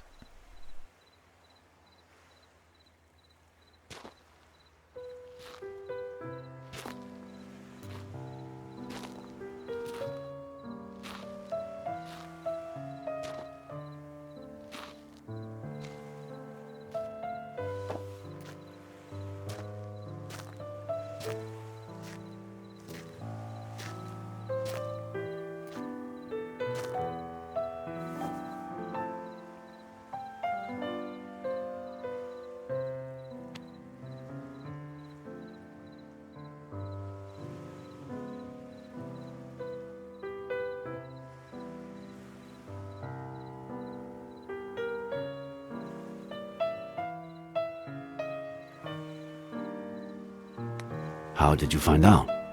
Through Miller? How did he... Did Maddie tell him?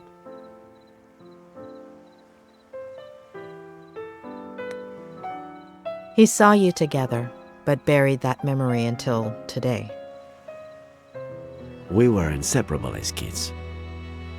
I spent more time at her house, the one you've been to, than my own. In high school, everyone thought we were dating. Then, she went to school in San Francisco. We'd meet up some weekends. Until, one summer, she came back arm in arm with John Miller. We didn't see each other for years. Ed would have been 5 or 6 when we ran into each other and started meeting. A coffee, a walk, dinner, a motel. Later, pregnant with Jenny, she distanced herself from me. I thought the girl had helped their marriage, that she was happy.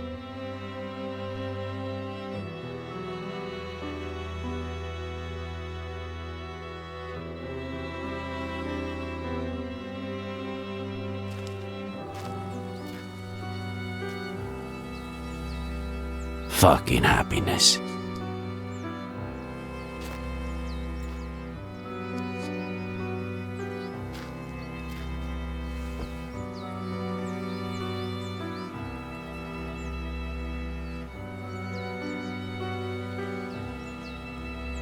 She's a beautiful girl. Isn't she? Beautiful and a bottomless pit.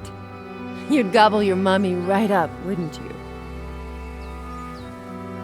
Thanks for coming after all this time. How have you been?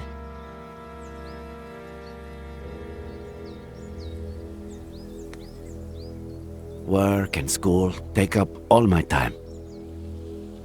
I'm sorry. I didn't want Jenny to grow up in a broken home. Or Eddie.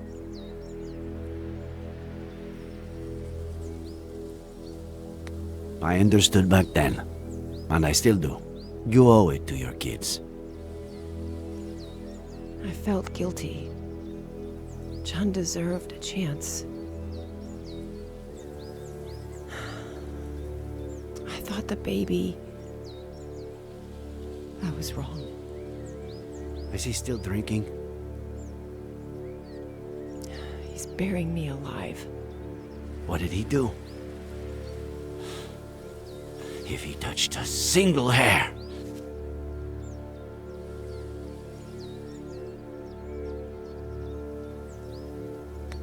Report him, and I'll make sure you get a restraining order. I'm going to leave him. I'm gonna tell him next week.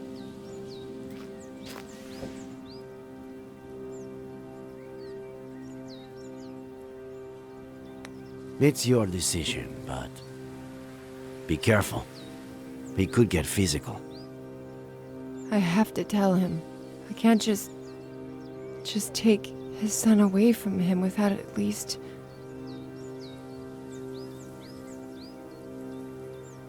Jenny is yours. Take her.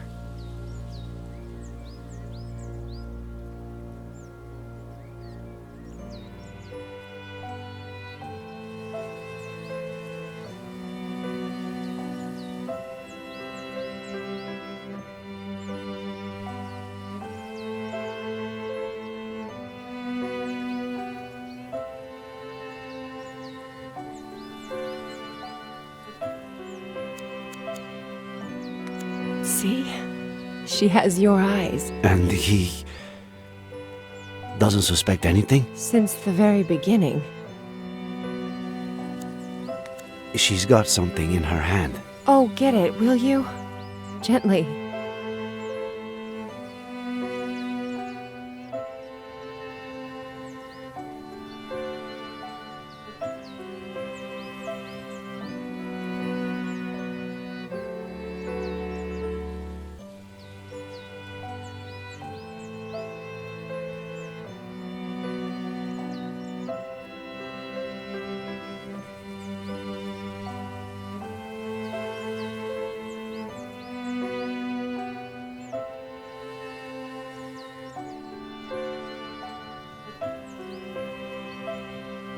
Oh, Eddie. He leaves stuff everywhere. How do you know she's not... John's? You've never tried to sleep with someone after you've downed a bottle of whiskey, have you? Well... What am I saying? You're ready for water after half a beer. Come with me. The three of you. Let's take it slowly. I can't risk custody.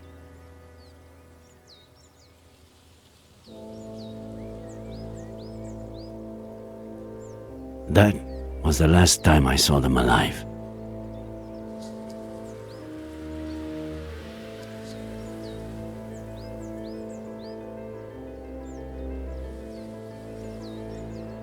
Was it you who found them? I wanted to kill that son of a bitch, but he took that away from me too.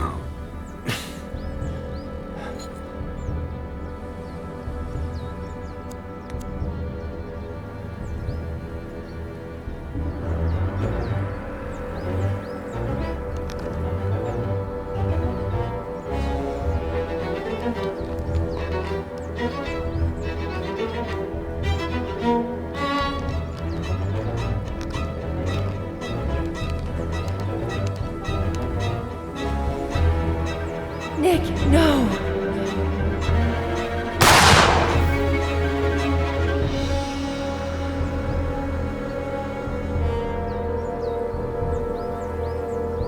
What went through your mind in that moment?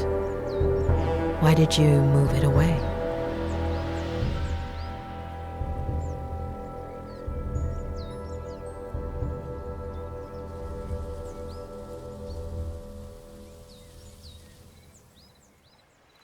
That's something I could only tell my psychiatrist. Thanks. Now, do you understand? John Miller was dangerous. His son is too. The same look in his eye. I'm worried about you.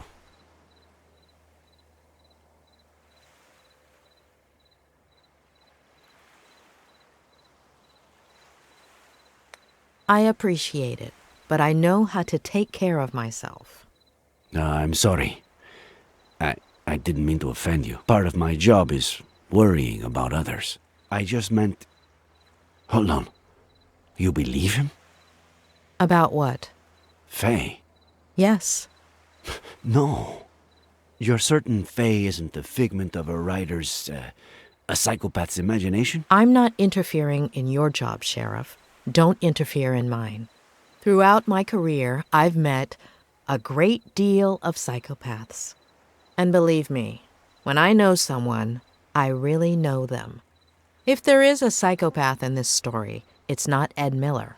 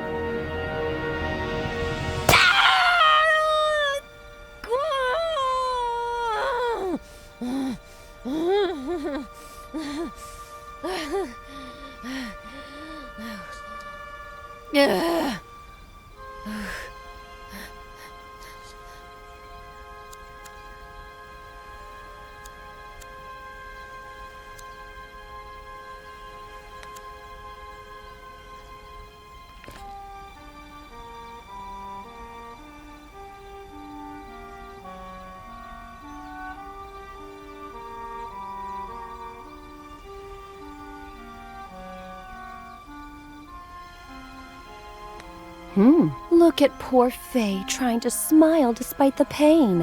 What kind of maniac wouldn't feel sorry for her?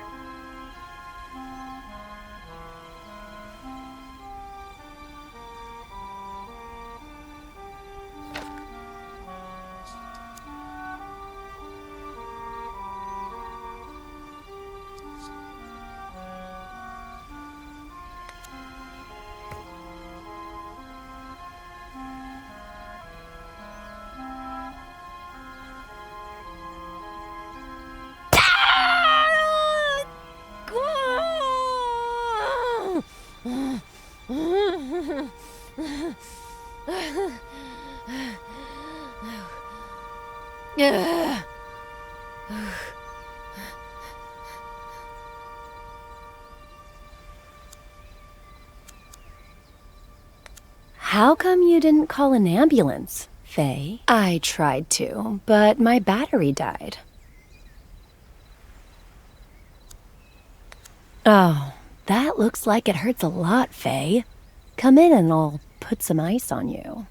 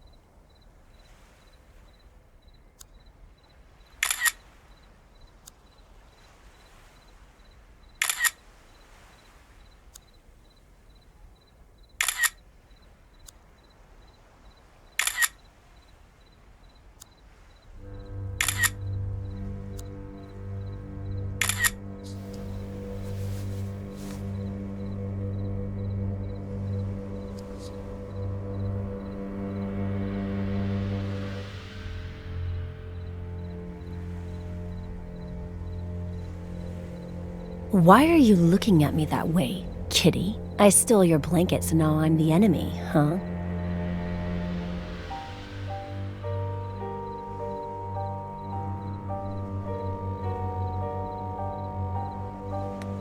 Not yet. But one day, kitty.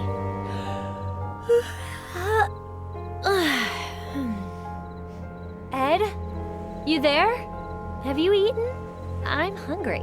Should I come down and make you something? Something? My fave. Is it any good? But I'll just make something myself, if you don't mind.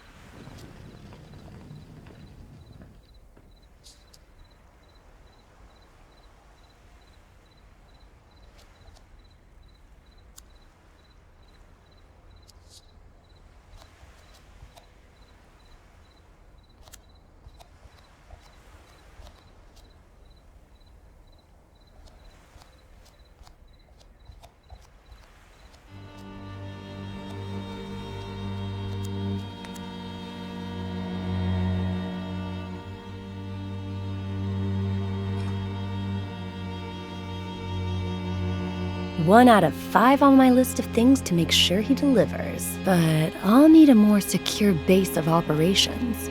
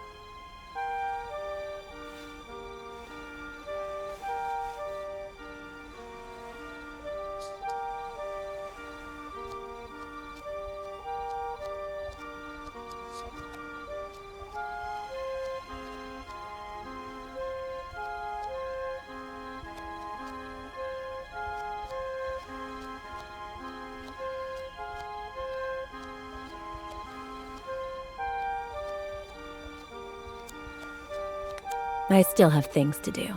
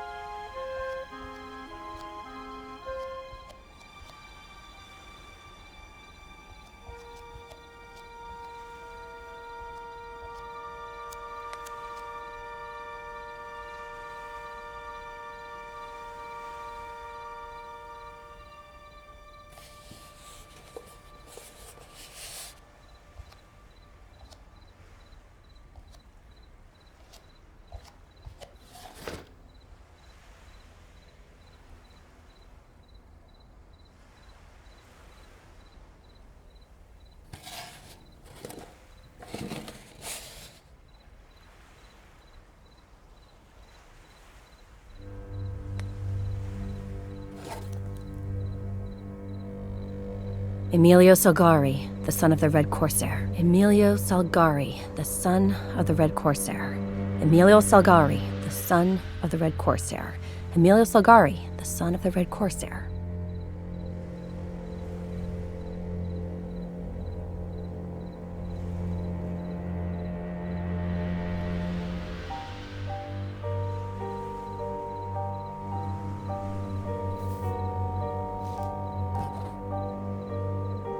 Nice to meet you, Mrs. Miller. You have no idea how inspiring it is to see you in that cheap-ass, slutty little outfit. Mr. Miller?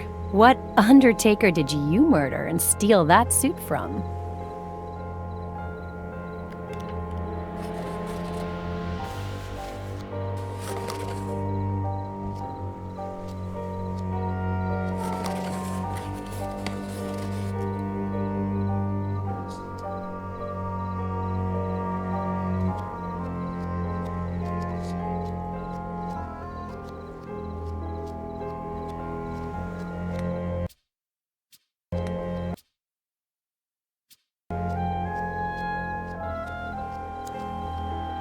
Faye, you in the kitchen? Just a minute, Ed. I'm getting changed.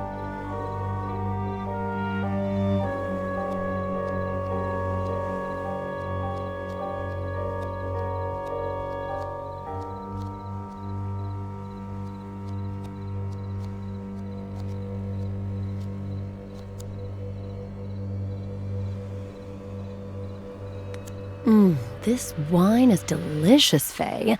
Plus, you won't hear me say it out loud, but it's making all my blood flow down into a certain part of my body. Finally, time to smile again.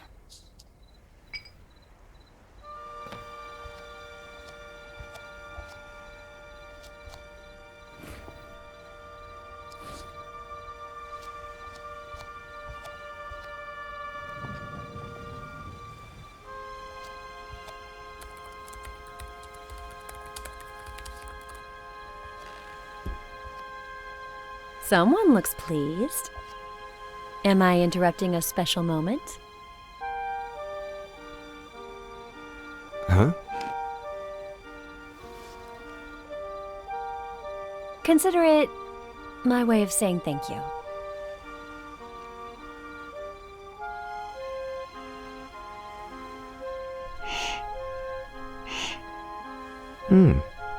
A toast?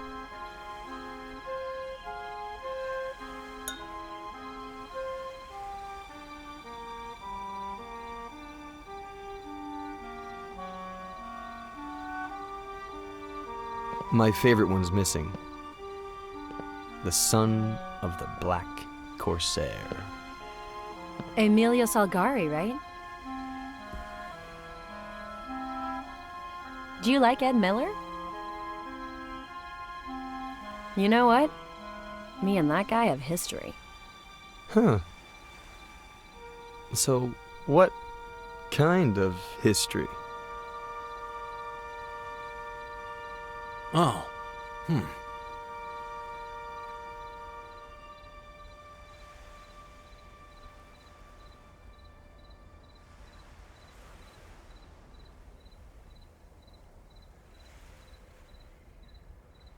The bad kind.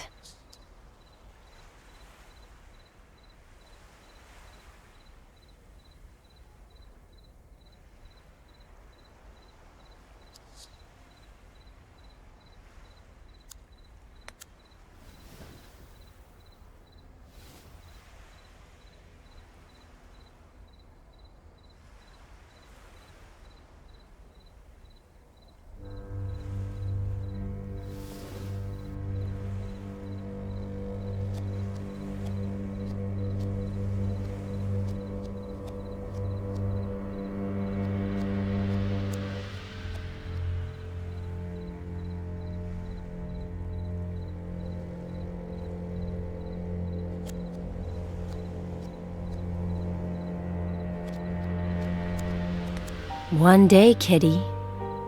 One day.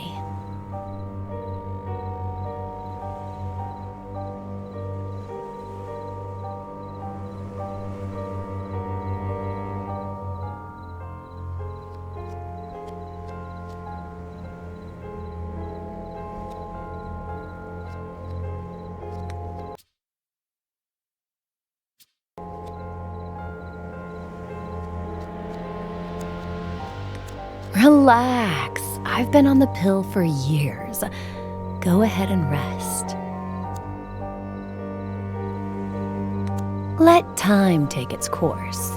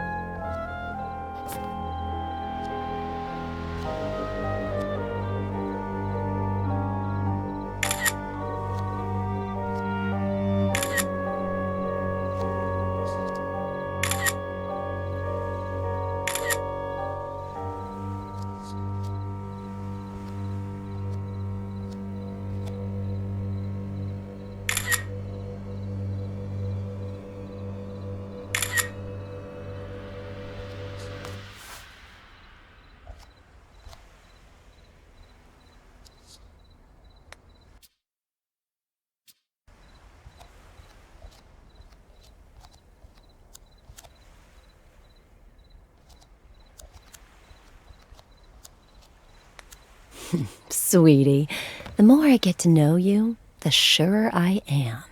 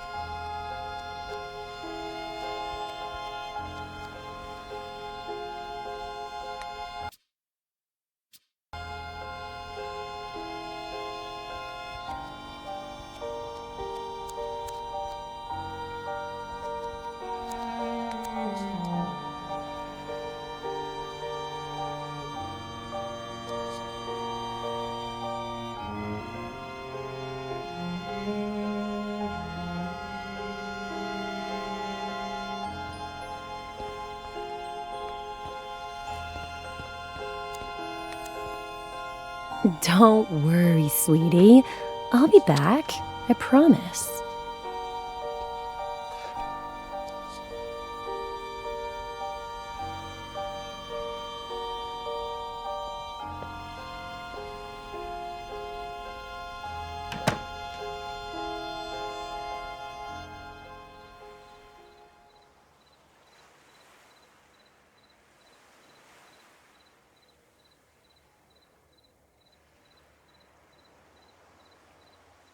Let's say I believe you, that Miller is innocent.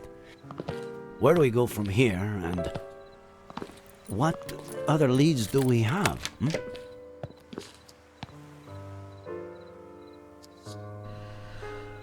Let's find out if Faye really exists. Or existed. I have the date she appeared and the name of the agency she may have rented a car from. Sound good? Weren't you not going to interfere with my work?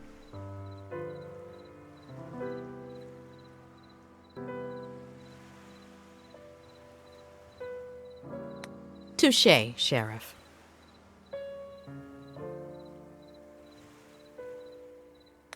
Thank you, Doctor.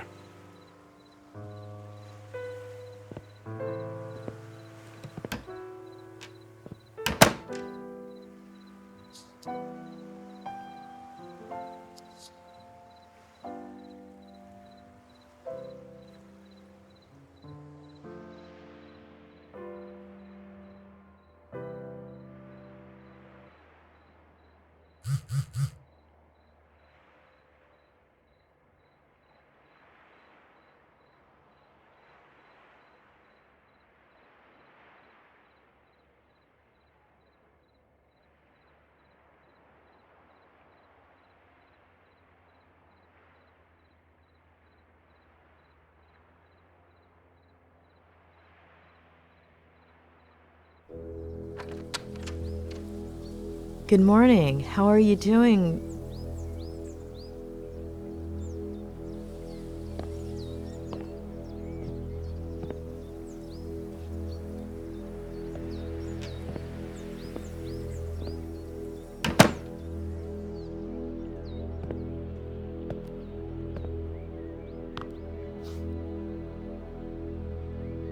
Claire, are you feeling all right? Do you want... Oh, don't worry about her. Come up.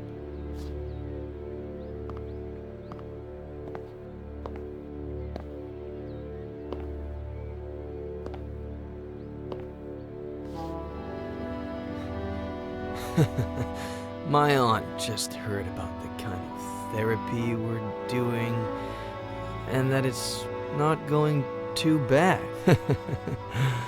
She's never been a huge fan of shrinks, you know. She's kind of a sore loser, but she'll definitely get over it. Though she seemed pleased with you up until now.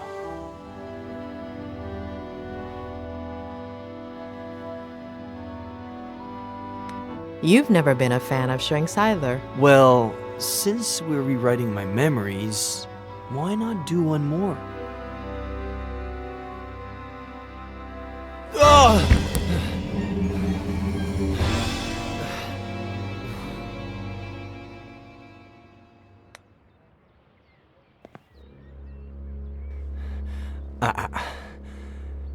That's how you fix things. By offering to help me. Over and over again. But...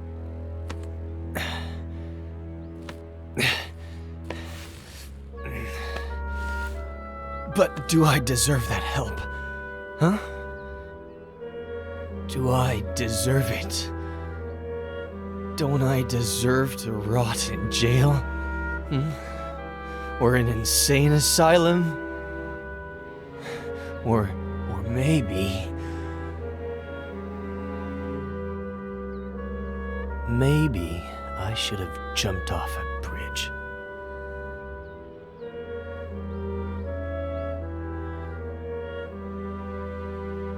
I'm dangerous. It'd be better for everybody.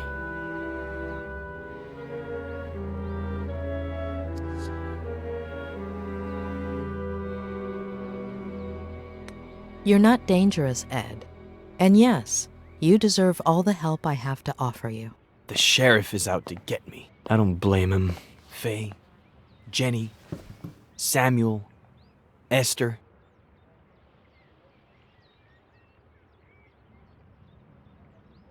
When they searched your car, no bodies were found. They might still be alive. Tell me all about Faye. Even the smallest details could help, all right? Why don't we just get that spiral going and Spare us my lies.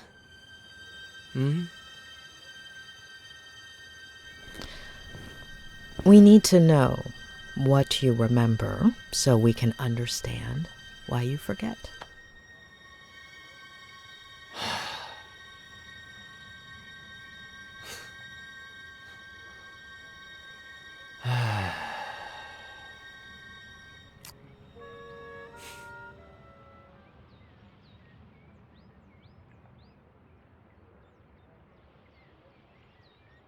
After that one night together, she disappeared, like she'd never existed.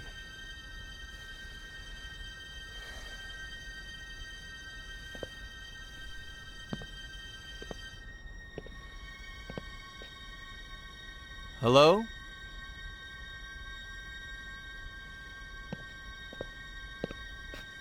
No last name, no number, no message, no address.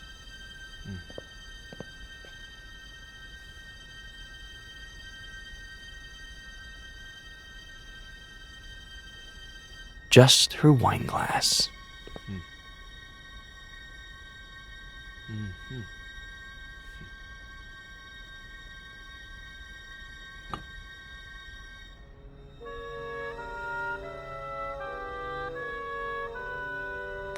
You're gonna love this. I still haven't washed it. Funny, huh? As if it... Blah. Were you expecting her to come back?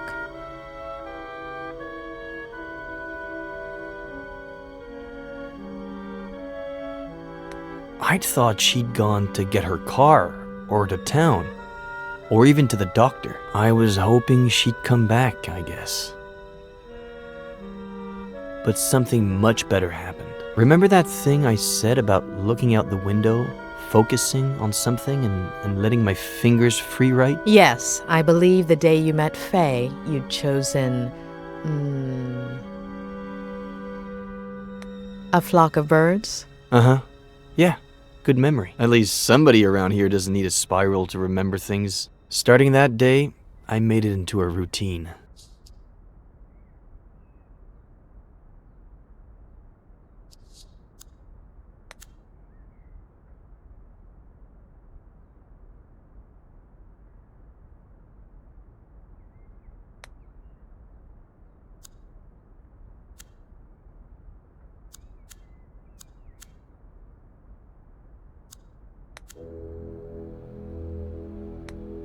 Some days, something interesting would come out of it. Most others, nothing would. But I decided that my next book would be a collection of short stories or vignettes in the style of Bierce or Kafka. New book? How is it coming? I'll tell you later.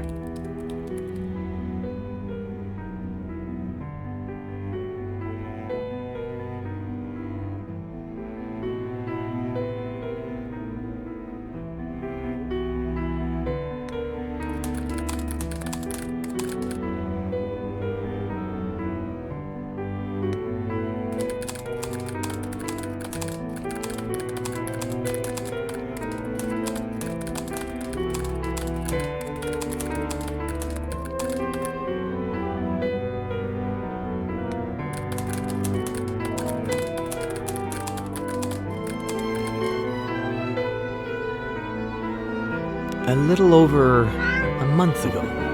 About a year since Faye's first visit. I thought it was Samuel. We'd been playing a lot of chess, and we're supposed to pick up a game we'd started the night before.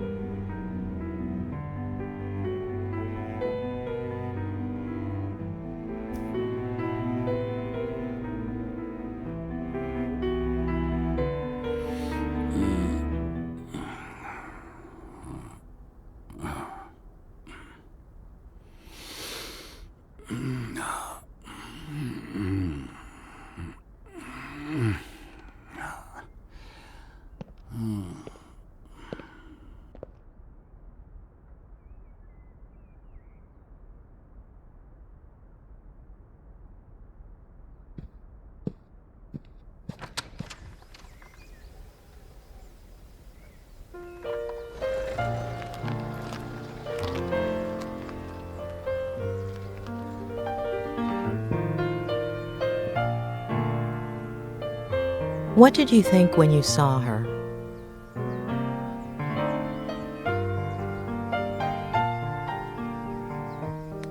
I didn't think it was her, just someone who looked like her. But it wasn't the case. Her name is Jenny.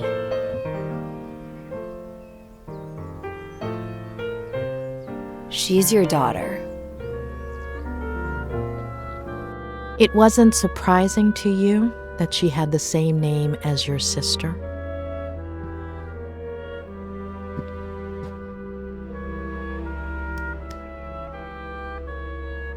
I didn't even think about it. And so, guess what she told me, Doctor?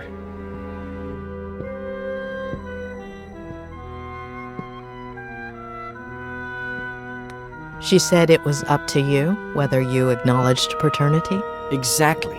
She said she was sure I was the father, that it would have been unfair not to tell me, that she didn't need my help or my money, but if I recognized her as my daughter, I could be in her life. And if you decide not to, it's fine. We'll leave right now and you'll never see us again. But call us a taxi, please. You didn't call one, did you? You're on a roll, Doctor. And so, I looked at Jenny. I guess it goes without saying that I've never felt emotional around babies.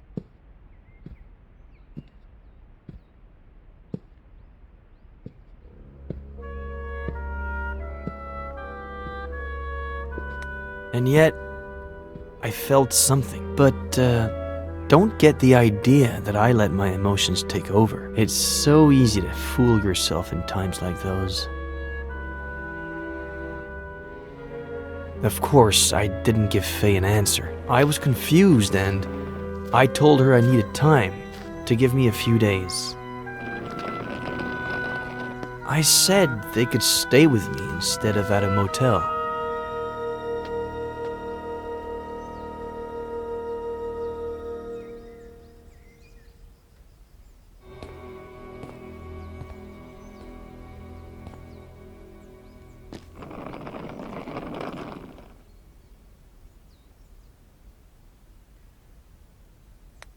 Did she tell you anything about her life? Apparently, she was about to start a master's in something like what you did, I guess. But she had to hit the brakes because of her pregnancy. Only child, father a widower, pretty well off, pretty old, and hoping for grandkids.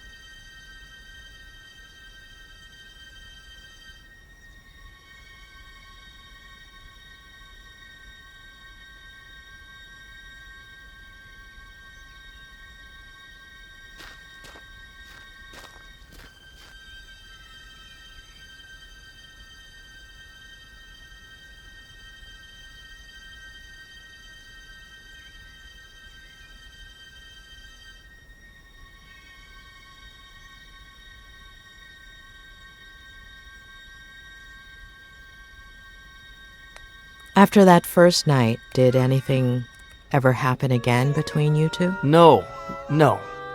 I don't know. It was all so strange, as if we were suddenly 20 years older. It would have been hard for me to see her that way. Not to mention how efficient we were the first time.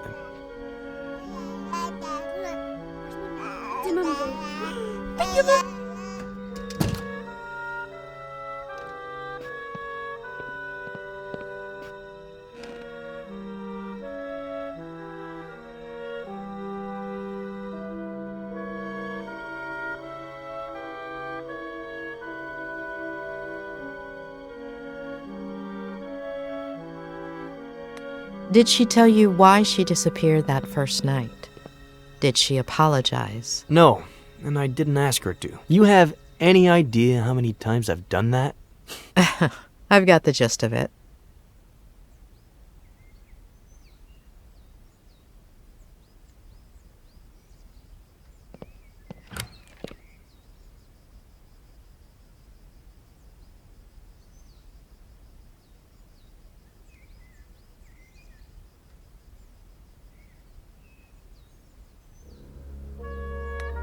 You didn't let Faye and Jenny stay in the main house?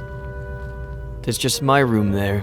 About 10 years ago, When I moved back in, Aunt Claire started visiting me a lot. So I converted the old garage into a guest house. My aunt is better if kept at a safe distance.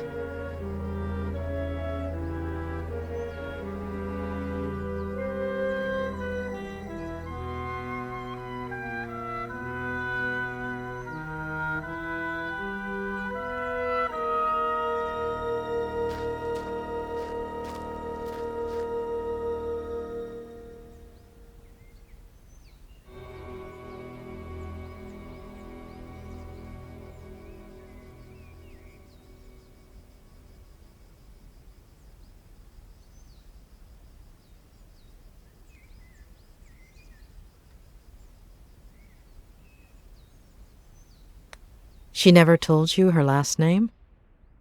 No last name, no address. I would have told the police. I didn't ask her for her number either. She never left the house that whole time, and I guess we were past that stage by that point.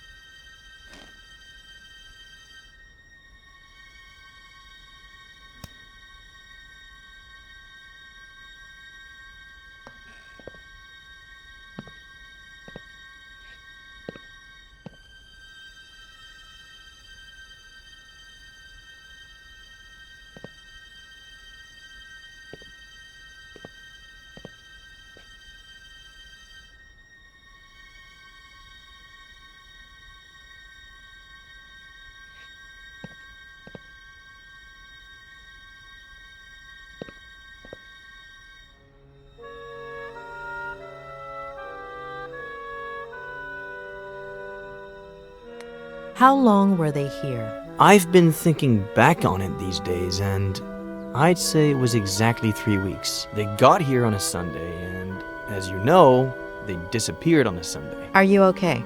Do you want to take a break? No.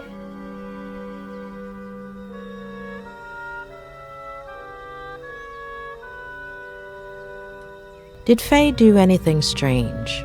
Anything that took you aback? No. She spent the whole day with the baby, taking care of her, playing. It sounds dumb, but I was even a little jealous. We're all dumb.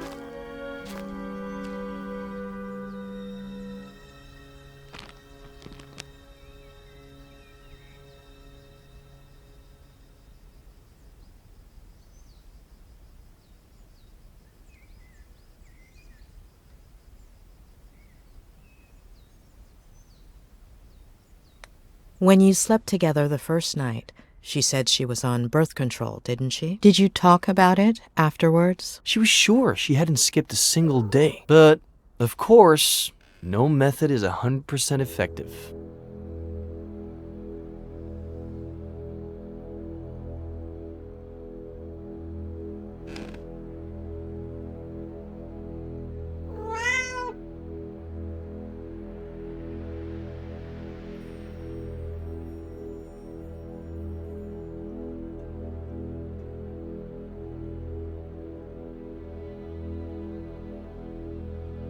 A young girl, single, with an unwanted pregnancy. She didn't think about getting an abortion? She told me that she was going to at first, but after a few days, I think I get it.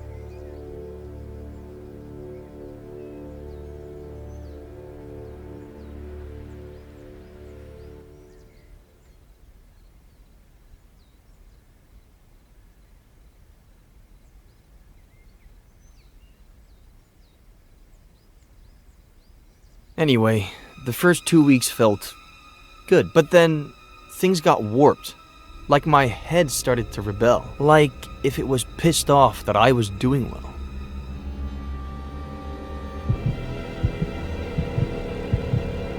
Wake up, Eddie. Wake up. Why'd you do it, sweetie? Mom?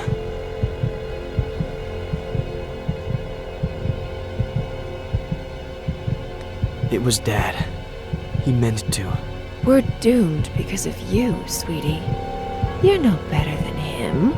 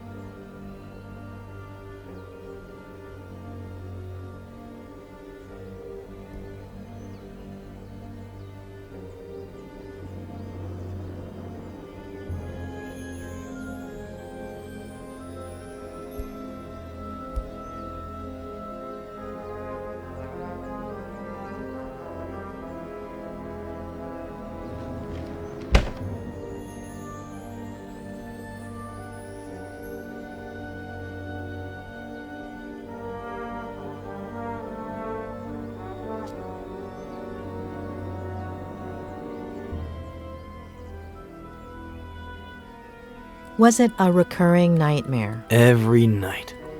Always the same message. And the days weren't much better. I'd wake up exhausted, couldn't focus on anything. For years I hadn't thought about them constantly. I hadn't relived their deaths over and over again until...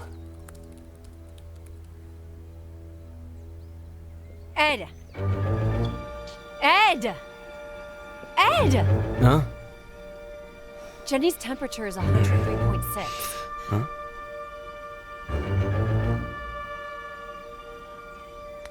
There's a first aid kit in your bathroom cabinet. It should have everything.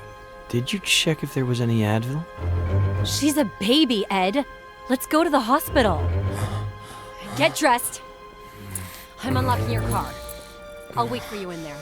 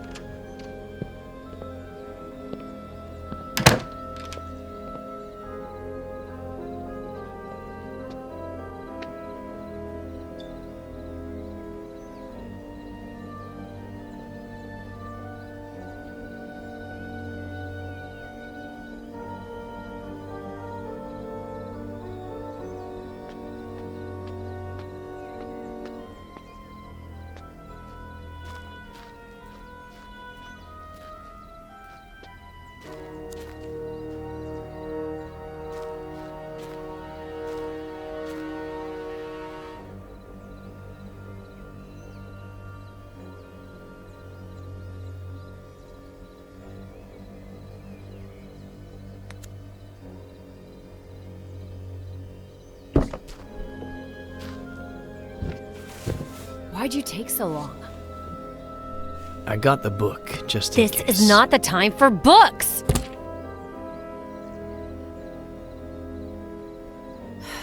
Okay, sorry. I'm just stressed out.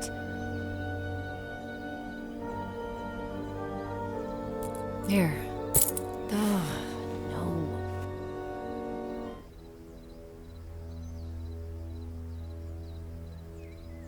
I'll get them. Don't worry. And that's it? Until I woke up on the bridge. Yeah.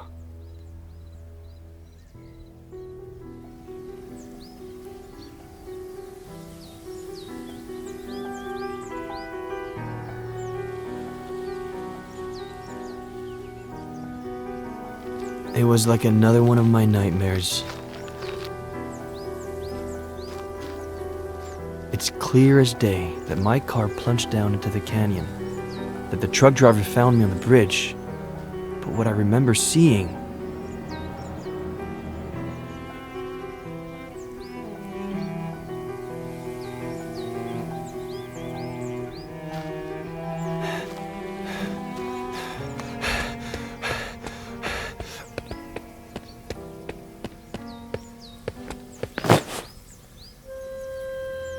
is my dad once again choosing to abandon me.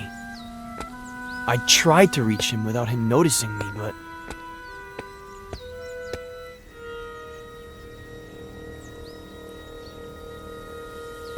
No! No!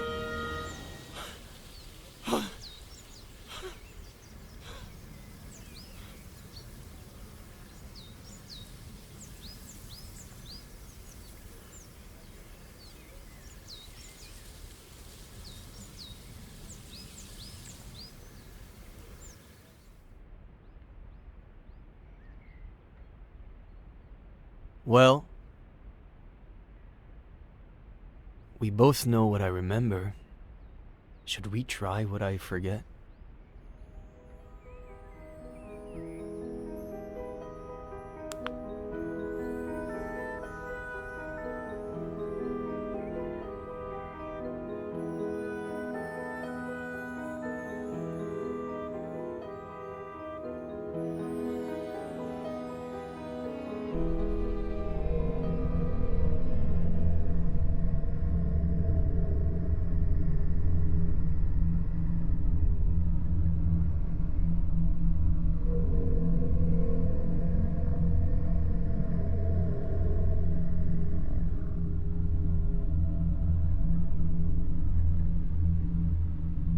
Wake up, Eddie.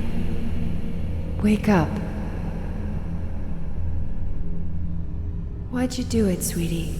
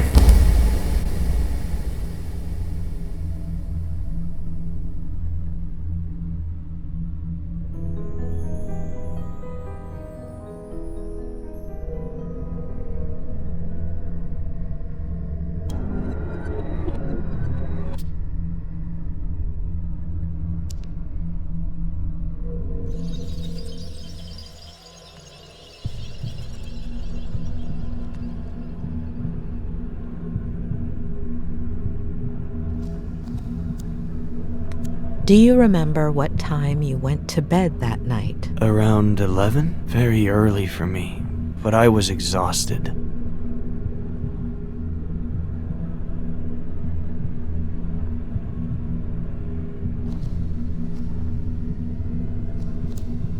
Focus on your sister's face, please. Is there anything unusual about it? Her eyes, they're brown.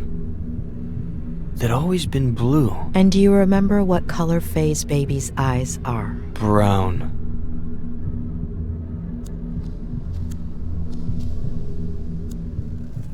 Focus on your mother's face, please. Focus on her and tell me what you see.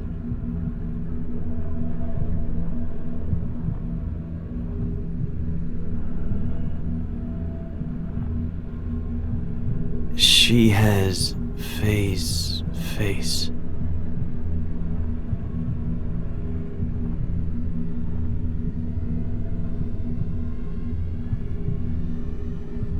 But she's my mom.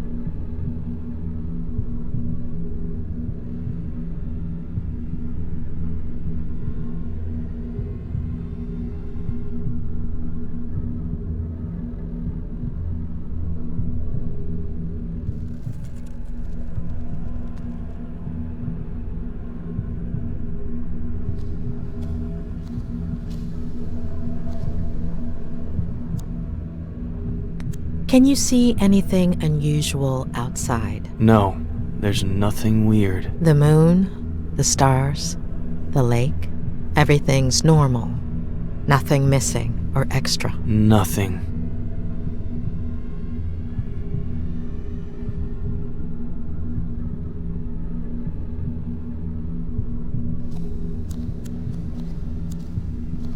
Are those the clothes you were wearing that day? Yes, The exact same ones? the exact same ones.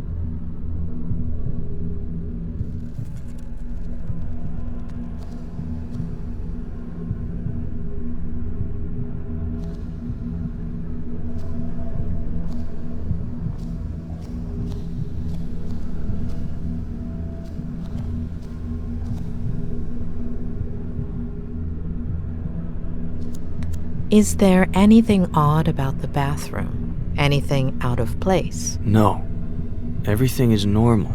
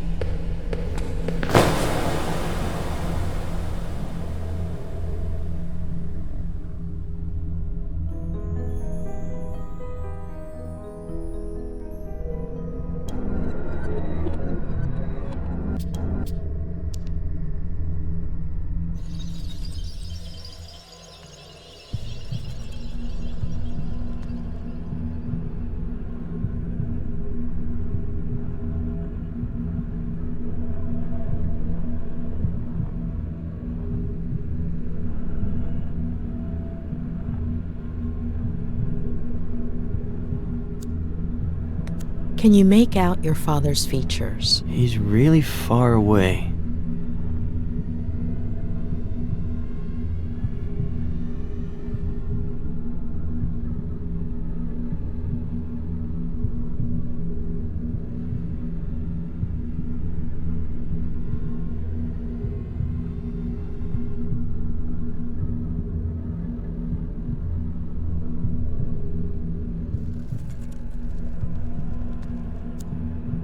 Are you sure those tire marks were made by your car? Could be. Next to the marks, are there any footprints? No, the ground is really dry.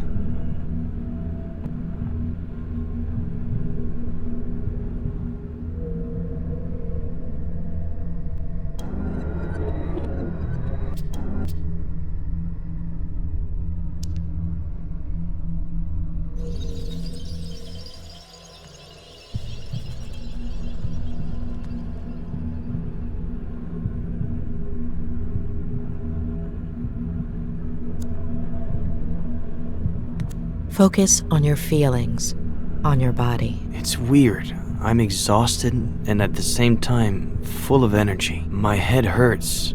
My neck, my eyes feel heavy and tired.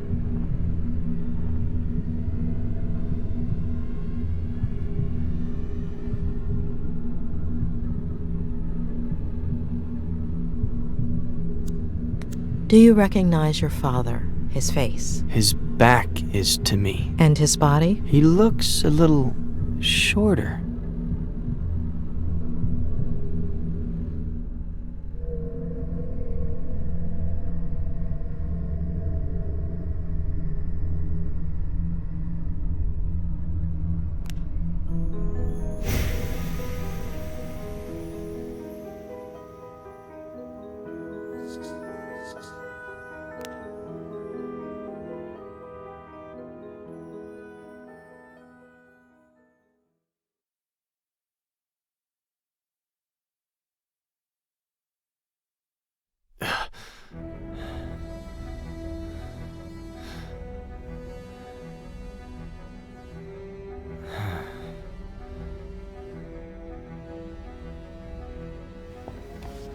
So?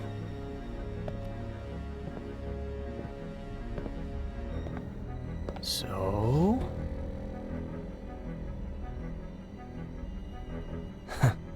What did I tell you?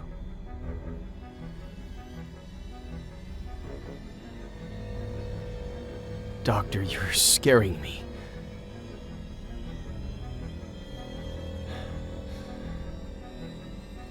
Julia? When we dream, we lose some of the details. We see certain things extremely clearly, but the rest tend to be out of focus. You remember very concrete details, including the exact time down to the minute.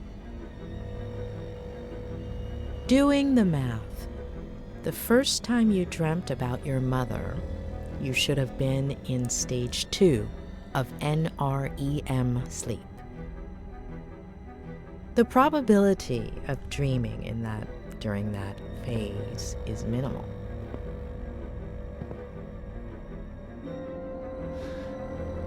Am I supposed to be understanding something of all that?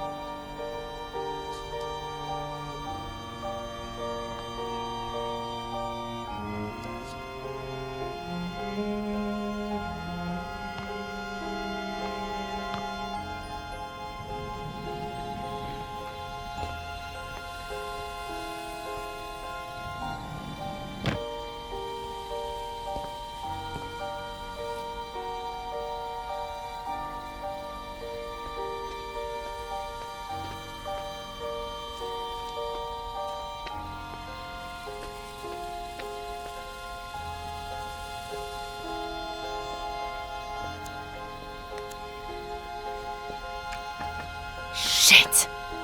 Why didn't I steal his key?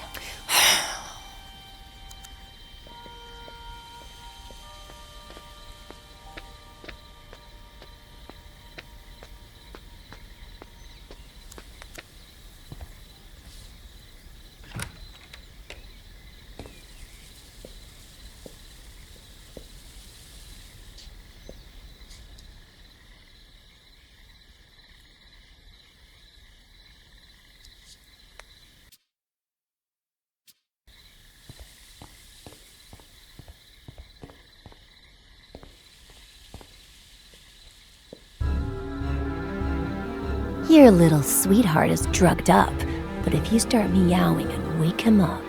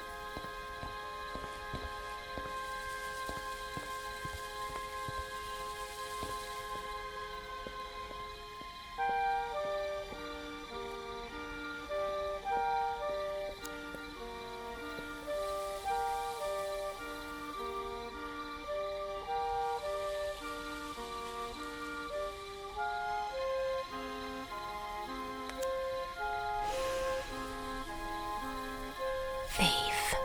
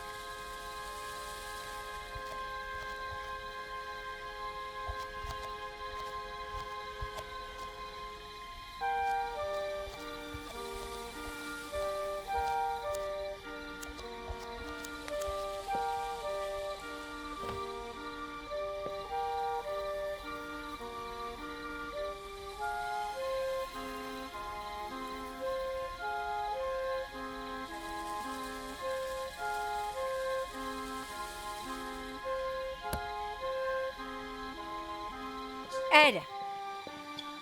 Ed! Ed! Huh? Jenny's temperature is 103.6. Huh? Why'd you take so long? Okay, sorry. I'm just stressed out. Here. Ugh, no. I'll get them.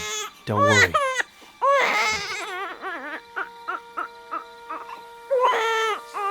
Shut up!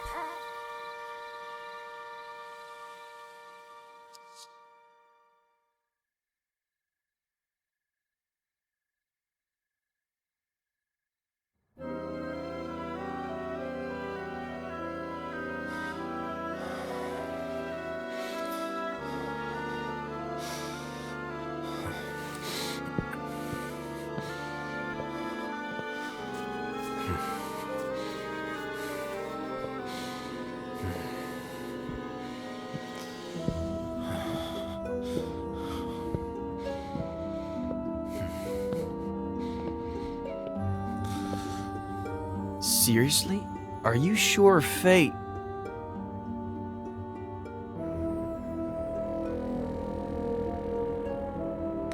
I don't see any other explanation. I'm positive. So, Jenny? Is she alive? Where is she? Who is she? That I do not know. What do we do? We have to find out who Faye is.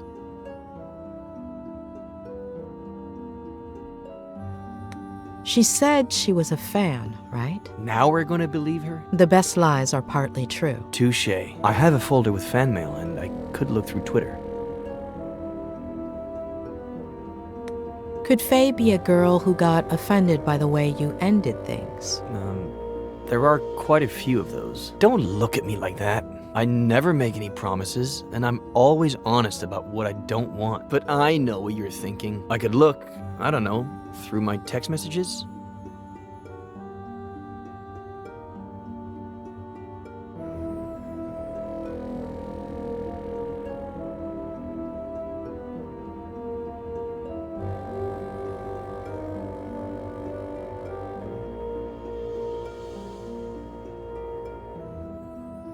I don't know if I told you this before, but Sheriff Reyes is on it. Okay, let's recap. I look for fans that like Kathy Bates in Misery. Try to remember crazy ex-girlfriends. And you and your new friend, the sheriff, do whatever you have to. What? You're walking.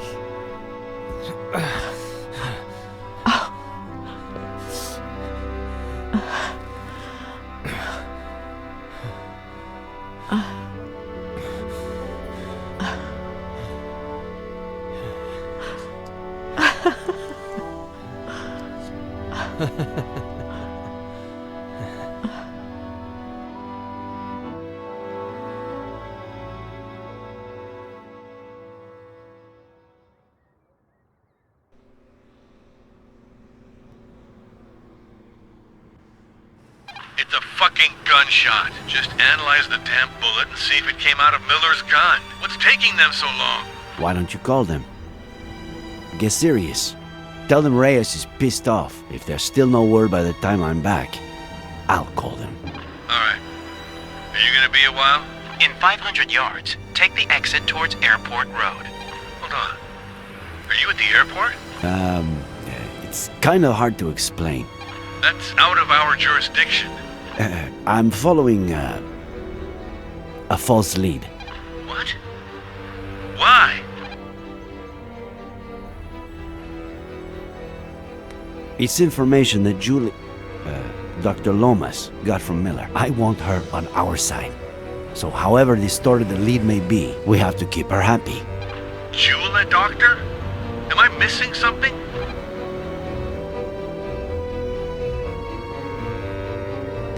What? You're not missing any shit.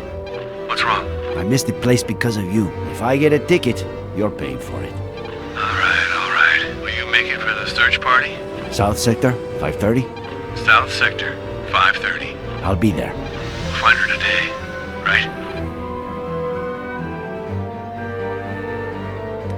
Better believe we'll find her, kid. You have my word. Thanks, Nick. We'll talk later.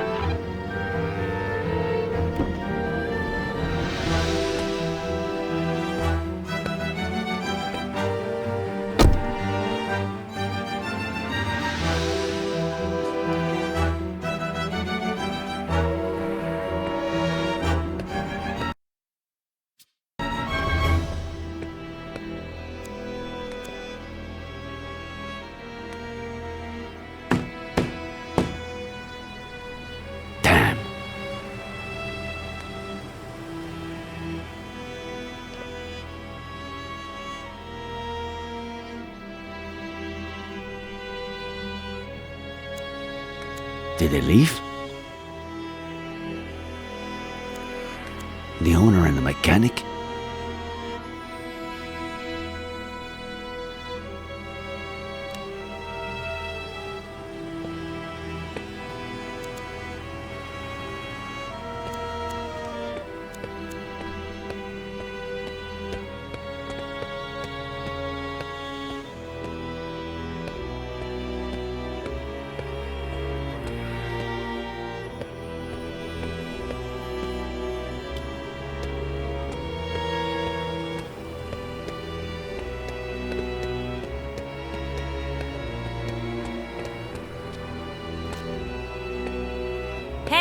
Hey, you! We're closed. Estamos cerrados? Ohne ferme? Wir haben geschlossen. Siamo chiusi. Moshiwake gozaimasen.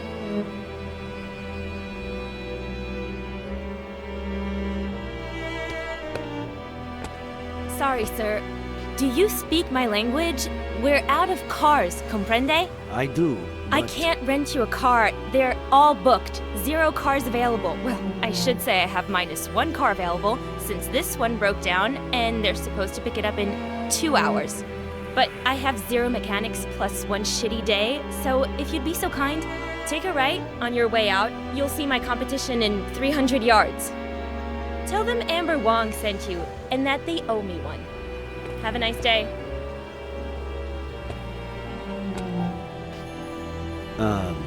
I wasn't planning on renting a car. My name is Nick Reyes. My daughter disappeared after renting a car here.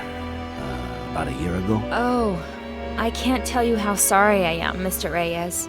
But if it happened a year ago, I assume it isn't that urgent. I, on the other hand, am dealing with a major crisis. Any other day, I could really sympathize with you, Mr. Reyes, but I can't right now. Have a nice day. Unless you're a skilled mechanic. Know anything about motors? You think you could fix this car? Please say yes. You're gonna say yes. I wish I could guarantee it. I'll do what I can. It turns on, but no matter how much I step on the gas pedal, it doesn't budge. That selfish bastard. I should have known he'd bail out on me, asshole. A little piece of life and business advice, Mr. Reyes. If you ever start a business and hire your significant other, well, never break up during high season. Can you open the hood for me, please?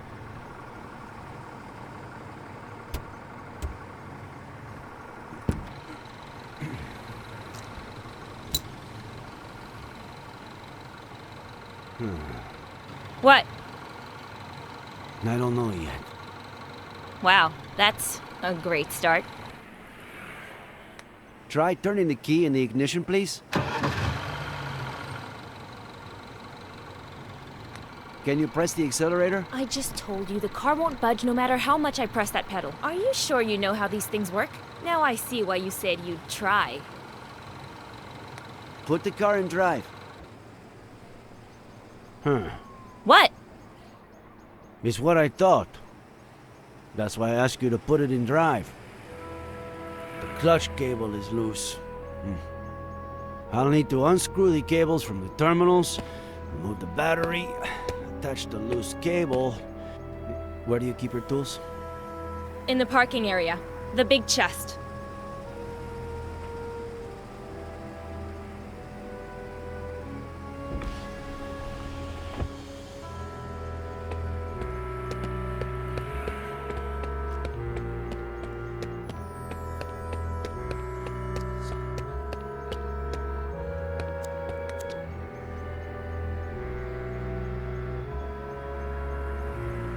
Locked? Locked. No worries. The keys are in... No. That son of a bitch took them. And he hasn't answered any of my calls or messages since we broke up. Ugh, just wait till I find him. You. Break it, smash it, burn it, bomb it if you have to. Just open the damn box.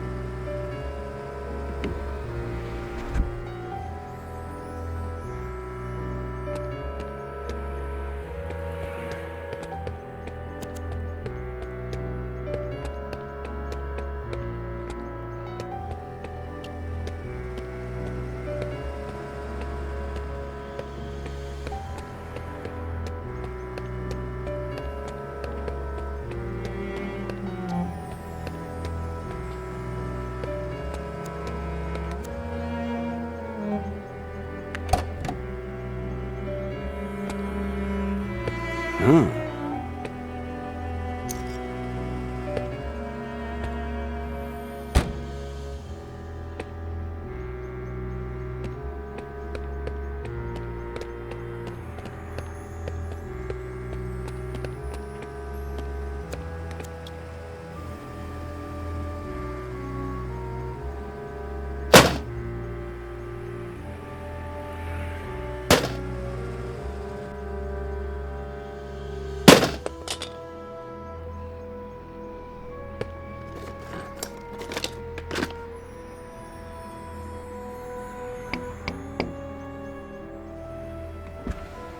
It's the customer for this car. I was just about to tell him my grandmother died so he'd cancel. I should tell him to come, right? We'll have to give it a shot.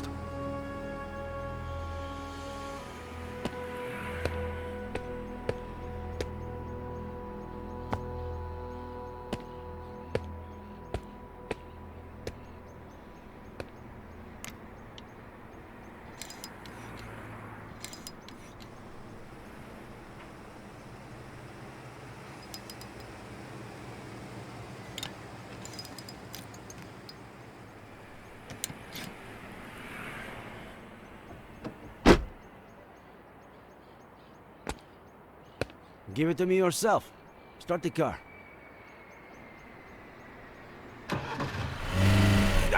Hey! Sorry. You okay? Like I said, this isn't my day. Sorry, I'm so sorry. Are you alright? You know what I'm gonna do? Study mechanics for emergencies like this. I've got 2 college degrees. It can't be harder than making sense of a spreadsheet. I just can't do it all on my own. You know how hard it is to run a business like this? I'm gonna need somebody.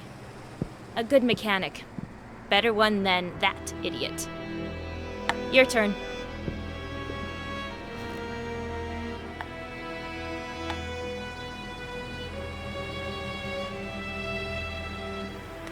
All right, I'm in. But first... Are you serious? We both know you just got lucky. Hey, I'm really grateful and all, but hiring you? I mean, about what you told me before. So tell me, how can I help you? I'm looking for my daughter. She's 25, but she can look more like 20 or 30, depending on how she dresses. Caucasian, blonde, green eyes. You rented her a car last year, between the 7th and 8th of October. She might have been coming from the airport. If I could check your records.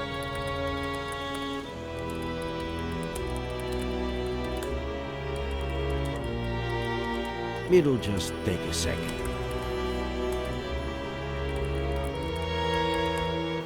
Please? No. Any any idea how serious the authorities are these days about data protection? So, I'm really sorry, but I can't help you. Of course, I can't stop you from stealing the information when I'm not looking. What's a girl to do if she has to run to the bathroom and has, say, 0 mechanics to watch her desk for her? Given the insane morning I've had, you'll excuse me, right?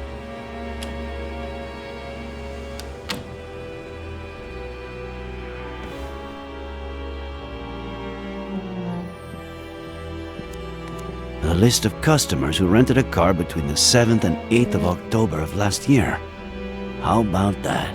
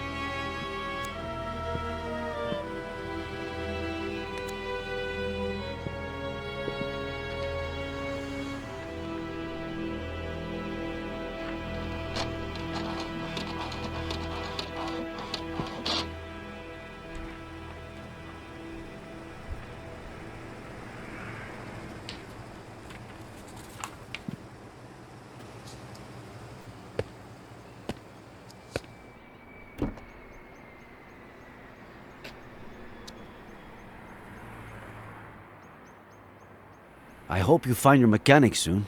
And I hope you find your daughter, Mr. Reyes. One last thing. Is anything you told me true? Yeah, some parts are. Of course. I'll hold the job for you until Monday. Deal?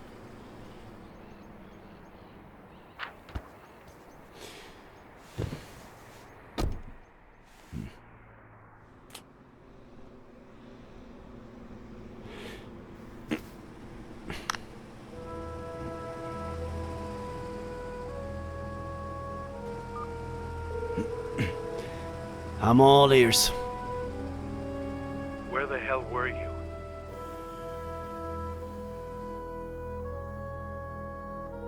I told you I was working, didn't I? We got him, Nick. It's Miller. The bullet that killed my uncle is from the gun you found in his car. I'm gonna kill that son of a bitch. I know how you feel, kid, but... No, I'm not gonna kill him. I'm gonna smash his face in until he tells me where my aunt is.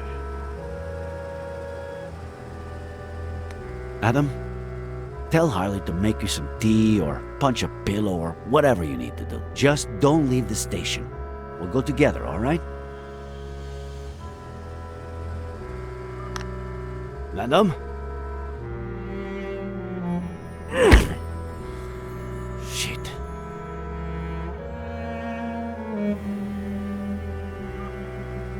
Sorry, kid, but... Sheriff?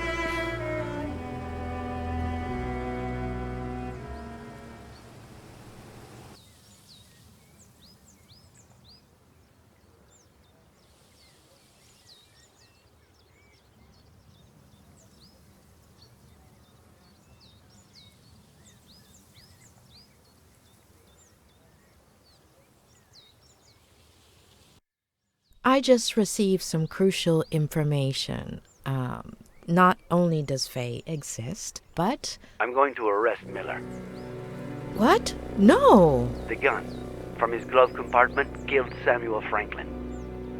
No, Ed didn't kill anybody. It is what it is. Please, listen to me, please. Okay, go ahead. Talk. Did you visit the car rental agency? Yes, I have the names. No Faye. If I'm right, it makes sense that she wouldn't use her real name. I know everything points to Ed, but it's a ploy. A ploy meticulously organized by a sick mind. Faye. Do you have proof? Not yet.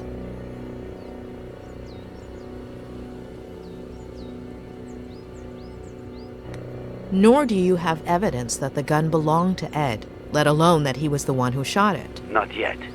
So, that makes two of us. I'm not 100% convinced, but what do you want me to do? Could you meet me at the Brody Canyon Bridge in an hour? Okay. Sure. See you there.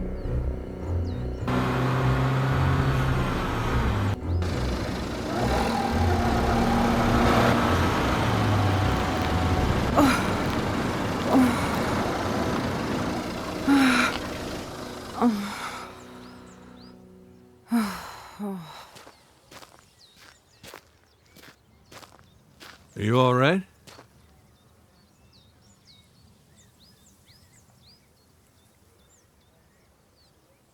And you? Are you all right? Don't worry about me.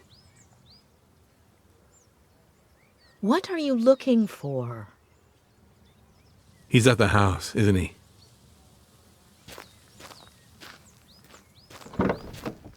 Adam Franklin.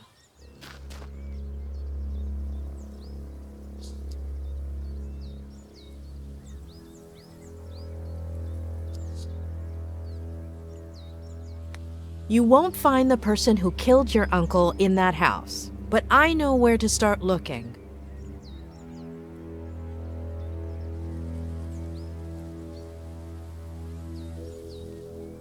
He would never hurt your aunt or uncle. He really cares about them.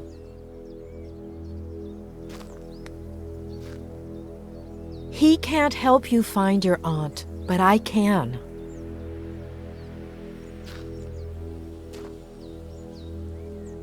I have to stop by my motel first, but in 45 minutes, we're going to do a little experiment on the Brody Canyon Bridge. See you there?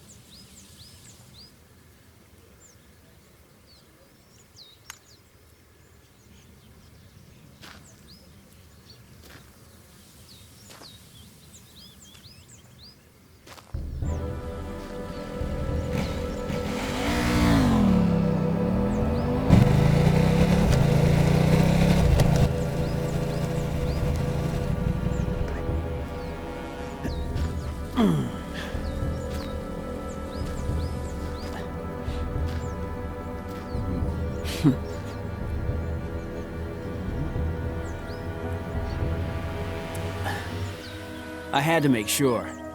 You ready? All those precautions, and now you won't even check that it's really me?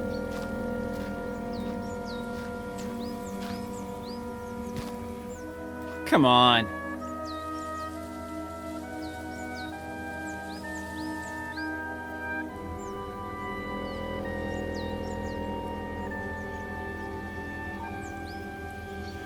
Okay. This is where you'll see what I see, which is what the drone sees, but without VR.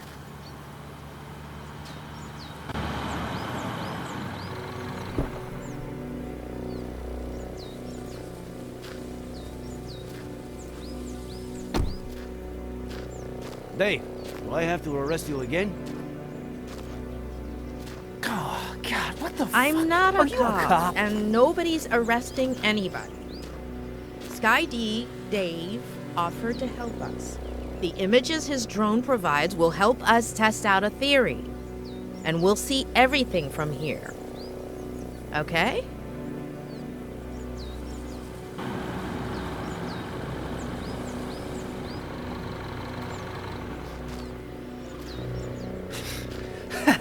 Are you giving away free donuts? Or what?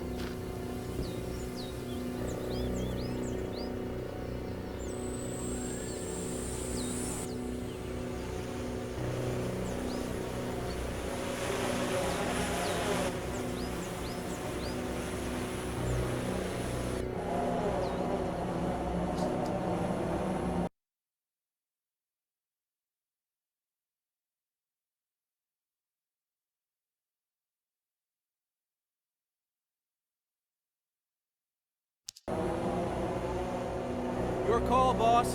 Where do I send the bird?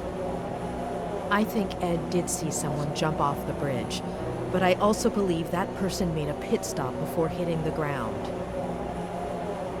Can you fly to the middle of the bridge and hover right beneath it?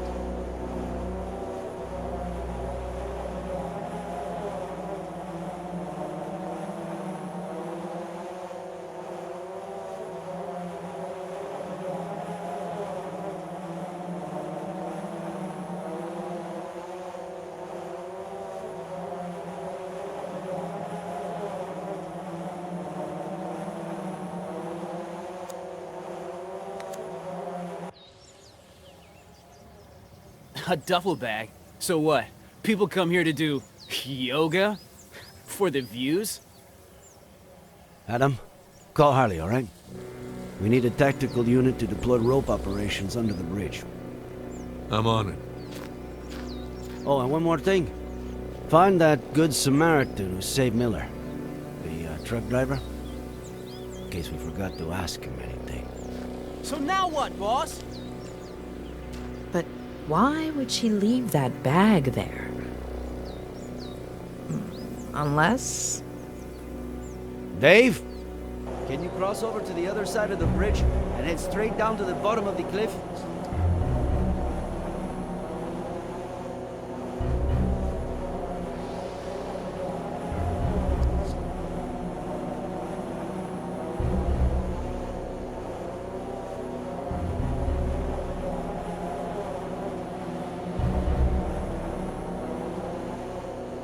You're crossing over to the sea-facing side of the bridge. Try to come back to the other side. Keep descending. You need to almost touch the ground.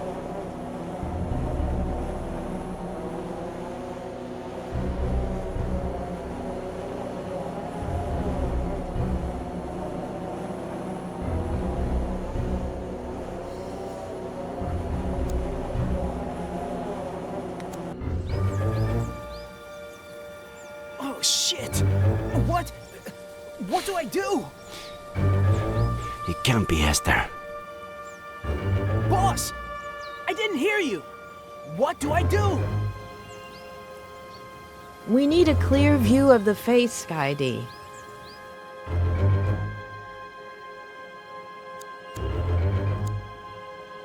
God, I think I'm gonna puke. The face, Dave. Are you seeing this? Anybody know that chick?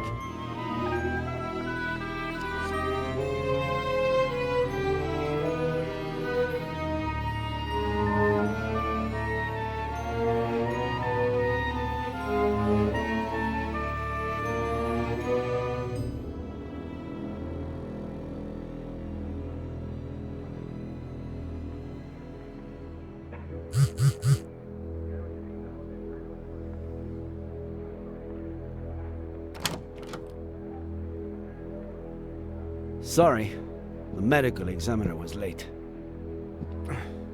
Let's hope she doesn't take too long to determine the cause and day of death. Although, it looks pretty obvious, right?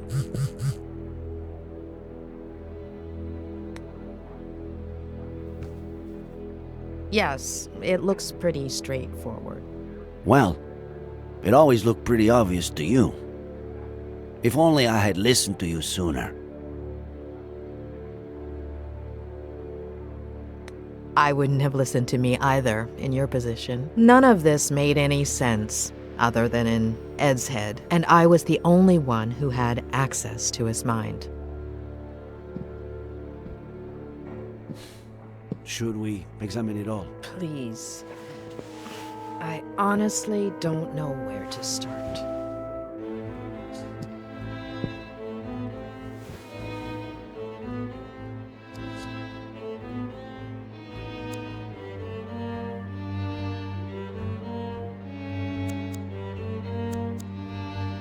Any idea what it might open? I'd say it's for a car or some other vehicle. According to Ed, Faye took an Uber this time and a rental car the time before, so I don't know.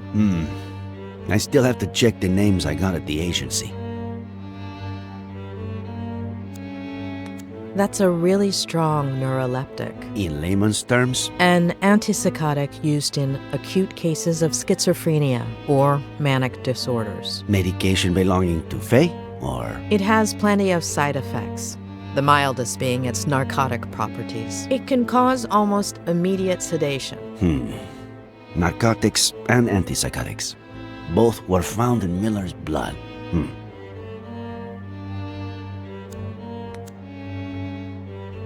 Our hacking specialist unlocked it. Plus, we also got her fingerprints, which are being cross-checked as we speak.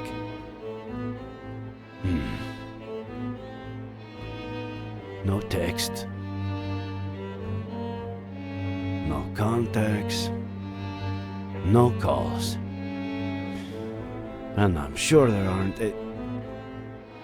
Wait. We do have some photos.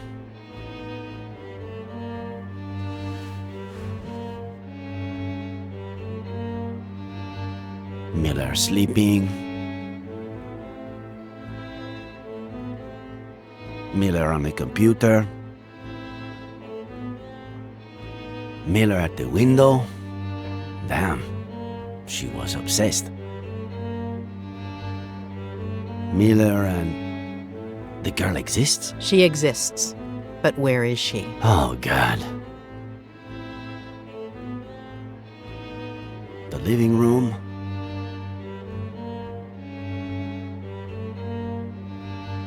More living room. More living room. The kitchen.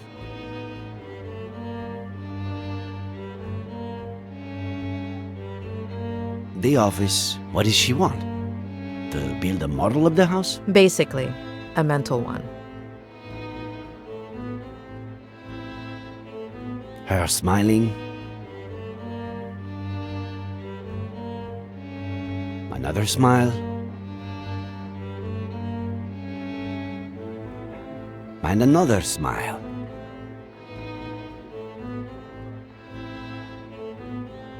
Why all this smiling? She's practicing. She may have had difficulty reading facial expressions in others, and therefore reproducing them herself. Seems like a classic psychopath. lack of empathy, right? There are many causes. Neurodegenerative diseases, autism spectrum disorders. In many cases, the right education might have compensated for this type of condition. Almost all of those who suffer from it are perfectly adapted to and contributing members of our society, and no less happy than you or me. But, yes, in this case, seems like your classic psychopath.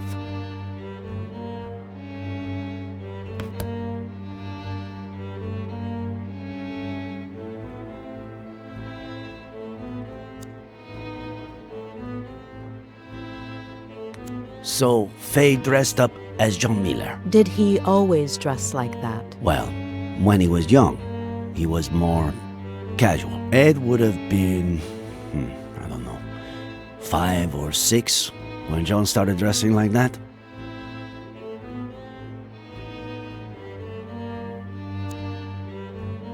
Are we sure that Faye used that to pretend she jumped off the cliff when she was actually lowering herself down to the landing where we found the bag? As sure as we can be that the body is Faye's. Wait, you finally convinced me. And now you want me to question it all again?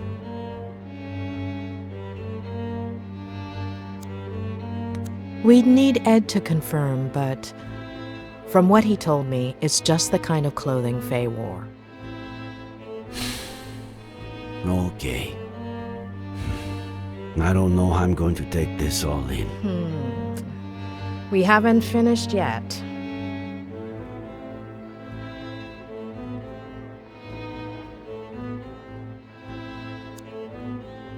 It was in the glove compartment of his car, but I guess at this point, that doesn't mean much. I found it in Miller's car, but I could have sworn he hated whiskey. He has his reasons. Believe him.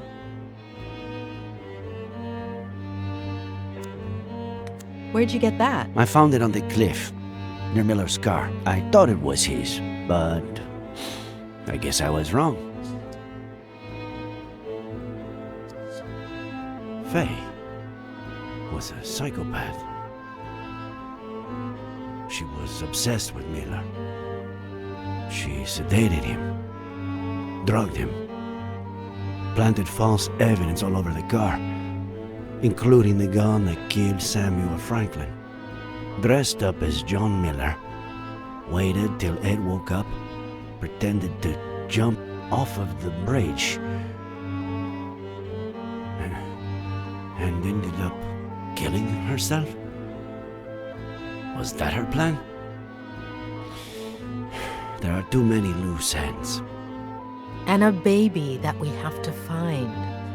And Esther Franklin. What's missing? What aren't we seeing? It's mine. What is with these young people and all these voice messages?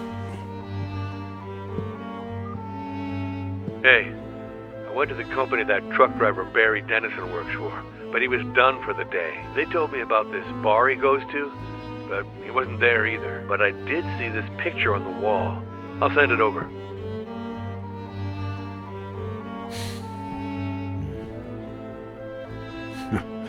What? I know what I'm doing tomorrow.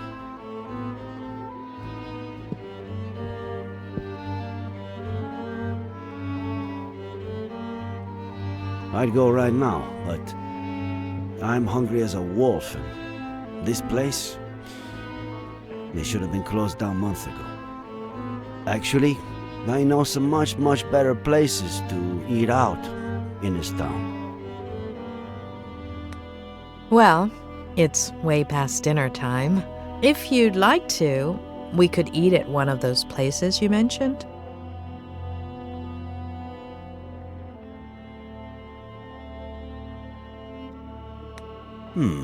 Good idea. Mama Louise makes the best almond chicken stew in the county. It's a short walk from here. Who could say no to the best almond chicken stew in the county?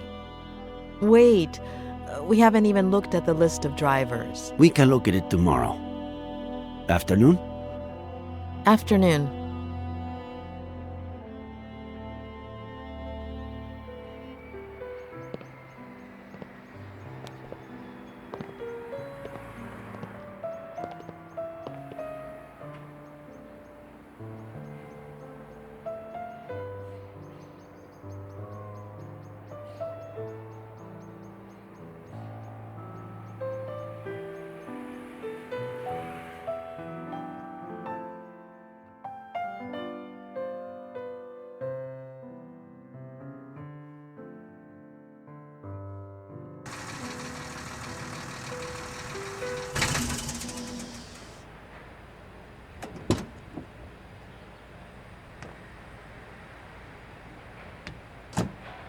Here he comes.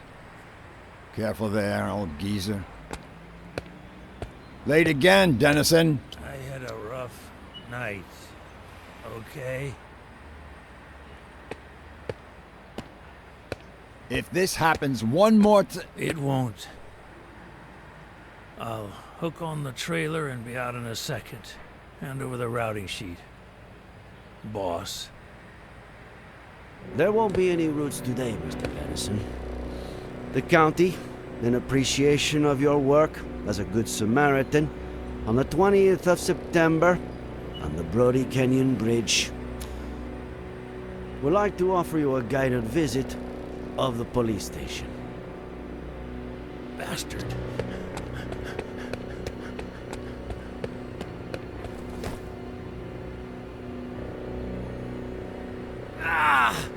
Oh! I am an American citizen. I have rights. Does he? I do. And now I'm one driver short, thanks to the county. Fishing this Sunday. I'll get the bait.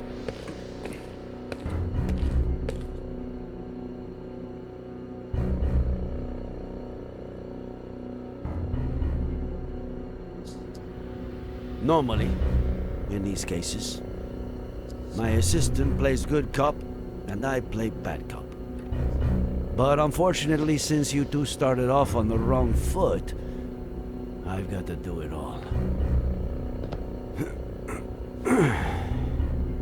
So, it's your pick.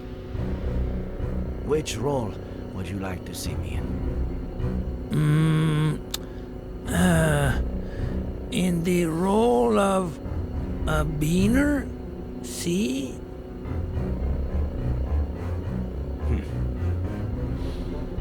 I pick. We know you've been involved in something real ugly.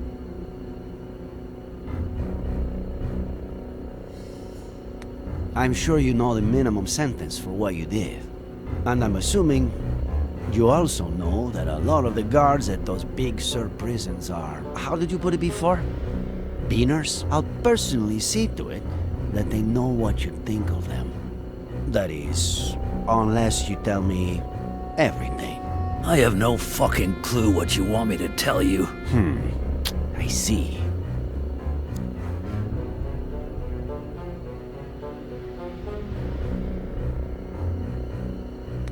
Prisons. What a mess. The other day, I read that just last year, 4,998 inmates died violent deaths while awaiting trial. Barely any at all. Huh? Not to mention hospitalizations for beatings, rape. Is that your bad cop sales pitch? I hope your wingman is better at good cop because... unfucking believable. We found the cap at the bottom of Brody Canyon. Are you going to deny that it's yours? Must have fallen when I was saving a goddamn life. I found it over 200 yards from where you held Miller down. It was windy, for Christ's sake. True. A little. Blowing the other way, though. I'm surprised you haven't said the thing about talking to a lawyer first. I don't talk to lawyers. Okay. I'll do the talking if you want. They're all a bunch of... Hey, what are you doing with my phone there? Saving you the trouble. I have my rights. Let's see. Lawyers? That's illegal. I'll report you. Man, you need a lawyer for that. Many favorites in your contacts? Son of a bitch. I'll pick again. In fact, I have a few candidates right here.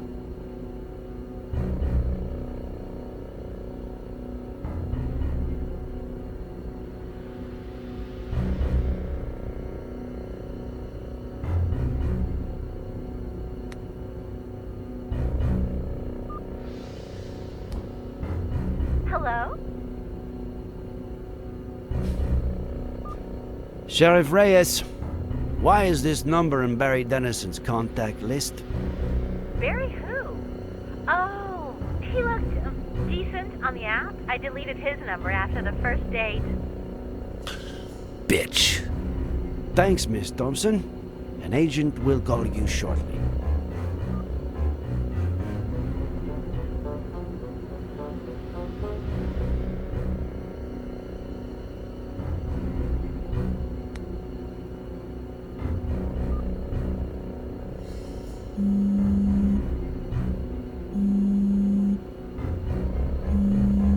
Who do you think it is?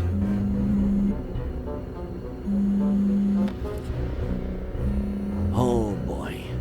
Looks like someone named Brainless Loser Barry is calling crazy bitch.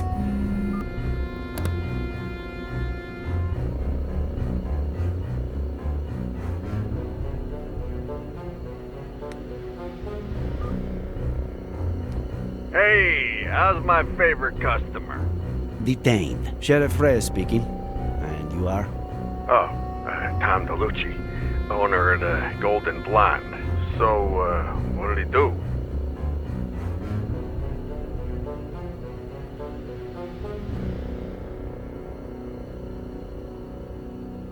And why is he your favorite customer? Yeah, sure. Always happy to cooperate with the police, Sheriff. He's been a regular for a while, but he spent big money recently on girls and drinks.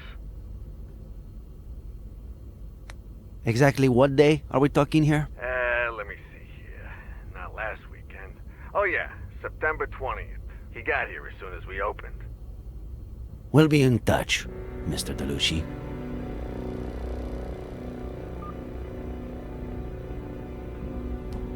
We found your hat where it shouldn't be. Your number where it shouldn't be. Maybe we should stop playing games, huh?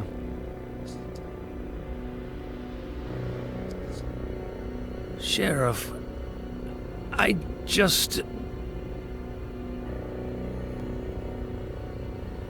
I've got your lady friend's body over in the morgue. And good cop or bad cop, you're looking at a first-degree murder charge.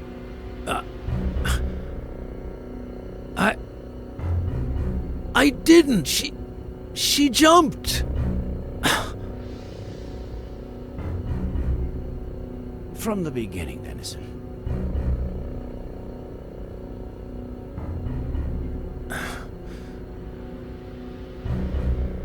She came on to me at Lawrence, and I thought I'd be getting laid that night, but she gave me $200 up front and promised me 10 grand if I helped her with something legit. No strings attached. I had to be at the Brody Canyon Bridge a few days later at 4:30 a.m.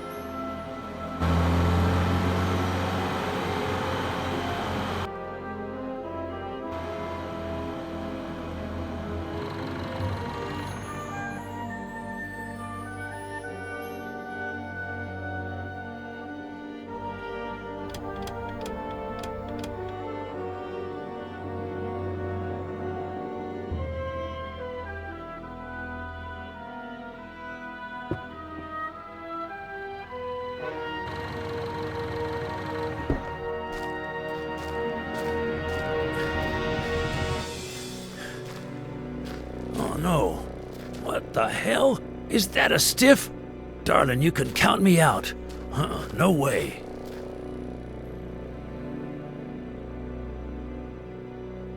You think I'm capable of killing somebody? He's asleep. Sort of. I just wanna scare him a little. Make him pay. What? What did he do to you?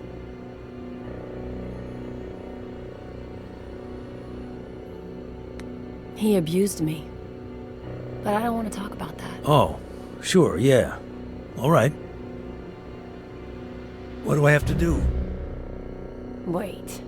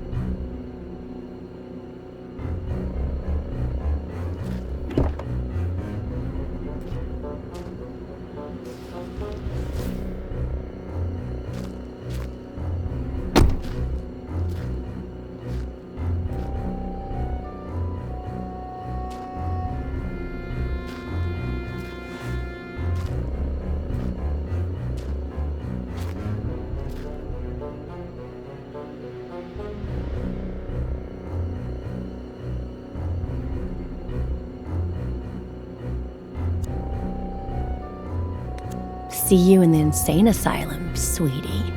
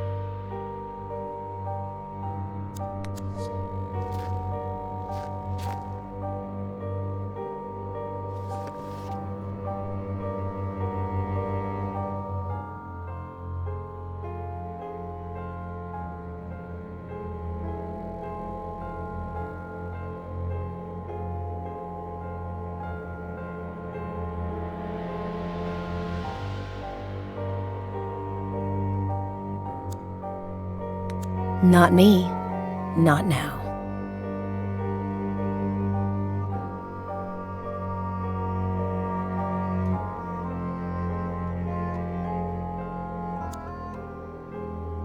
There's no sign of any babies or this Fey woman.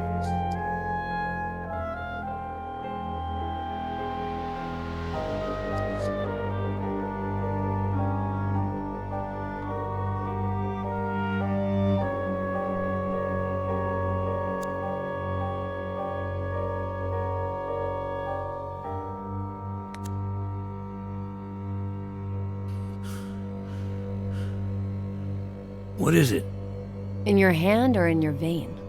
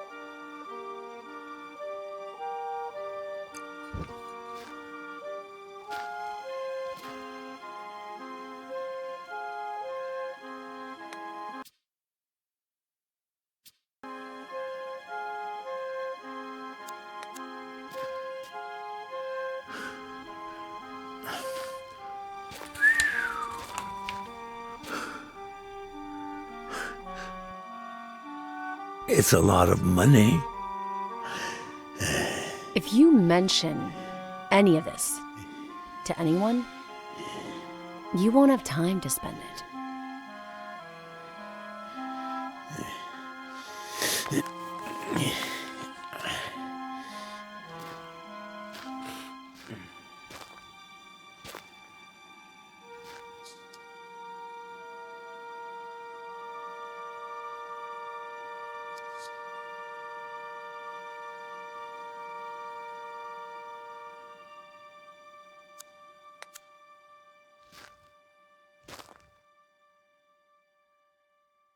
You.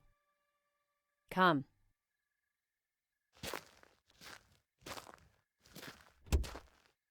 Push.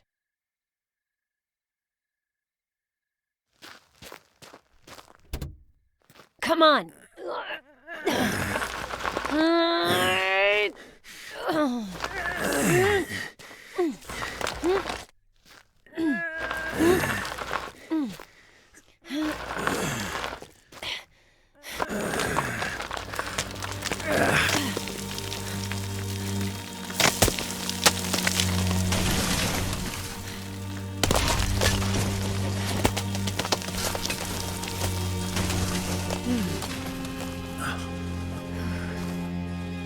Oh, shit, that's my favorite. Forget it.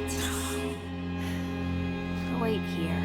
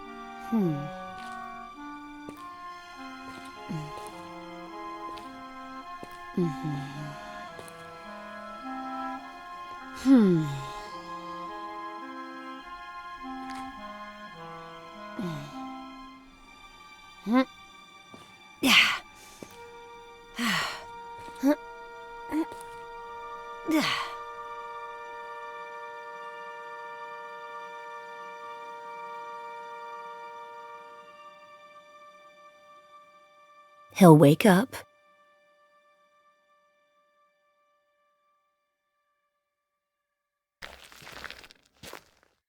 Don't let him see you.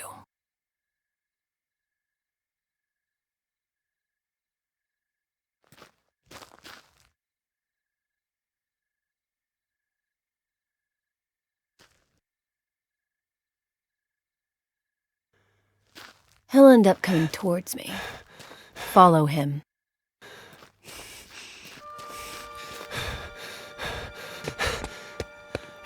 Dad!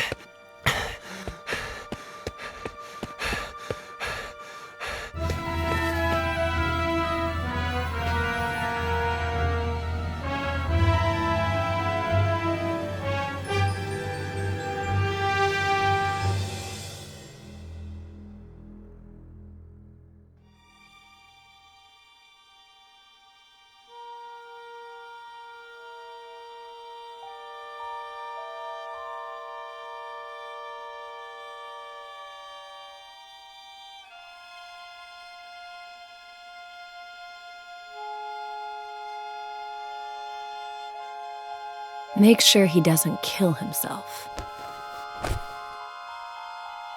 Let go! Let go of me! Then call the police and report an attempted suicide. Yeah. I'm on the Brody Canyon Bridge. I just saved the life of some guy who was trying to jump off the bridge. And, they came. And that's it.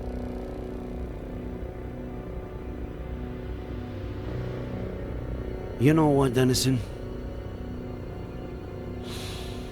I believe you.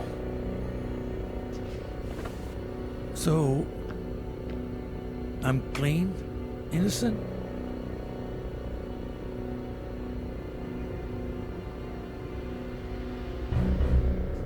How could you have left out the part about the baby? What baby?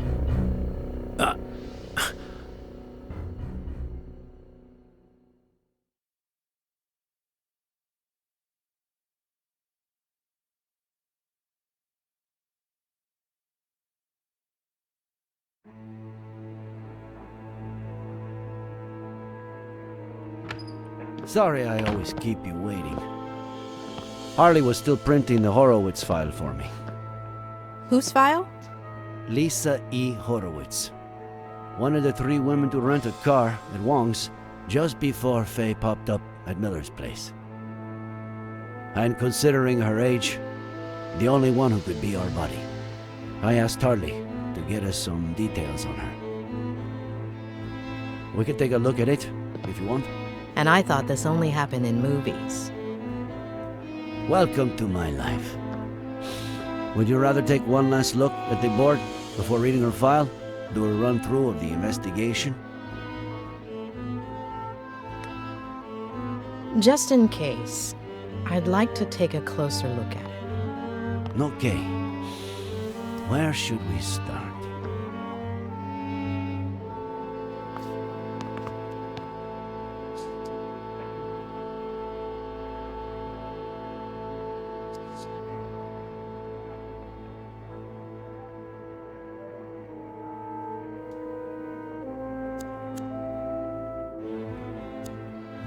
Ed has several issues that are not usually seen together. To start with, the death of his family at the hand of his father, which contributed to his becoming the most cynical patient I've ever treated.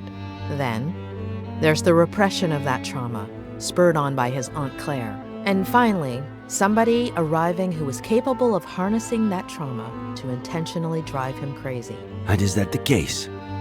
Is he crazy? Crazy is a very relative term, but if Faye's aim was to strip him of his sanity, she did not manage to do so.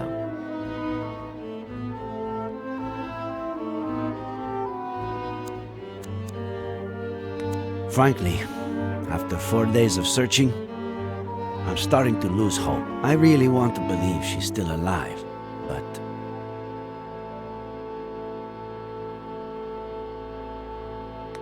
Something tells me we'll find her. I hope so. Thanks.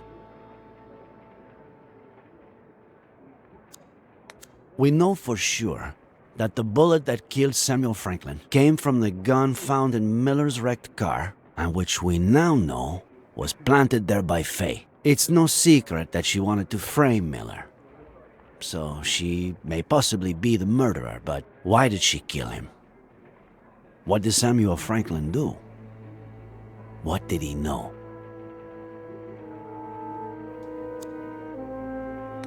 The Franklin's ranch has lousy cell phone service, so somebody cut their landline so they'd have no means of contacting anyone. The same night that Samuel Franklin was murdered, and just a few hours before Dennison called the police, claiming Ed Miller had tried to commit suicide at the Brody Canyon Bridge.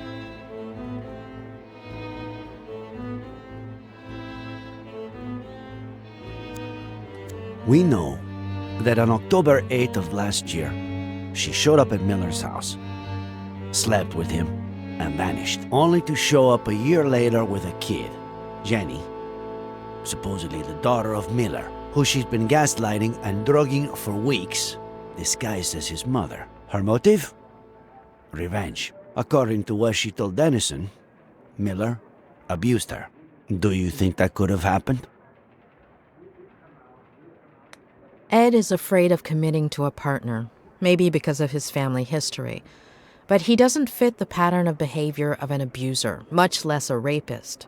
But the thing that puzzles me the most is, why did her plan backfire? Did she just slip, and that's it? Did she get her revenge, and then decide to end it all? Or what are we missing?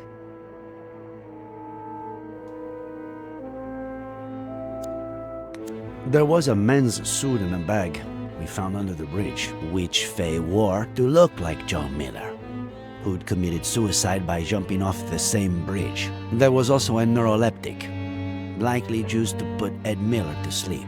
Rock climbing equipment, key to a vehicle we have yet to identify. Maybe it was her getaway car. Maybe.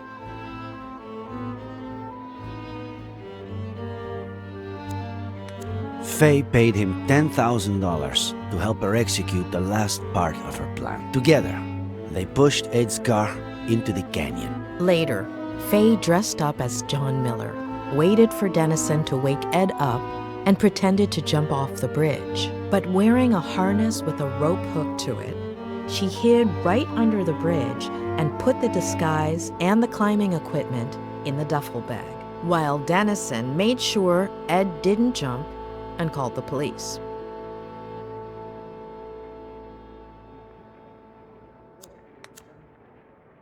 Faye reenacted with total precision the accident in which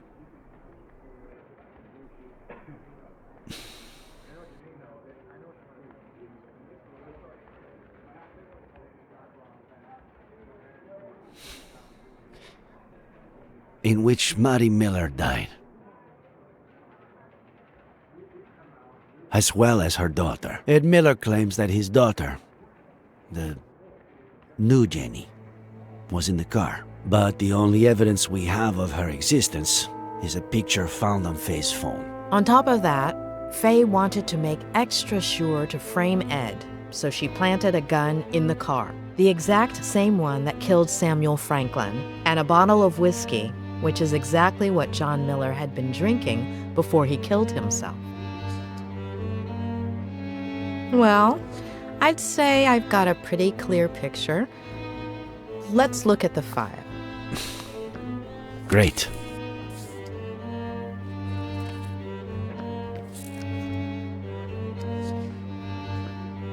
This is Lisa Horwitz, the day she graduated from Yale as a psych major, also as valedictorian. Anything come to mind?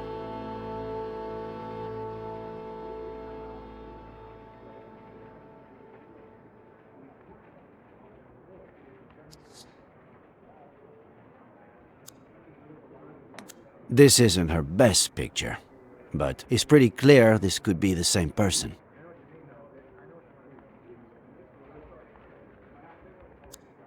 Faye told Ed that she just graduated as a psych major. So, it all adds up.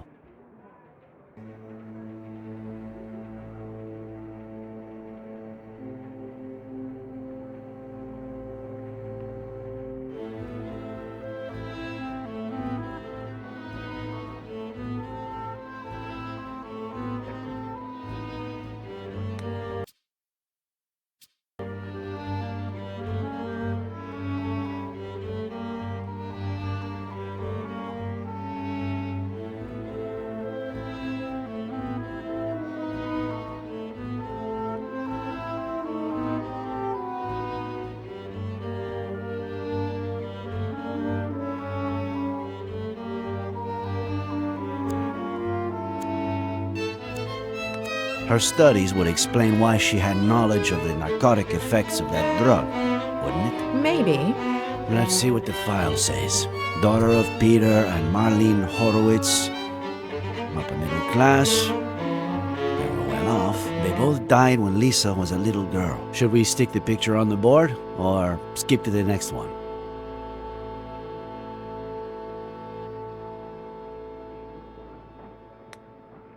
I can see a few connections here. You're the boss.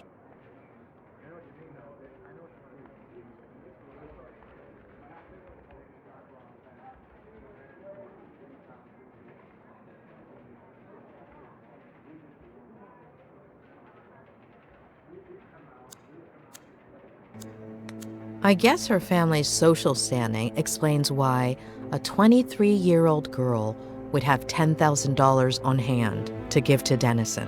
Right. Though, with everything she seems to have done, I wouldn't be surprised if she got the money through other, less legal means. How did her parents die? Could she have... No. Cancer. Colon and throat. Within the span of about 2 years.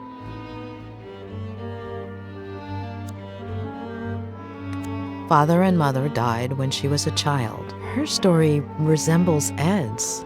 Now for the fun part. After her parents' death, she became depressed. Self-harm, suicide attempts. She spent several months in the New Jersey Psychiatric Hospital. Possibly the most expensive one in New England. Rings a bell. I think a patient of mine went there. Who was it? The night before she was going to be released, her best friend from the hospital got drunk and jumped off the roof of the building.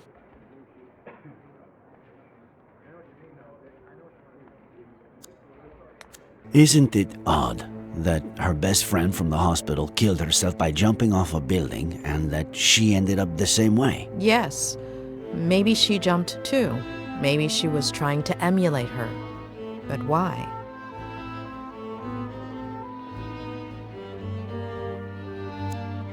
Her friend got drunk right before committing suicide by throwing herself over the ledge. Like Miller's father. Jeez. Why is everything so convoluted?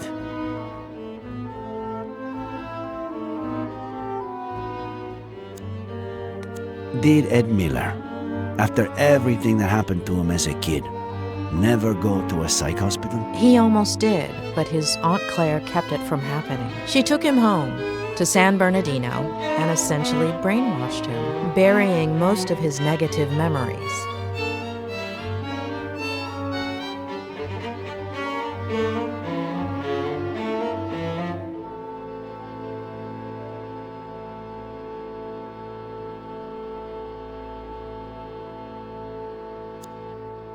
Isn't it ironic that a former psychiatric patient would pursue psychiatry? It makes sense.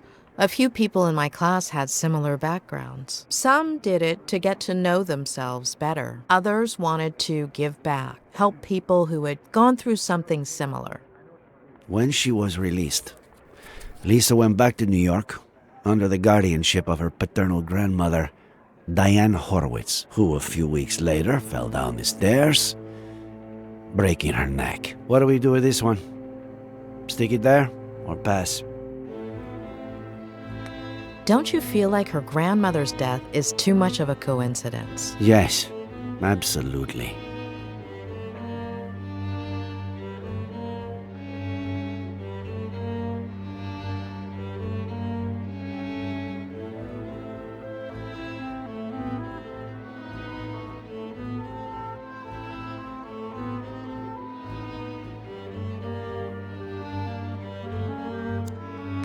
What does this woman have against the elderly? Why does she go through so much trouble keeping Miller alive, but then go and kill his neighbor like it's nothing?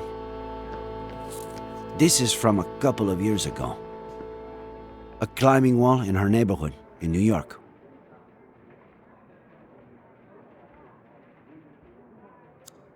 Another coincidence? There's no question. Lisa is our fae. What? You're still not sure? I've been wrong too many times not to have my doubts. And this is from a few weeks ago. Lisa Horowitz applied for a position as a psychiatrist in training at the only psychiatric hospital in our county, and she got it. She's supposed to be starting at the end of the month, though I doubt she will.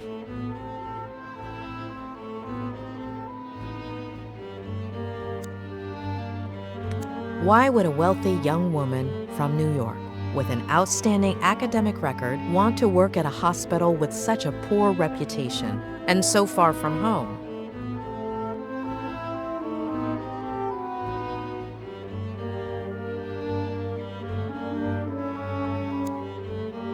The doctor who was assigned to Ed at the hospital before Robert Kerrigan hired me to treat him was quite inclined to admitting him to a mental institution. The mental institution where Lisa was going to work is almost certainly the same one Ed would have been admitted to. Are you saying that? That was the last part of the plan. Become his psychiatrist and torture him. Let's take a look at her medical record. She weighed almost 9 pounds when she was born. At age 11, her appendix was removed. What is it?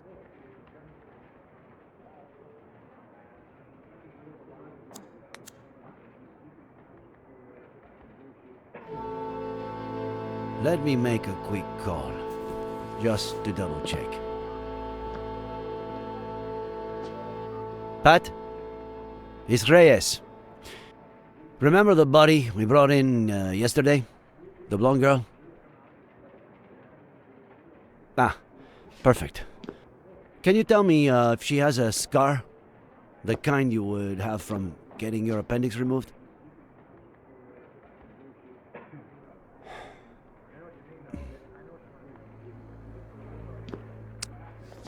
Are you sure? Okay. Thanks, Pat. I can't believe it. It has to be her. It's her. But no.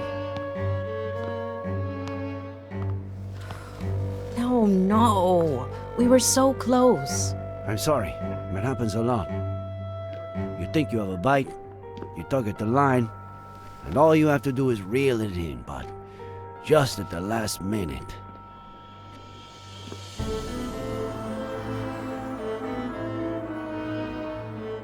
I wouldn't give it too much more thought right now. We should get some rest.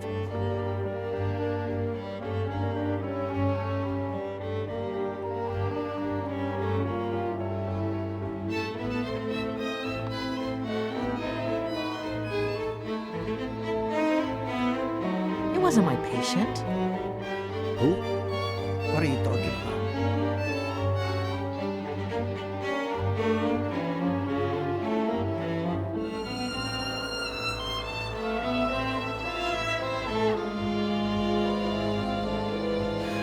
How long ago was Lisa Horowitz released? Why is that important? 8 years? 8 years. What was her friend's name? The one who committed suicide. Veronica Kerrigan.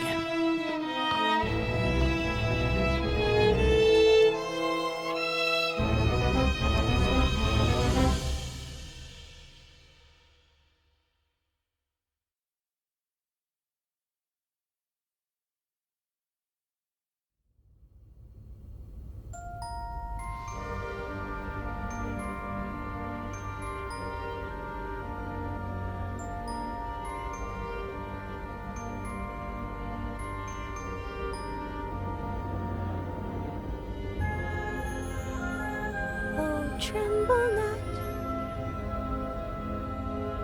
my dearest one, because there's nothing to fear.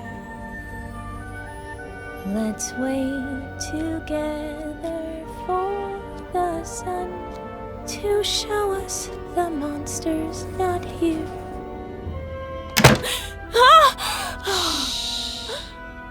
They're gonna find me. You scared me to death. How'd you get in? I stole this from Mr. Fatbutt. What if he notices it's missing?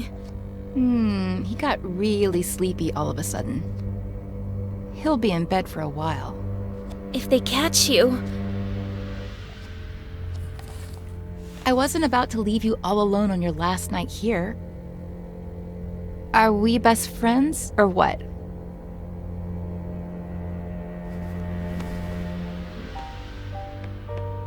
Besides, I've got a surprise for you. Come on, follow me. But I'm not sure if...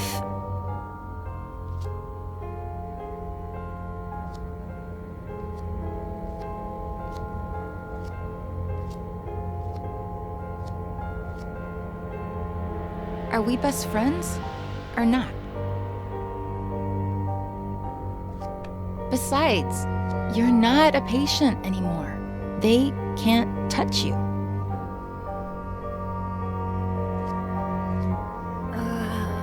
All right. But I have to finish writing my diary entry for today. It's my routine. It's your routine. I'll wait for you.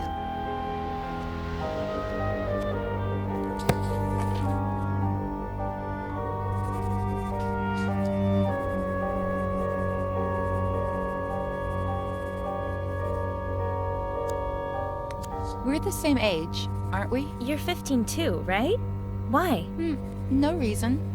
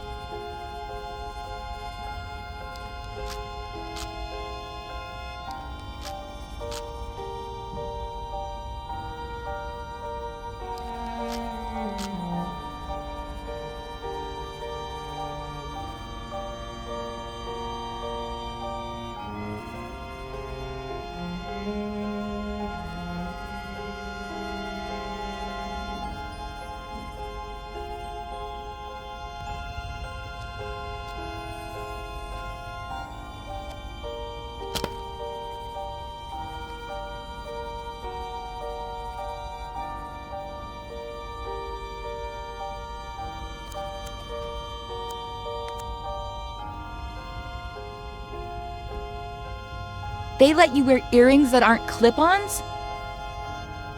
It's a reward. I haven't hurt myself in a long time.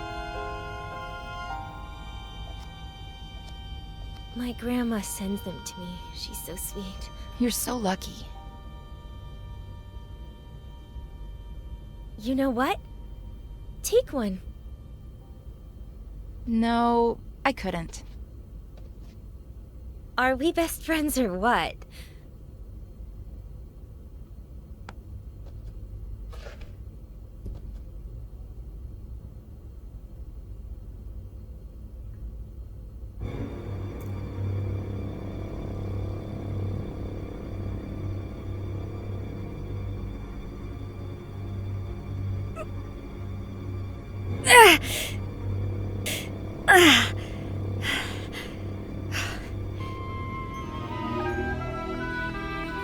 So? You're so brave.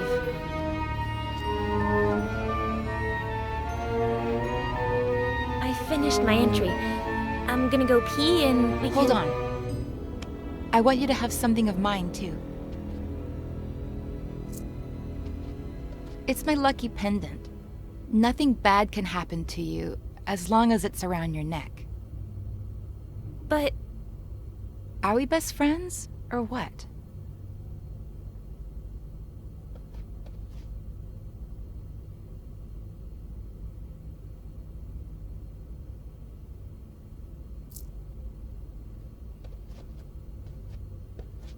That looks so freaking cool on you.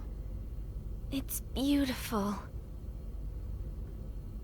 All right, do what you gotta do and I'll show you the surprise.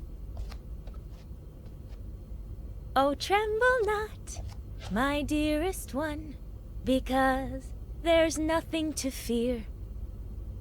Let's wait together for the sun to show us the monster's not here.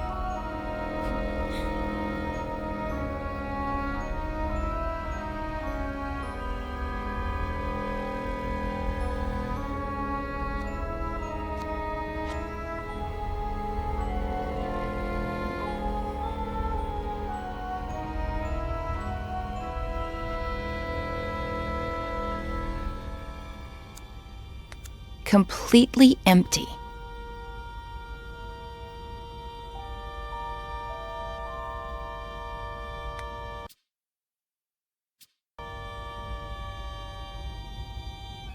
Hey, don't look! Whoops, sorry.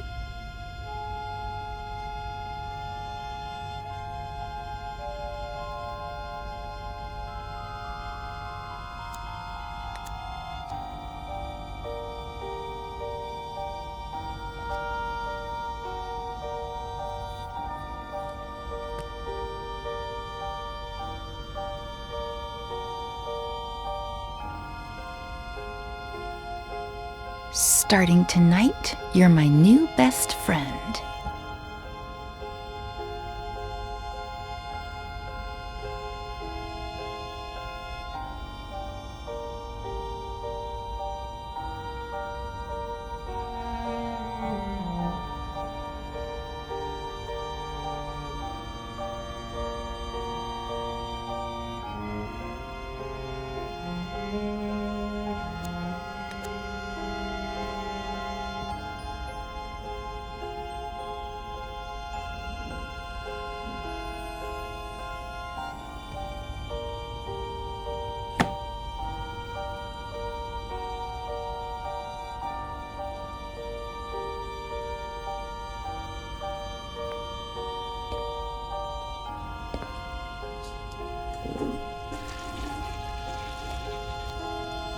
That surprise?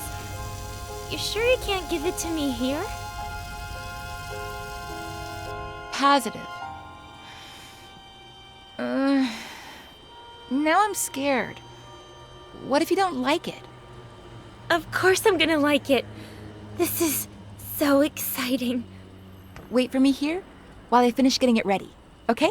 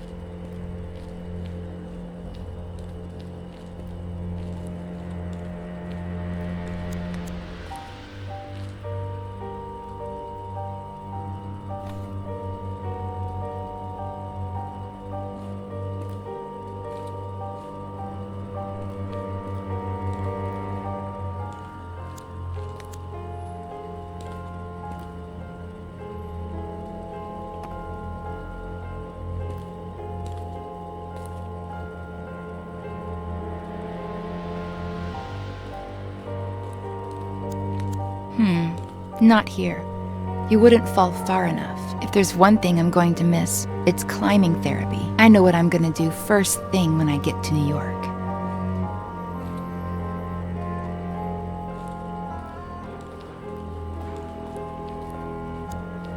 This is the spot.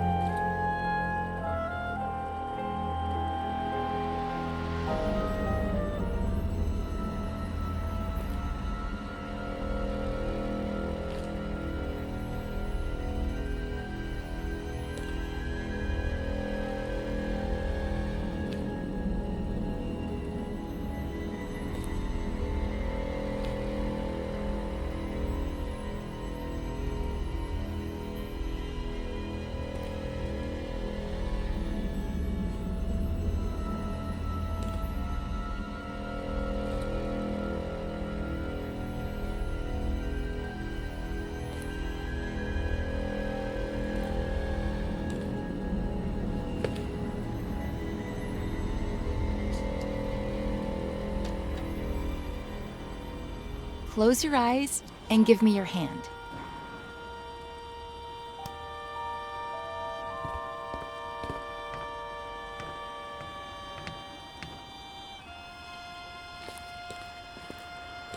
Don't open your eyes yet. Go ahead and sit down. Here. On the ground. Mm-hmm.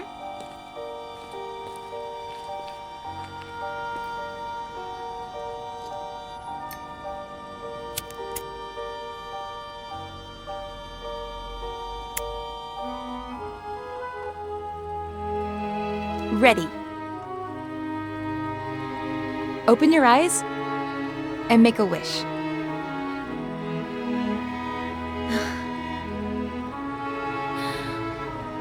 I'm gonna miss you so much. Blow.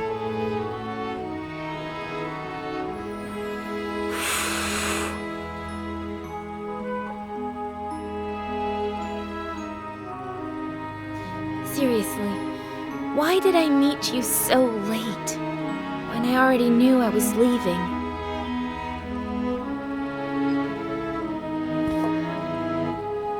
Want to open up a little more? What's that? Consider it my way of saying thank you. For the best week of my life. But, Veronica... Come on. You're out of the loony bin tomorrow. It's your last chance to do crazy stuff. I've never, ever tried it. Ooh, are we playing Never Have I Ever? My turn to drink then. Never have I ever...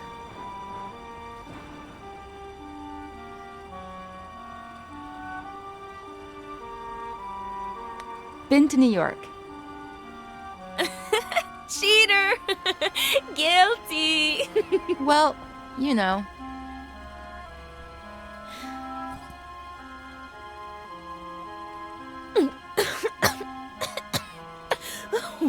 This is disgusting! You get used to it. Your turn.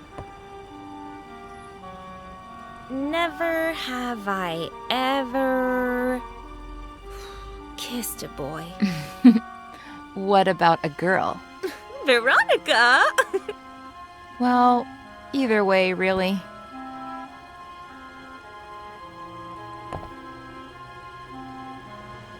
Never have I ever...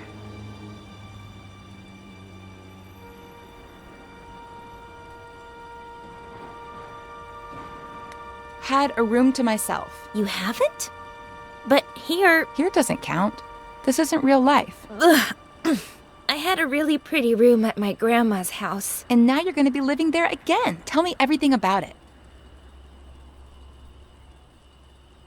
So yeah, it's a really sick house. New York's so cool.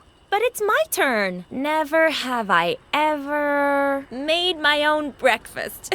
You haven't? Back home, the maid did it. Here, who knows? Well, I've never made my own breakfast either, so I don't drink. Never have I ever... lived with my grandma. Ha, you're saying that because I told you I lived with my grandma before coming here. You've barely told me anything about her. She's cool. I don't know. And now you're going to be living with her again? I want to know everything about her.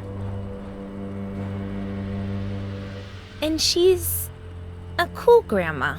She doesn't even look like a grandma. She goes up and down the stairs like she's Rocky. My turn. Never have I ever... Come here. I want you to feel the coolest thing you're ever gonna feel in your life. I think I'm a little cold.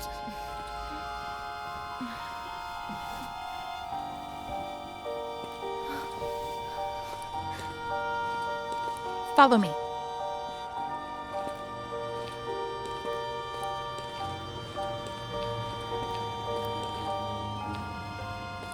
I'm scared. Take your shoes off. You'll grip onto the beam better.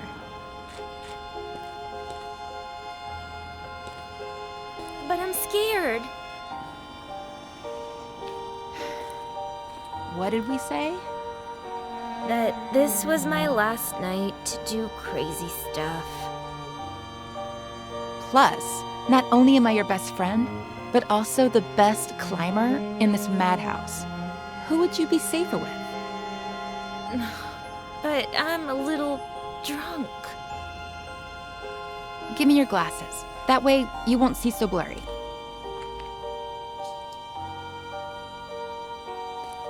I'll be right behind you, holding on to you. Each step you take will be like flying over everything that ever hurt you.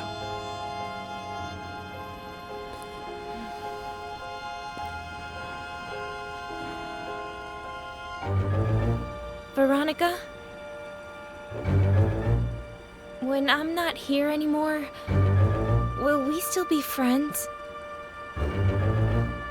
You'll always be a part of me.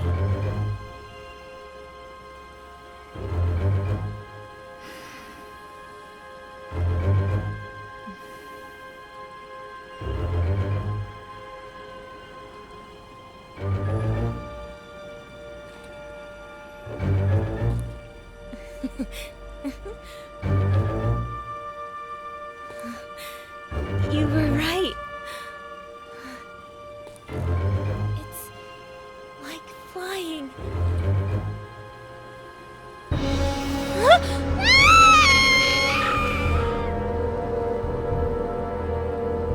Face to the ground. Look what you've done.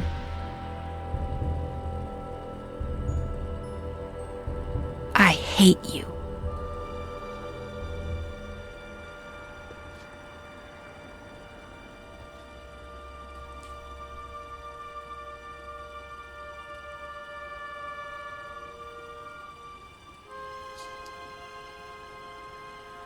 Oh, tremble not, my dearest one, because there is nothing to fear.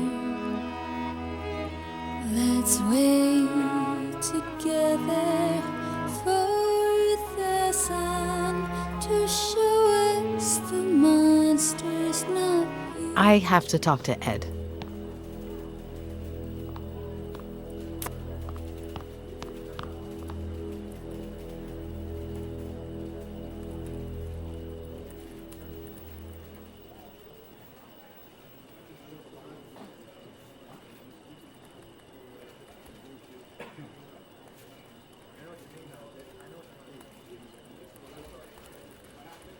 Wait, let me see if I'm following this.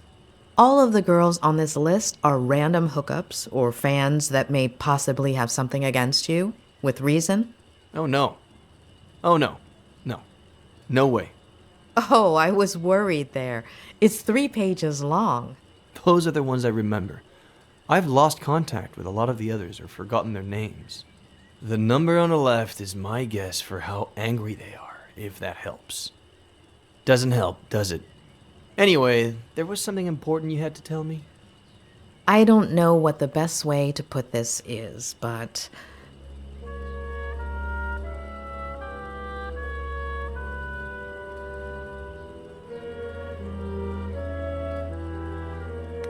don't ask why, but I need you to tell me about Veronica Kerrigan. What? Why? No. Ed, please. It's important. What is this? Don't let a single day go by without Ed telling me about some childhood trauma. Ed. Even with what she did to me, tarnishing her memory isn't what I had planned. She was completely off her rocker, but she was a kid and the daughter of a good friend of mine. Well, at least at the time. Trust me. Please. Only since I owe you one.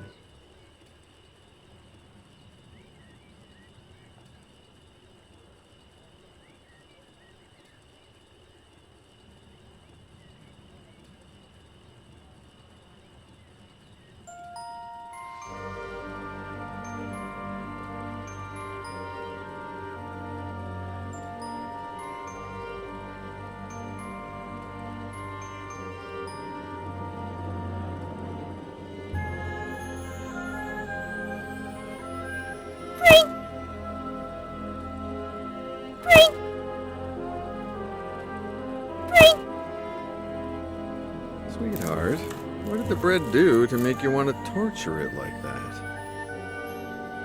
I don't know. It's fun. Can we go to the movies?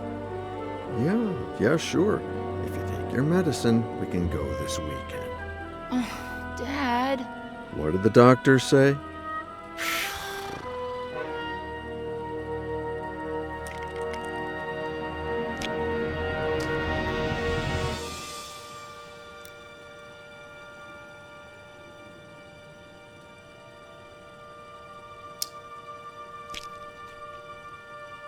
That's better. Can we go to the movies today?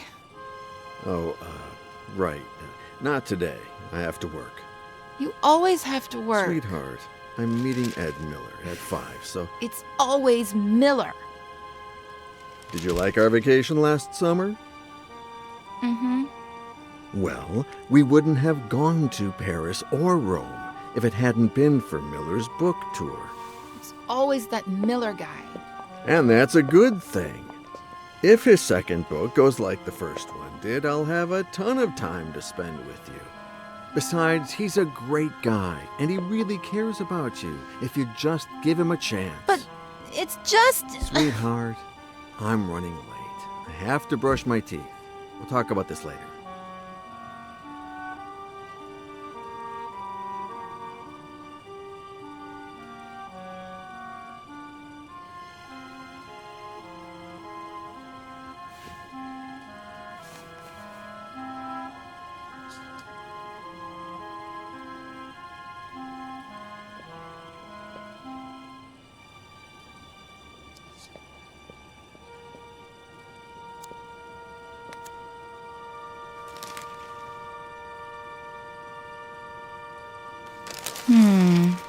No. What if something happened to Dad?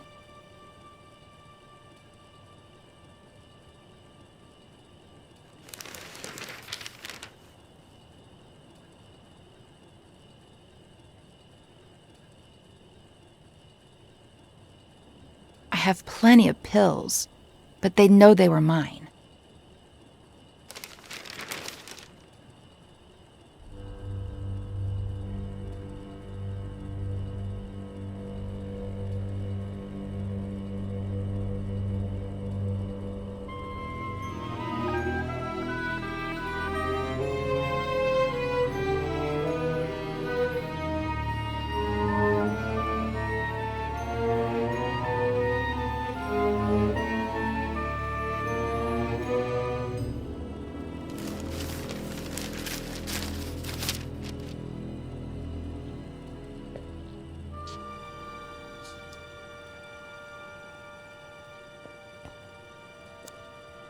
I'm not gonna let them.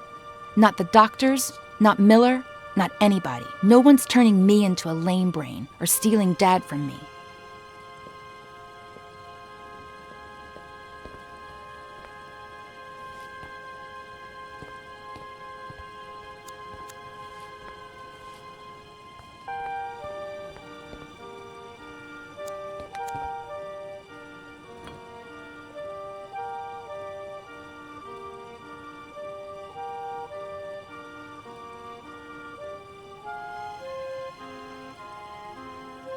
Veronica, baby girl, it's not Ed's fault that you got cut.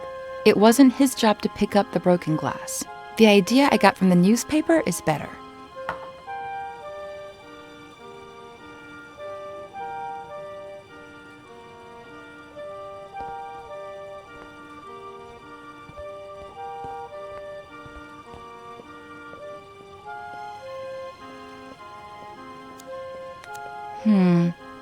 What if Dad walks in and catches me? What if Dad walks in and catches me?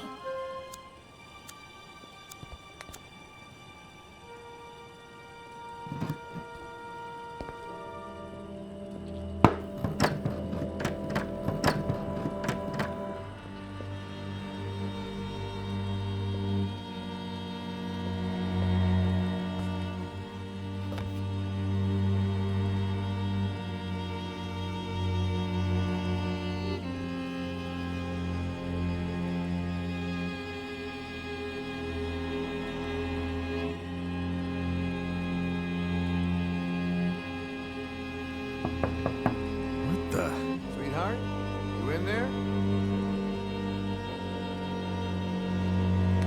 Yes, Dad. I think this door is stuck. Can you open it from your side? I'm turning it, Dad, but nothing's happening. Okay, I'll keep trying. Can you, Dad? No, I can't. You try again.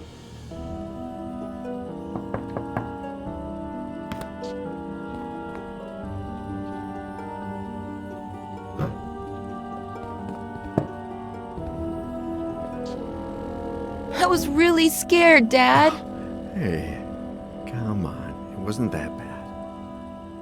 I love you so much, Daddy. I love you too, sweetheart. Get cracking. I'm gonna be late for a meeting, and you're gonna be late for school. Yeah, right. The bus comes in 45 minutes. Okay, but don't get sidetracked, because then you'll miss it again.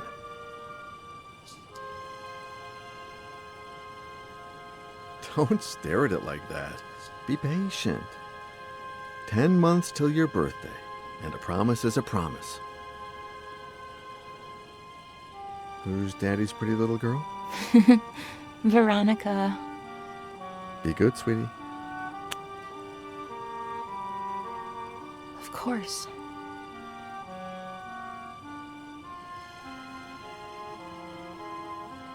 "45 minutes.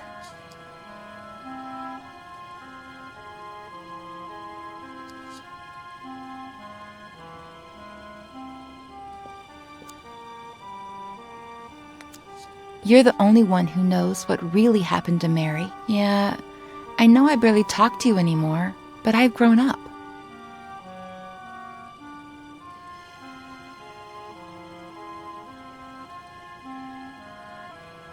There we go.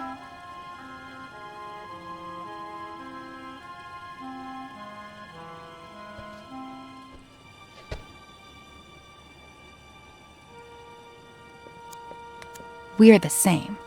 If they touch us, we fry them. I'll save the photos there later.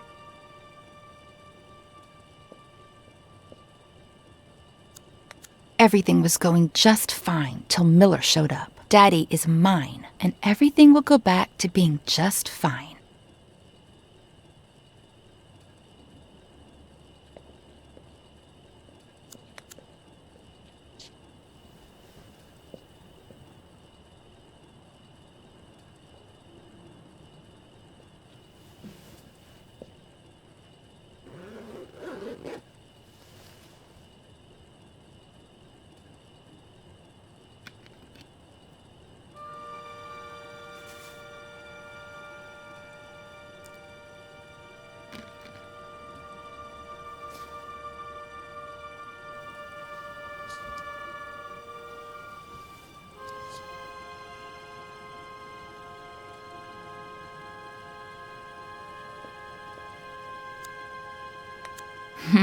Those were good times.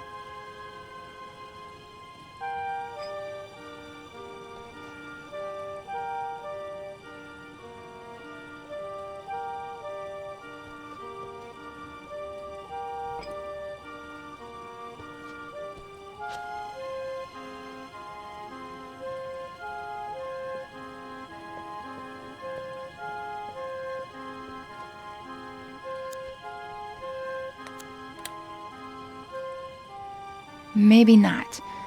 It has to look like he took the pictures.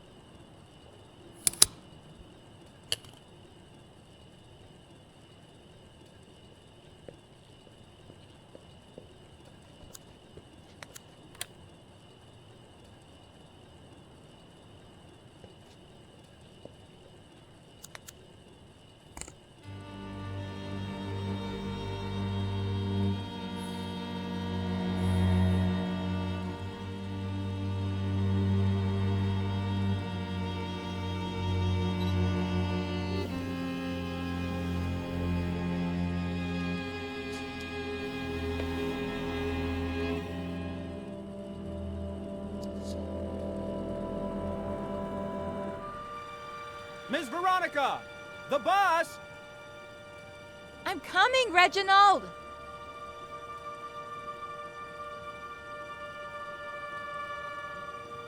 You're going to miss it again! School's going to go by so slowly today.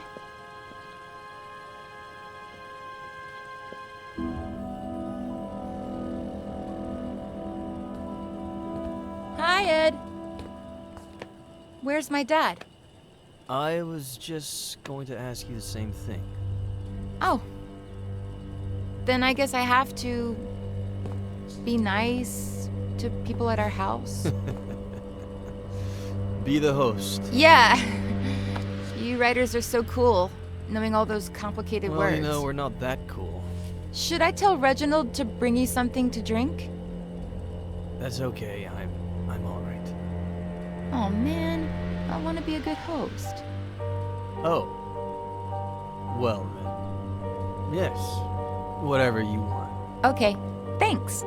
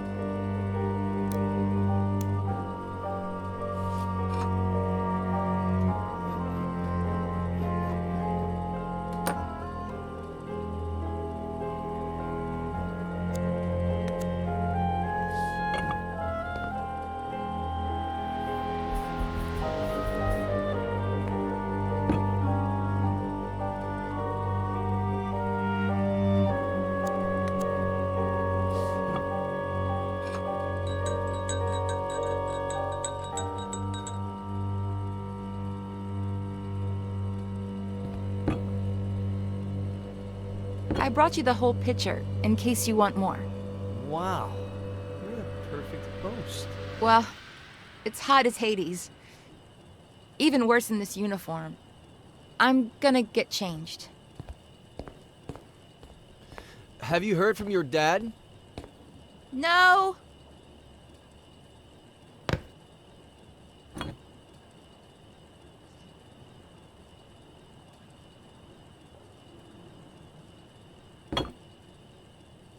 Where the hell are you, Robert?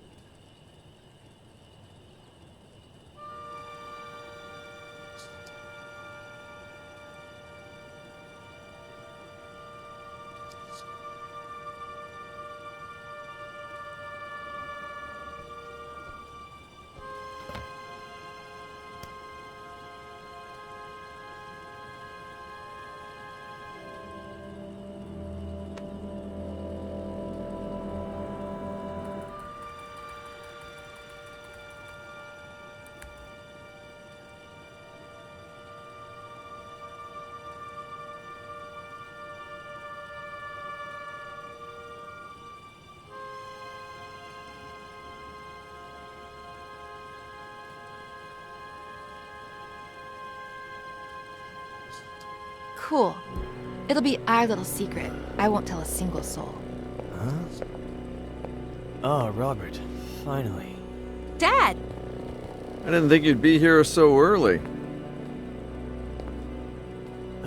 But you told me... What are you two up to? What's your little secret? Secret? Veronica? Ed got here a little early because he wanted some pictures of me in my school uniform for something in his book. And he just took them on his phone, and they turned out super, super cool. You want to see them, Daddy?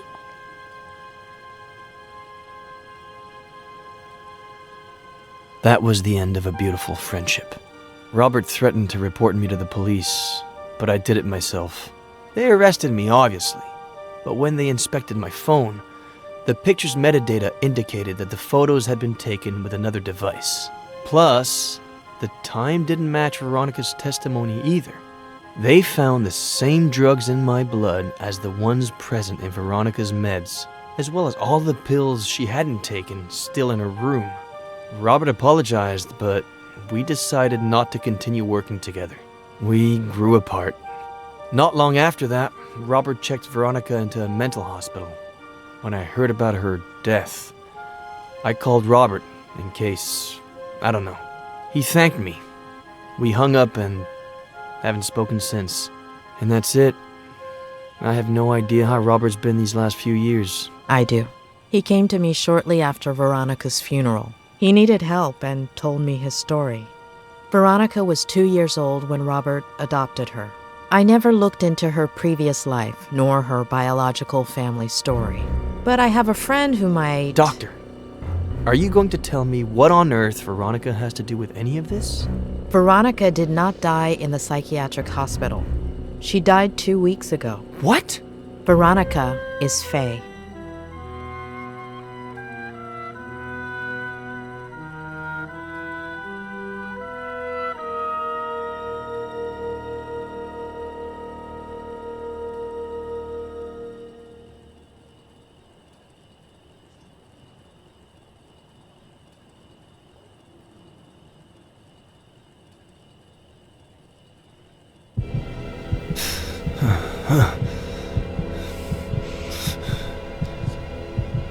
As a kid, I'd pretend I was a pirate and unearth buried treasures. As a kid, I'd play spy games and discover classified information. As a kid, I made up a character I could talk to. As an adult, I buried my childhood. As an adult, I covered up my childhood. As an adult, the character I created took my place and never let me speak. My father succumbed to alcohol. My father got lost in obsession. My father lost sight of the world. My father became a stranger. My father was a reason my mother was unhappy. My mother couldn't put up with him anymore and searched. My mother's only way of coping was to search outside the home. My mother didn't deserve to be treated the way she was at home, so my sister Jenny was a product of that search. My sister Jenny wasn't supposed to be born into my family. My sister Jenny was the only thing that... My father reacted in the worst possible way. My father caused an accident that killed. My father deliberately killed my mother, and alcohol led my father to cause an accident. Obsession caused my father to react. My mother and my sister died at the Brody Canyon. My mother and my sister were murdered at the Brody Canyon. My father wanted to liberate himself jumping off of that same... My father didn't have the spine to own up to what he'd done and jumped off of that same... Remorse led my father to jump off of that same... I'd forgotten how I felt. Did I feel furious, afraid, sad? Did I feel hatred? Did I feel alone? Did I feel nothing? Did I feel everything? As a kid, I'd pretend I was a pirate and unearth buried treasures. As an adult, I buried my childhood. My father got lost in obsession. My mother didn't deserve to be treated the way she was at home, so my sister Jenny was a product of that search. My father caused an accident that killed. Remorse led my father to jump off of that same... My Aunt Claire buried my childhood. I'd forgotten how I felt. For 27 years, I haven't known who I was. 27 years of writing to hide myself, only to turn into somebody I'm not, drowning in sarcasm and lies.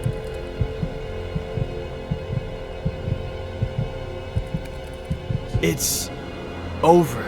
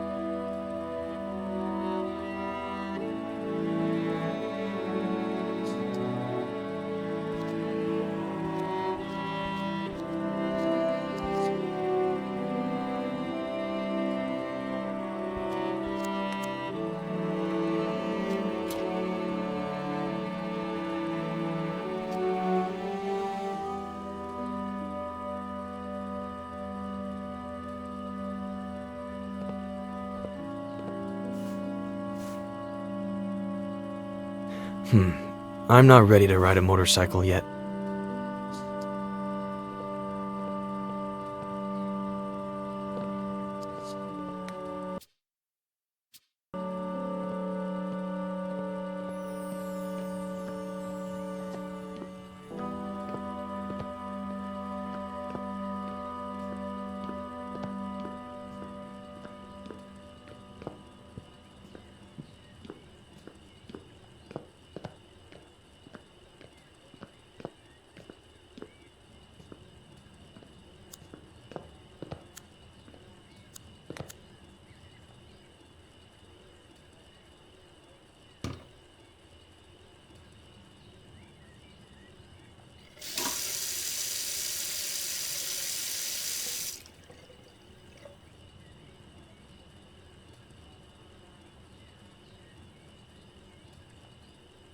I was so thirsty, I drank a glass of water this big in one gulp, Mom.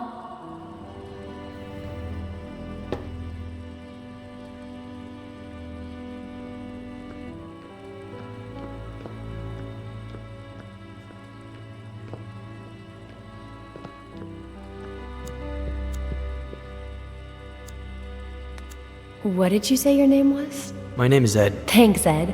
I'm Faye. If you could bring me some ice. How did she do it?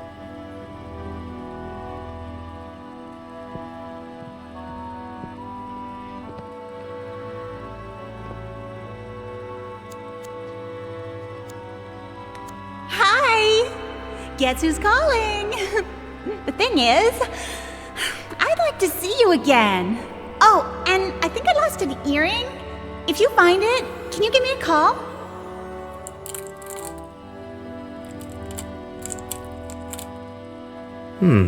Maybe. We'll see.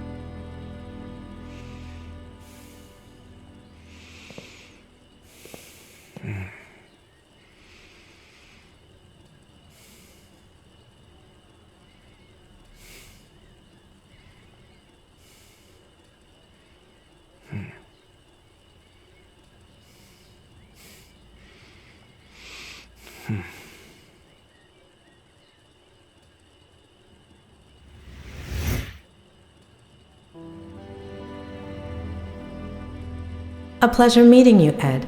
I'm Dr. Lomas. Doctor in what exactly? Doctor? You got 1 hour. One.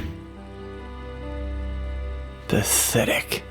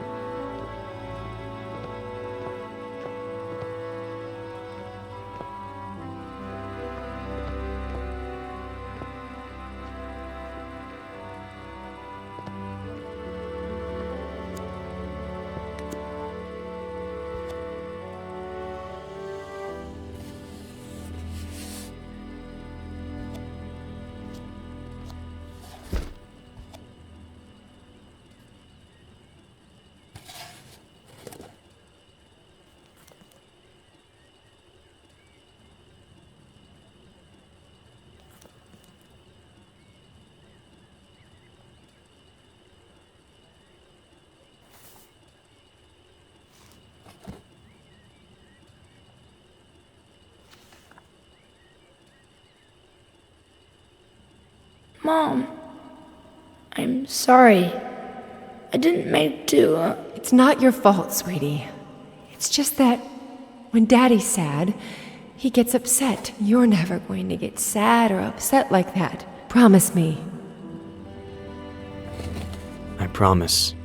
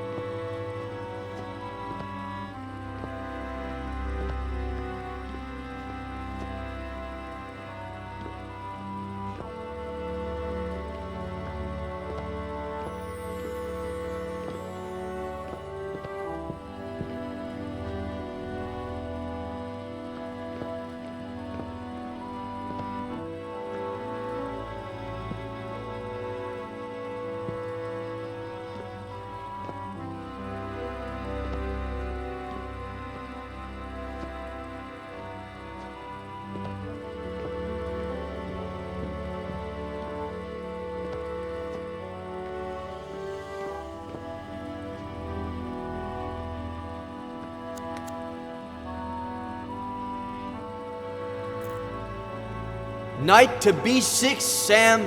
You're still screwed.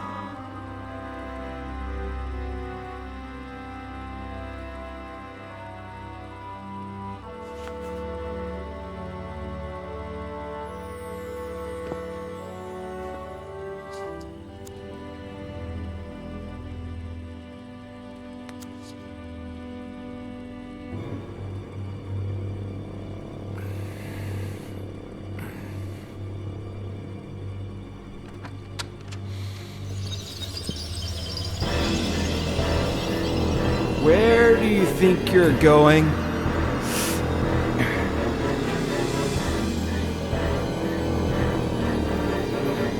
I asked you a question, Eddie. Where do you think you're going?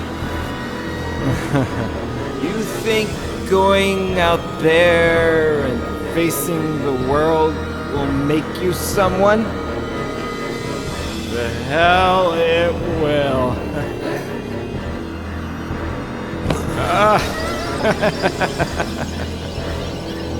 I know you, kid. You're a piece of junk like me. You're useless.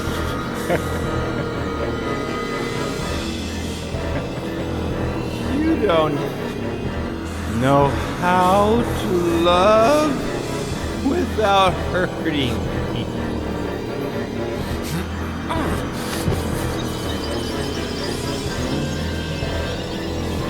You ruined everything. 'Cause you don't really care about anything but yourself and your pain. You become naked. I'm not going to let you go around hurting people like I did. Just end your miserable life.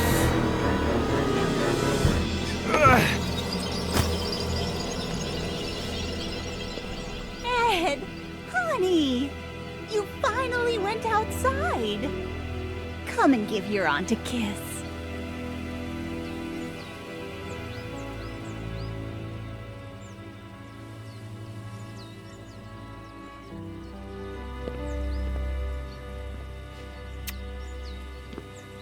I knew we could do it together, just like we did last time.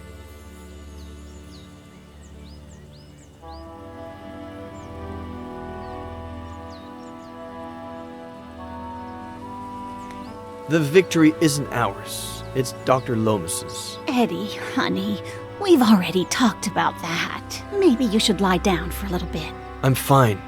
I don't need to lie down. It's just I'd like to talk about... Did you have breakfast? Do you want a little juice and some toast?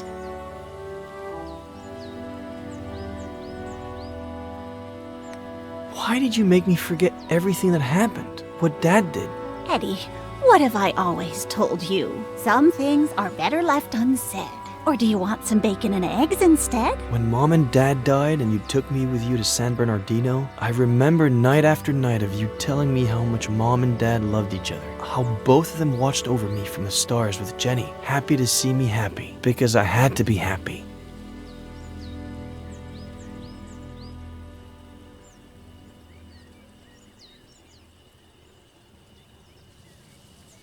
I understand why you did it, but those buried memories slowly ate away at me from the inside. I'm tired. I'm going to lie down for a bit. Aunt Claire. There are eggs in the fridge and enough oranges. After the nap, I'll make some 3-bean chili. We ate some not too long ago, but it's your favorite, so I guess... Aunt Claire.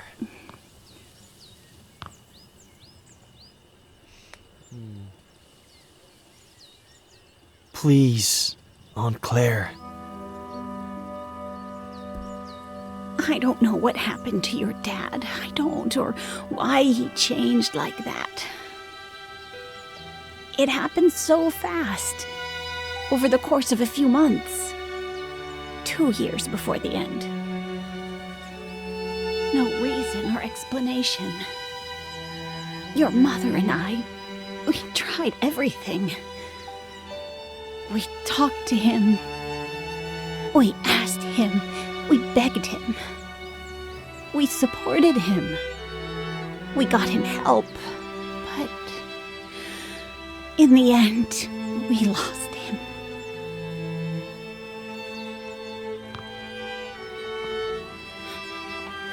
All your mom had left was you.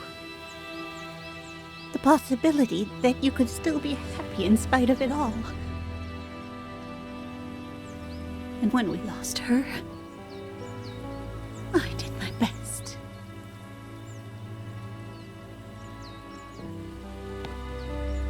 I'd better lie down for a little bit.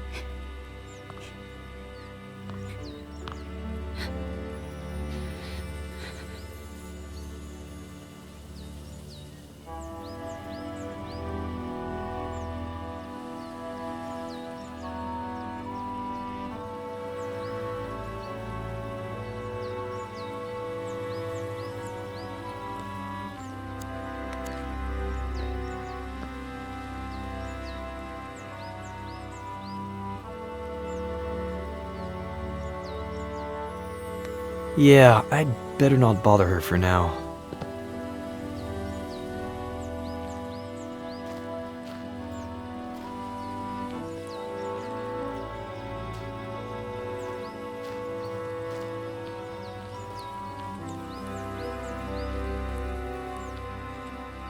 Boss, you sure you want us to tear down the treehouse? It just needs a little paint and varnish. Stick to the plan.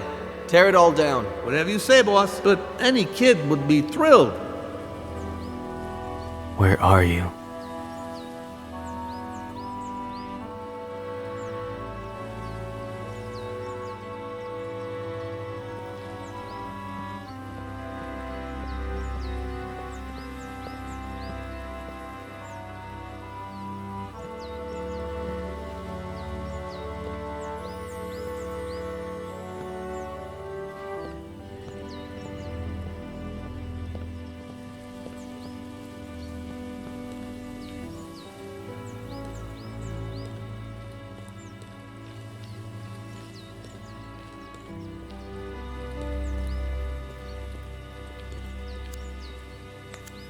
You like how the dock's coming along, boss? If I were you, I'd turn that frame over there into a bar. Throw parties all day, all night. And people will be like, I got invited to a party at Ed Miller's yesterday. The writer, that guy, is living the life. If they only knew. When was the last time someone came over?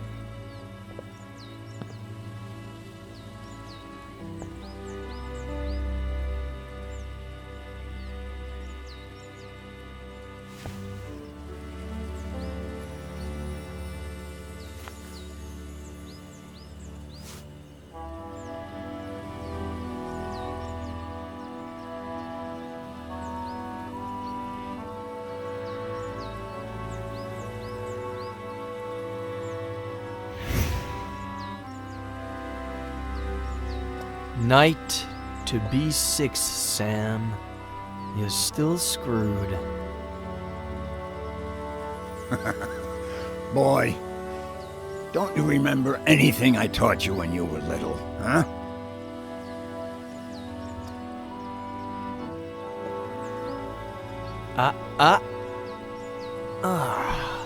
Why do I always forget about castling? You always defend by attacking, okay? The trick is, always have a safe place for your most valuable pieces. No fun if there's no risk involved. No game if there are no pieces.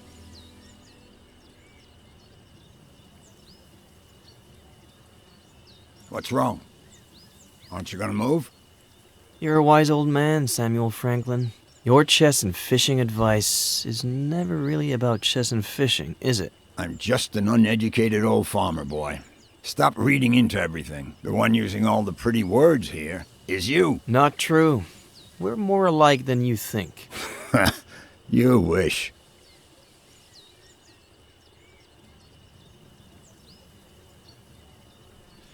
By the way, I know it's not your birthday or anything, but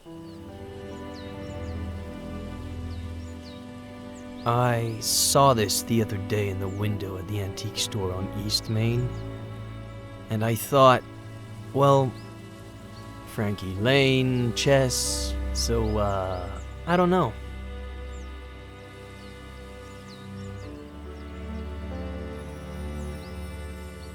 It's a valuable piece, so you know. Keep it in a safe place.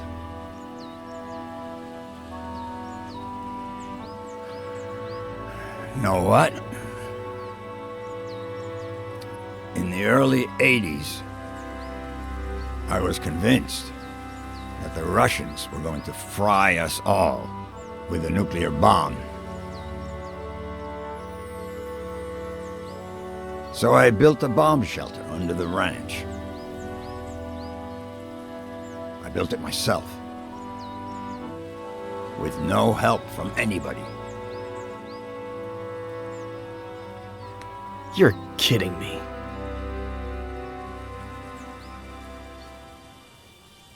Anyway, it can house up to 7 people. Has running water, its own energy supply. No one knows it exists. Not even my nephew Adam. Just Esther. And me. Why are you telling me about it? Look at us.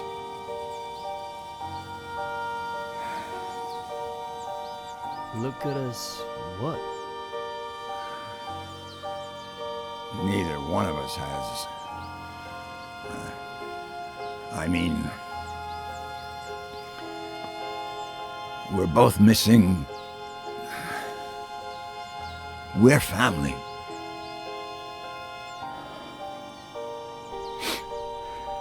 About that.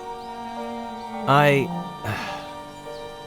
met, no. No what? How long have you known? Since Esther saw you leaving the mall. She saw the diapers. In the trunk of your car, too. I've been holding her back a whole week, so she wouldn't come drill you with questions. Well, I met a girl a while ago and, no. The baby is, I don't know where to start. No rush. Whenever you've got it figured out. As long as you know that if the Russians go crazy again, the girl, the baby, and you are all invited to live in the bunker.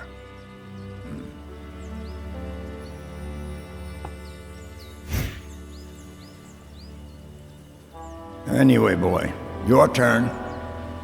Are you gonna make a move or what?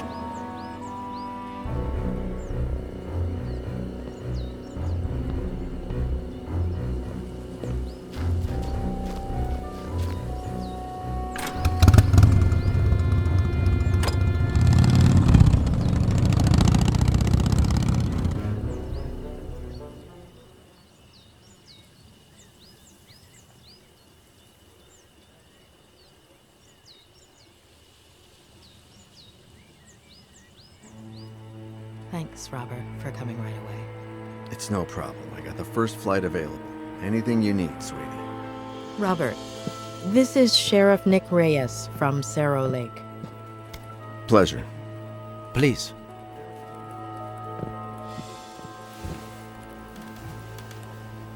So, why the urgency? Is this about Ed? Has he gotten worse?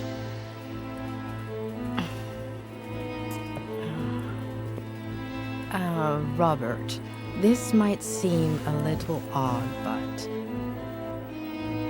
do you remember if Veronica had an unusual scar? What?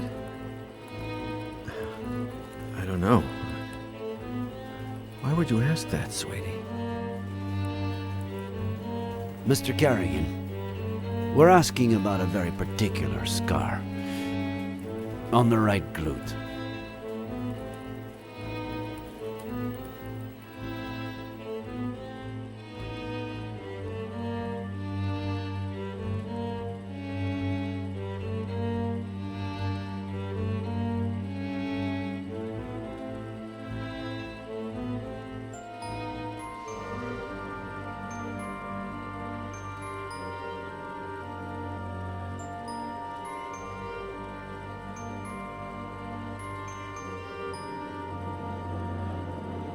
Barking too much. Honey, you can't just barge into the Cerny's yard without permission. And you certainly cannot take Skippy. But he was hot. He's a puppy, honey. He doesn't know how to swim. And that pool is really deep. Dear God. If I hadn't been there. Miss Cerny said I was a bad girl. Oh, you're not a bad girl, honey. She was just upset and said some things she shouldn't have. That's all. But she won't let me play with Skippy anymore. She's a stupid old fart.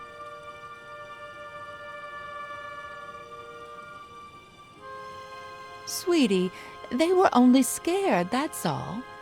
They thought you wanted to hurt the puppy. But I... Just put yourself in their shoes for a moment.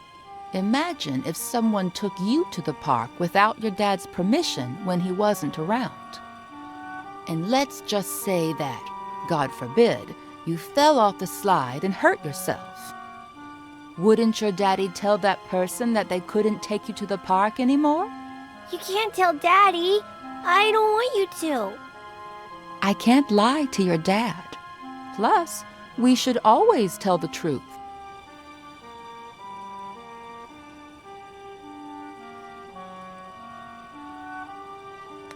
I swear I won't do it ever again. Promise. Please, pretty please. Oh, honey, if I don't tell him, he'll find out from someone else. Okay, here's the plan. I'll put the dirty towels in the wash while you think about what you'd like to eat. Then I'll fix it up for you in a jiffy. What do you say?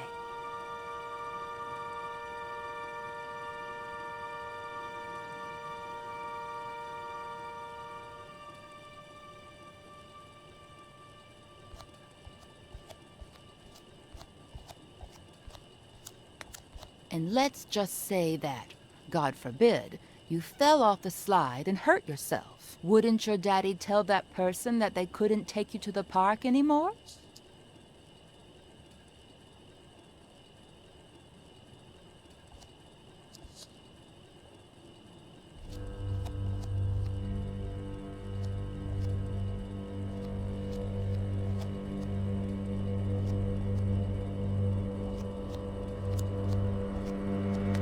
Yes, a nice big cut would do, but it'd be hard to blame her for it. I could cut myself with a broken glass, but she'd have to be the one to break it.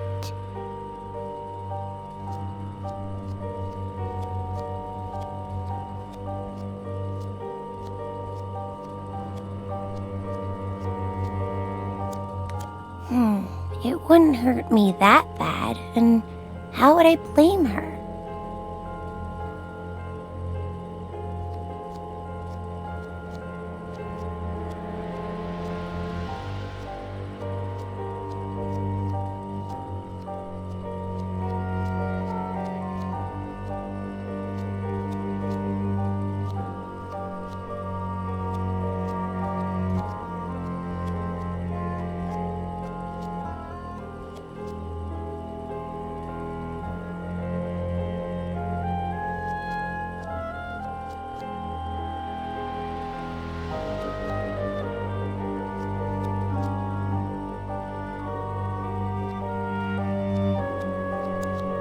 Gee, why do they always set everything up for the grown-ups?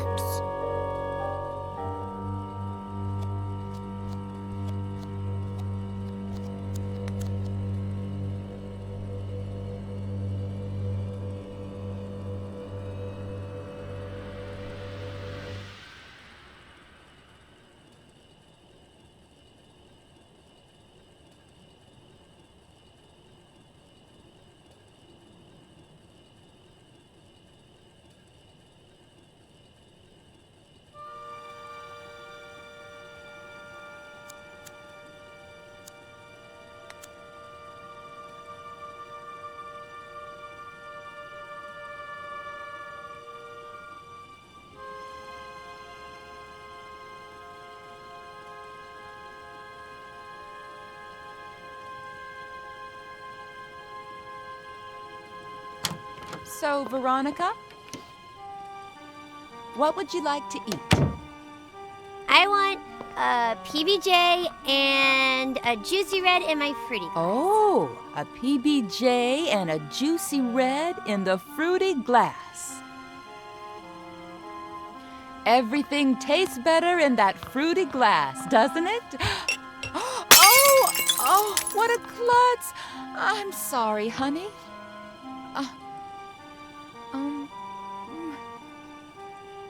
Let me get the broom. Don't you move a finger until I clean this all up, okay?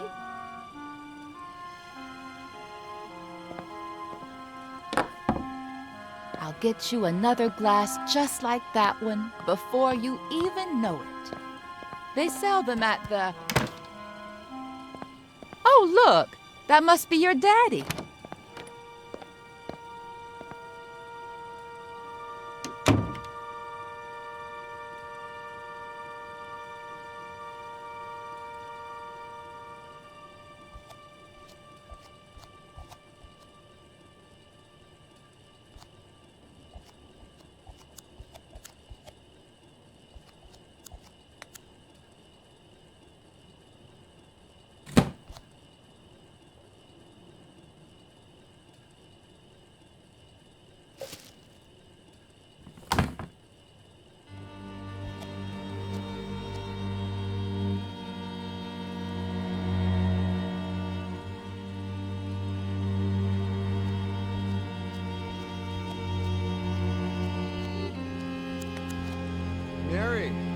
What's up? How's my little girl? She's fine, thank God.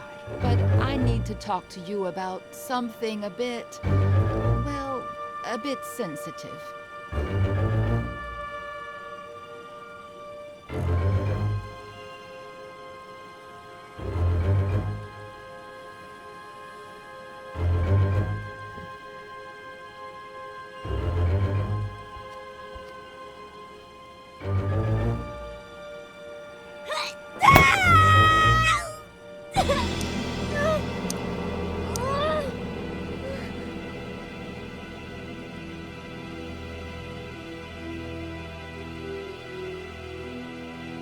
Daddy, will it leave a scar? Did you know that most brave little girls have scars? Now you'll have one too. And you know what else? It'll be shaped like a V. V for Veronica? Yeah, V for Veronica.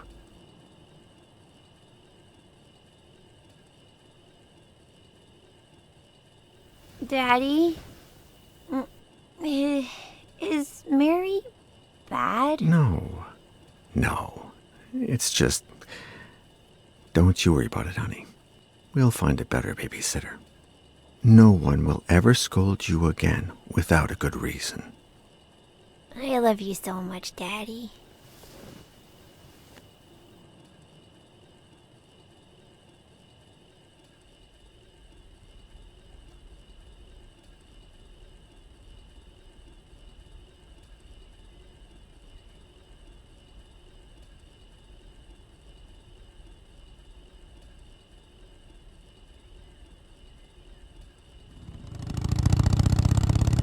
Where did you build it, Samuel?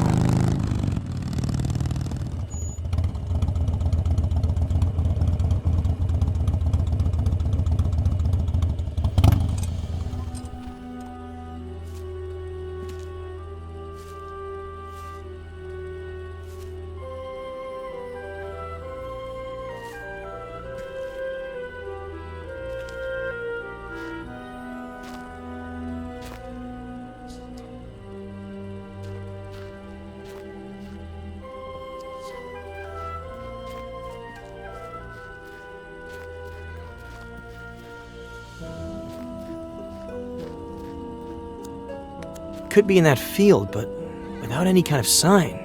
It'd take me years. Maybe I can see it from up above?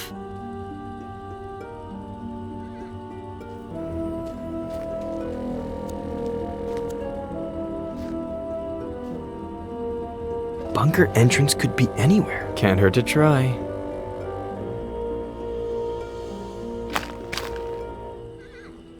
Nope. Doesn't sound hollow or metallic.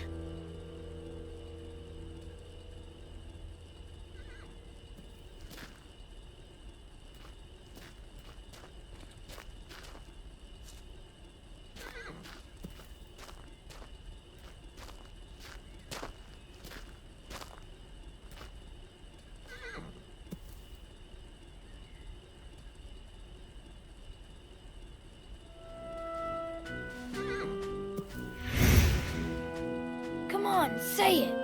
Okay, but then off to the shower with you, or your mom won't let you come over. When the ship sinks and the rats take flight, who is the only pirate to stay and fight? Captain Roberts, who knows no fright. One more time. When the ship sinks and the rats take flight, who is the only pirate to stay and fight? Captain Roberts, who knows no fright. One more time. No. Captain Roberts needs to head to the sink. So much swashbuckling is making him stink.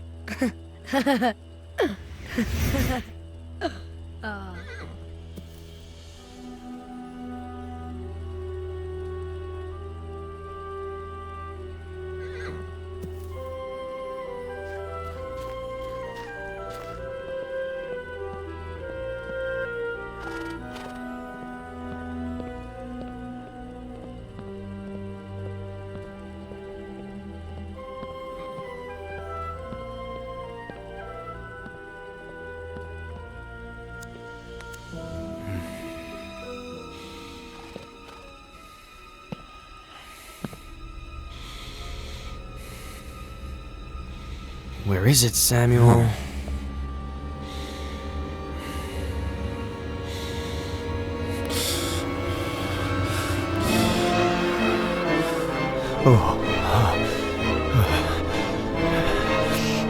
Okay, too soon.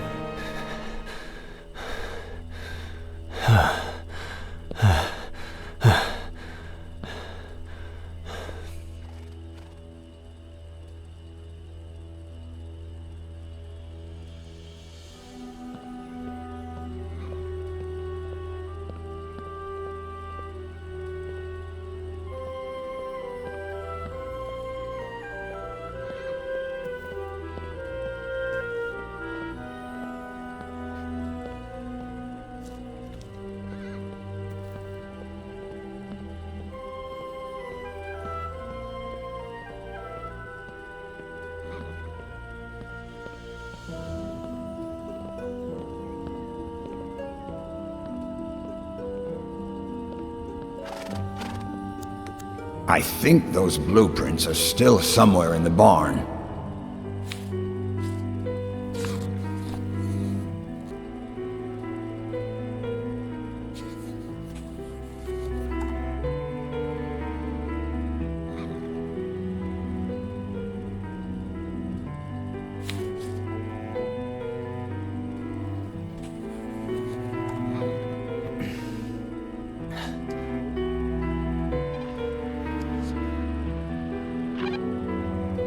Anybody there? Sheriff?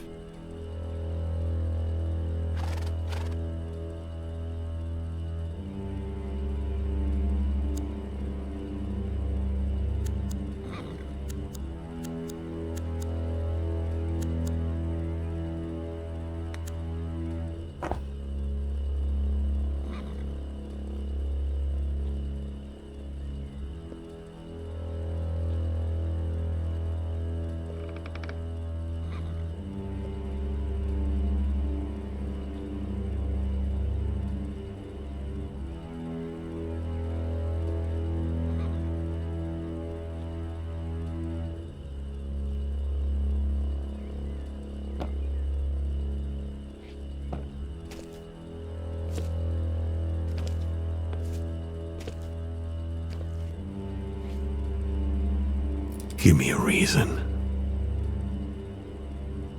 Hey, come on. Chill.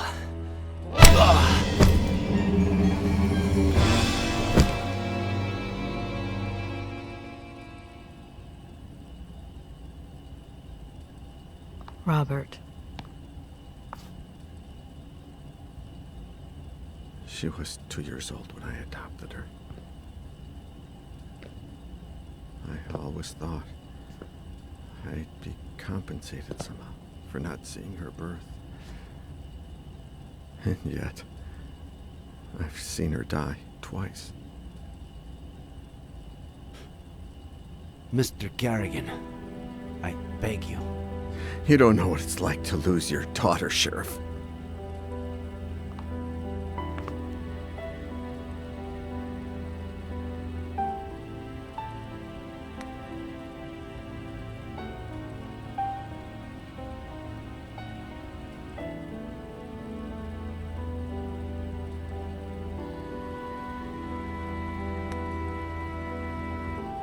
Sheriff Reyes knows what it's like to lose a daughter. In fact, he relived the experience not too long ago. Sorry. I can't, Julia. I just can't.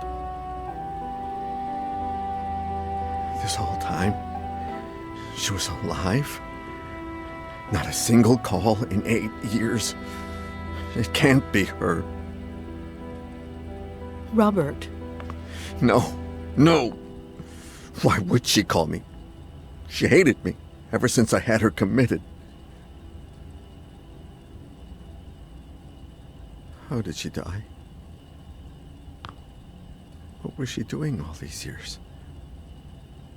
Was she happy?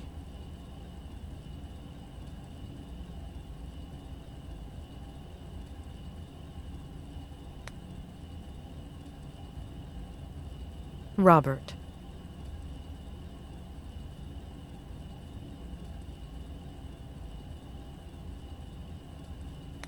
I don't know if she was happy the last few years, but I do know she treasured the time she spent with you. She blamed Ed for having torn you two apart, for putting an end to that happiness. In spite of her mental issues, I think she still loved you. As for how it all ended, we're still not sure why, but she fell off the Brody Canyon Bridge and...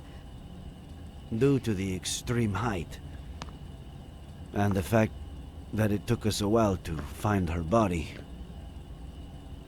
her face might... No. Perhaps the scar we mentioned might be more helpful when it comes to identifying her. That's really all we need.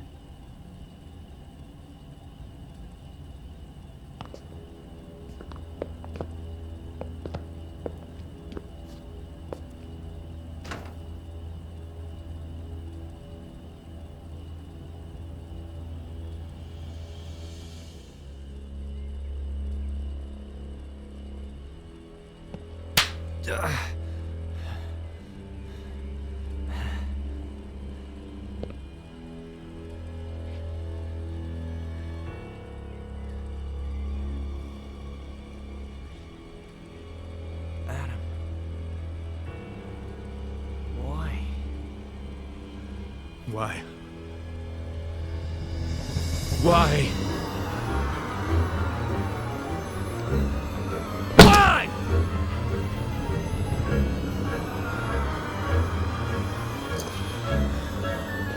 If you care about those fingers you write with, you better start explaining why. Why? Please. Why did you kill my uncle?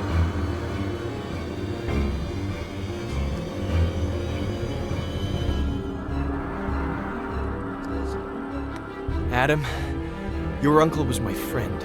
Did you talk with the sheriff and Dr. Lomas? They know I'm innocent. Bullshit. You might have fooled them, but not me. You're an accomplice in his death. An accomplice? Adam! You always wanted to get rid of me, as a kid and as a grown-up. You took them away from me. You stole their love, fishing, chess, the shared afternoons. You took them away from me, and you still weren't satisfied. You wanted the ranch, but I was going to inherit it, wasn't I? You wanted to threaten him to change his will, but never had the balls to. Because you've never had the balls to do anything. Your little friend did the dirty work for you, and it all got out of hand. She killed my uncle, and you killed her for screwing up, out of rage, to tie up any loose ends. Adam, that's insane. I'm done.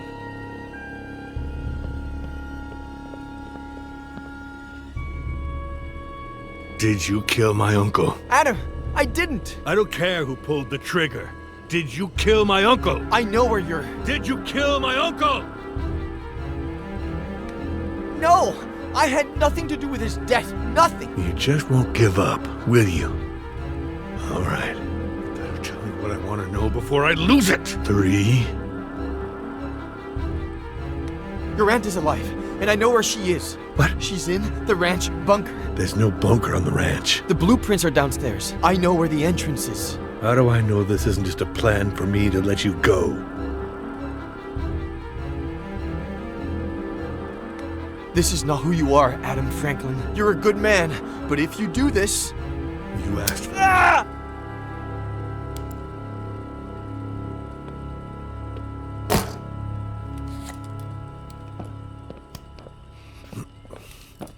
There's a bunker? You prove it. According to the blueprints, it should be here.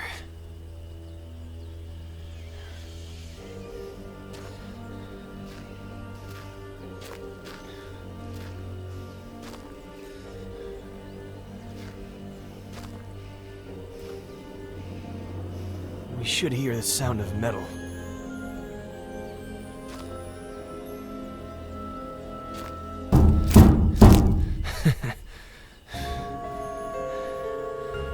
It's right here. There's no doubt about it.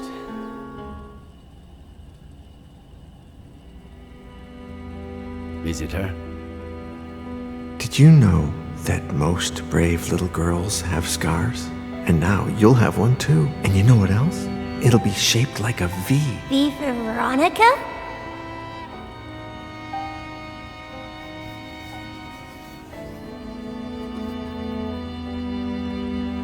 Thank you, Mr. Kerrigan.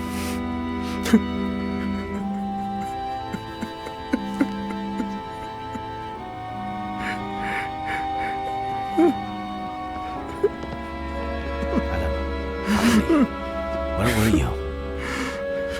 What? With Miller? Please tell me you didn't...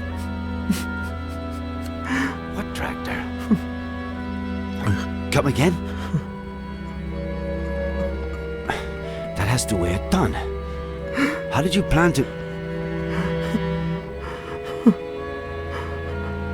We got the key. I'm on my way.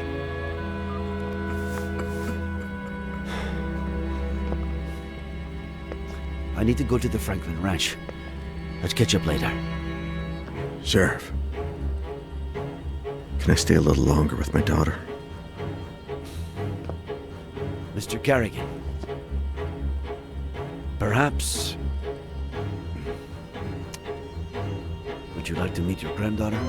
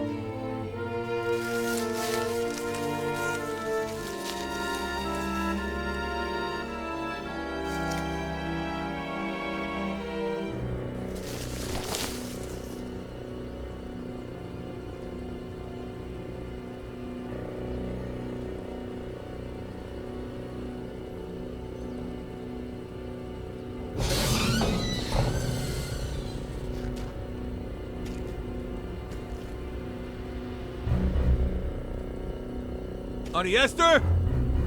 Can you hear me?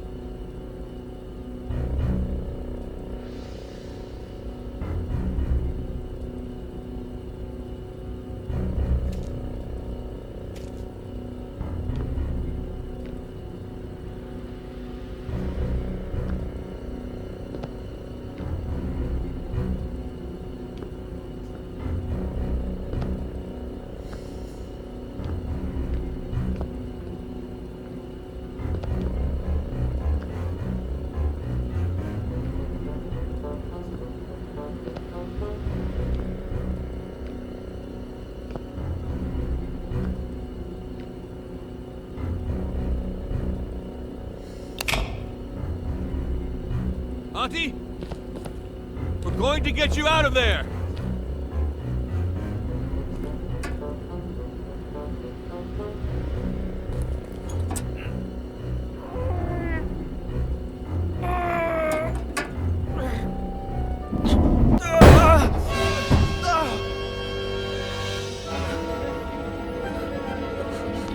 Auntie Esther, are you okay?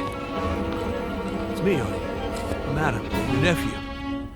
Stay away, monster! It's okay. Put the knife down. Stay away!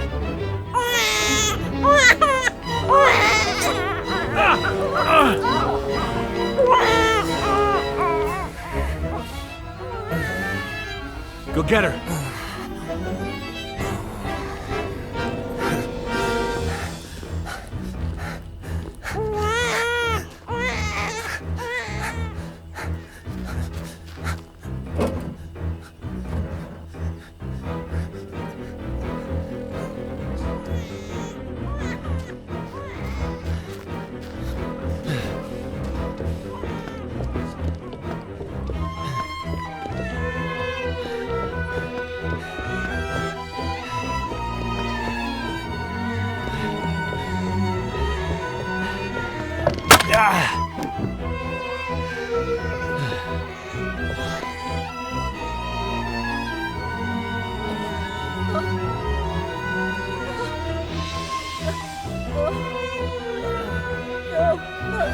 Esther, look at me. It's Eddie Miller. It's Eddie. You killed Samuel!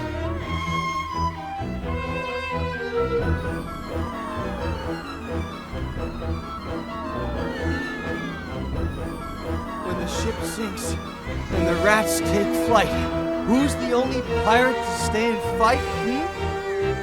Stay away from her, you monster!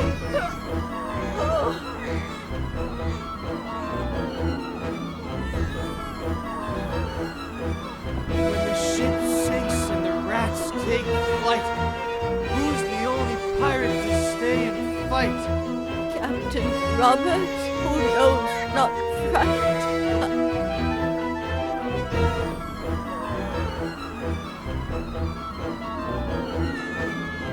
When the ship sinks and the rats take flight, who's the only pirate to stay and fight? Captain Roberts, who knows not fright. Eddie! Eddie! Give me your hand! Esther! Give me your hand!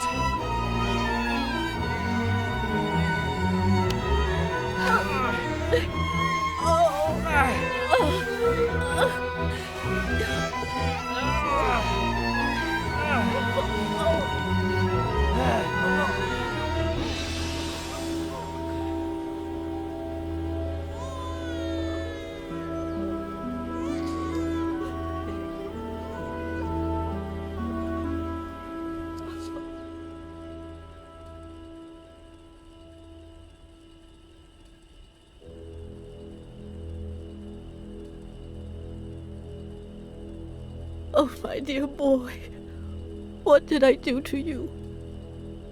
It'll heal fast. Don't worry. The ambulance is on its way. They'll have to run some tests and... We had all kinds of things. Food and water. You know Sam. Mrs. Franklin, if you could, you know, when you're feeling a little better, maybe you could tell us what happened? I told Sam that it was too late to cross the woods.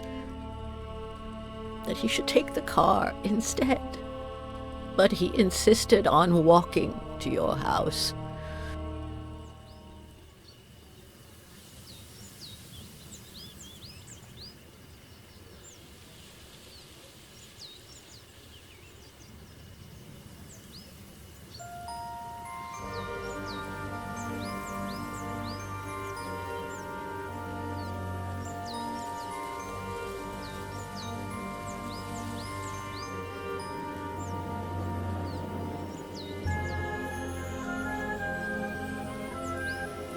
He said he wanted to remind you about your fishing plans.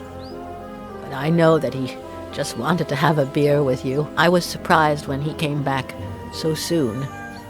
He wasn't himself. I said, Sam, what's wrong? What did you see?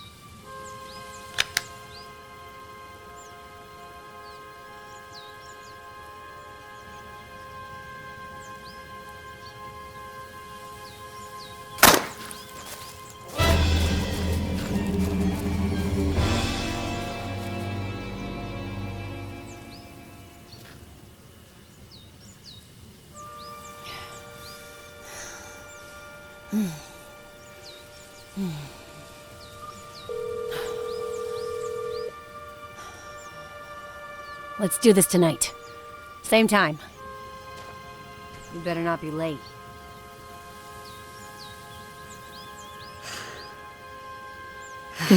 Well played, kitty.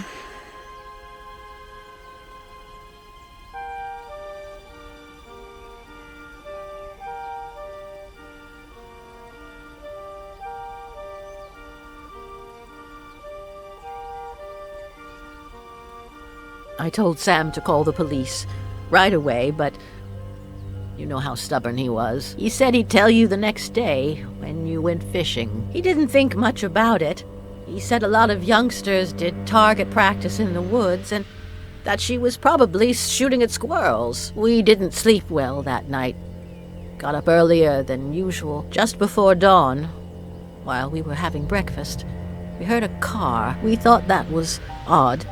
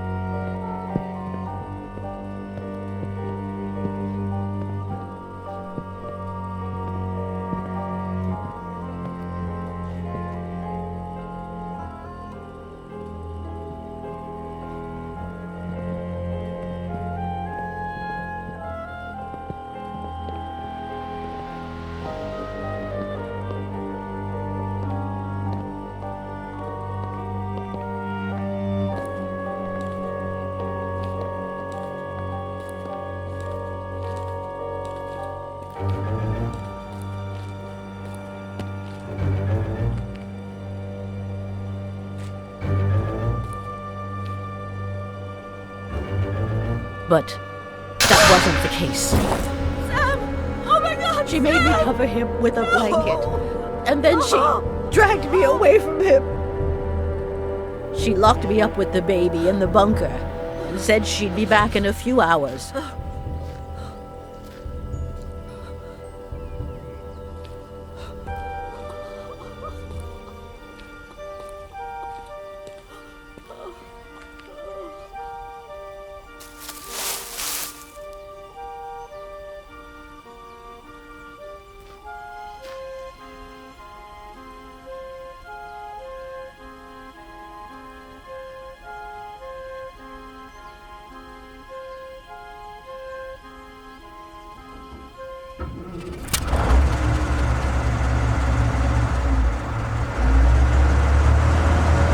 Sam had installed a phone down there.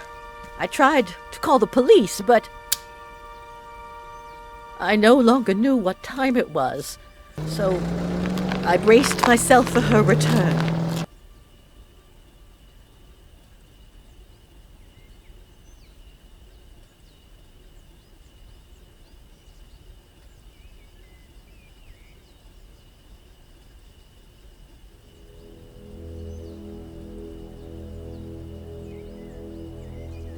How am I going to live without him, Adam? What will I do? Well, you could get ready for dinner. Otherwise, Jenny will be asleep when her grandma gets there. Oh, I forgot about Eddie's apple pie. I hope I didn't burn it.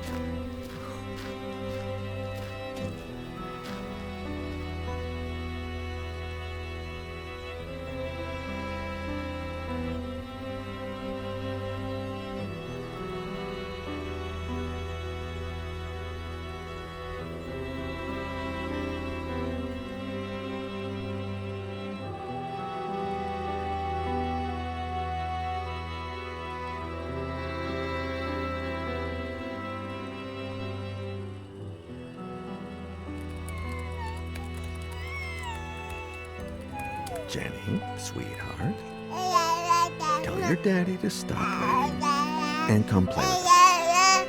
He's ignoring Grandpa. Huh? If you keep that up, you'll finish writing that novel in record time.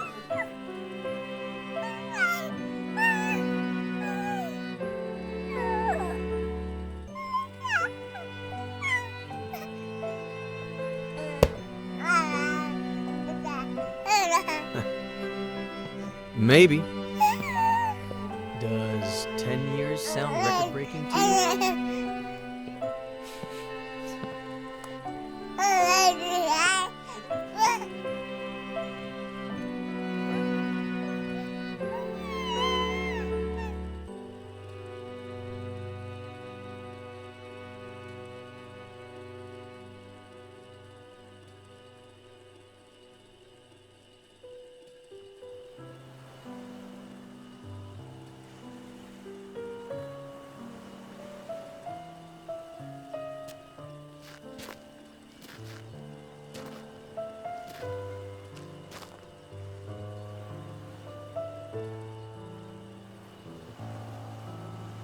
What's on your mind?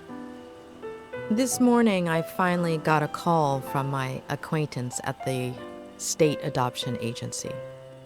It seems like the agency that Robert hired for Veronica's adoption hid relevant information about her biological family. What? They molested her. They broke her. I don't even want to think about it. Bastards. Does that explain everything? Why she was a psychopath?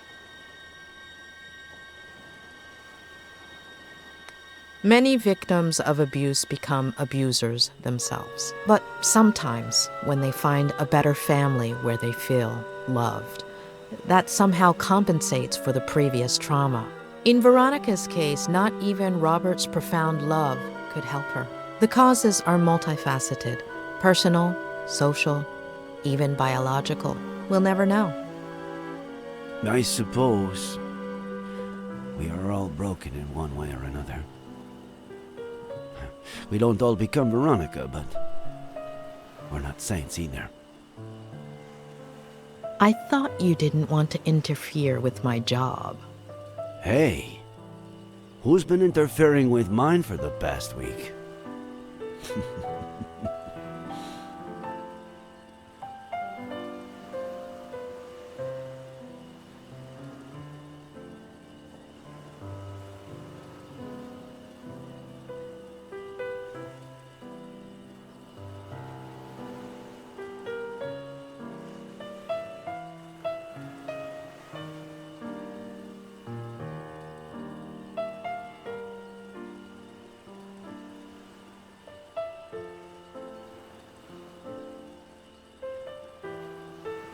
When are you leaving? This afternoon.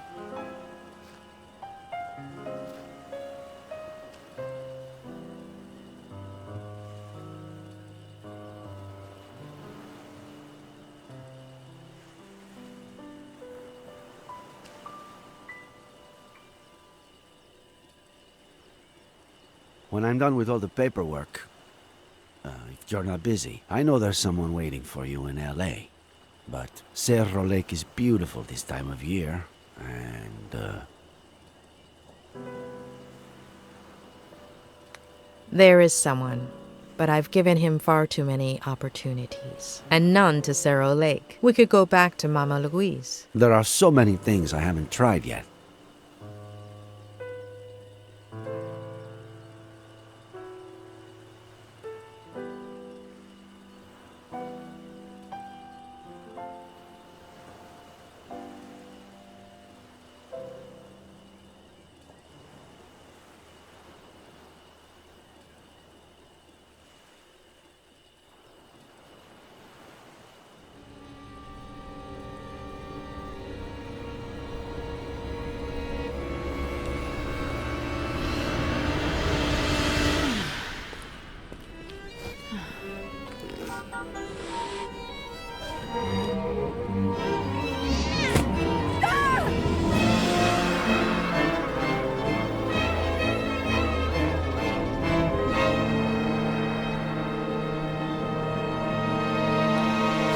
Well played, kitty.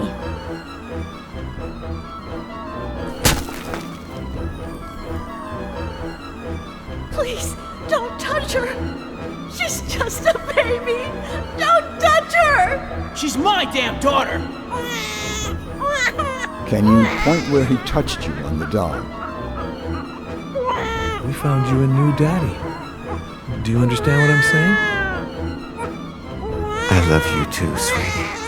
To the moon and back. You're not a bad girl. Will we still be friends when I'm gone? She's your daughter, Ed. Shut up.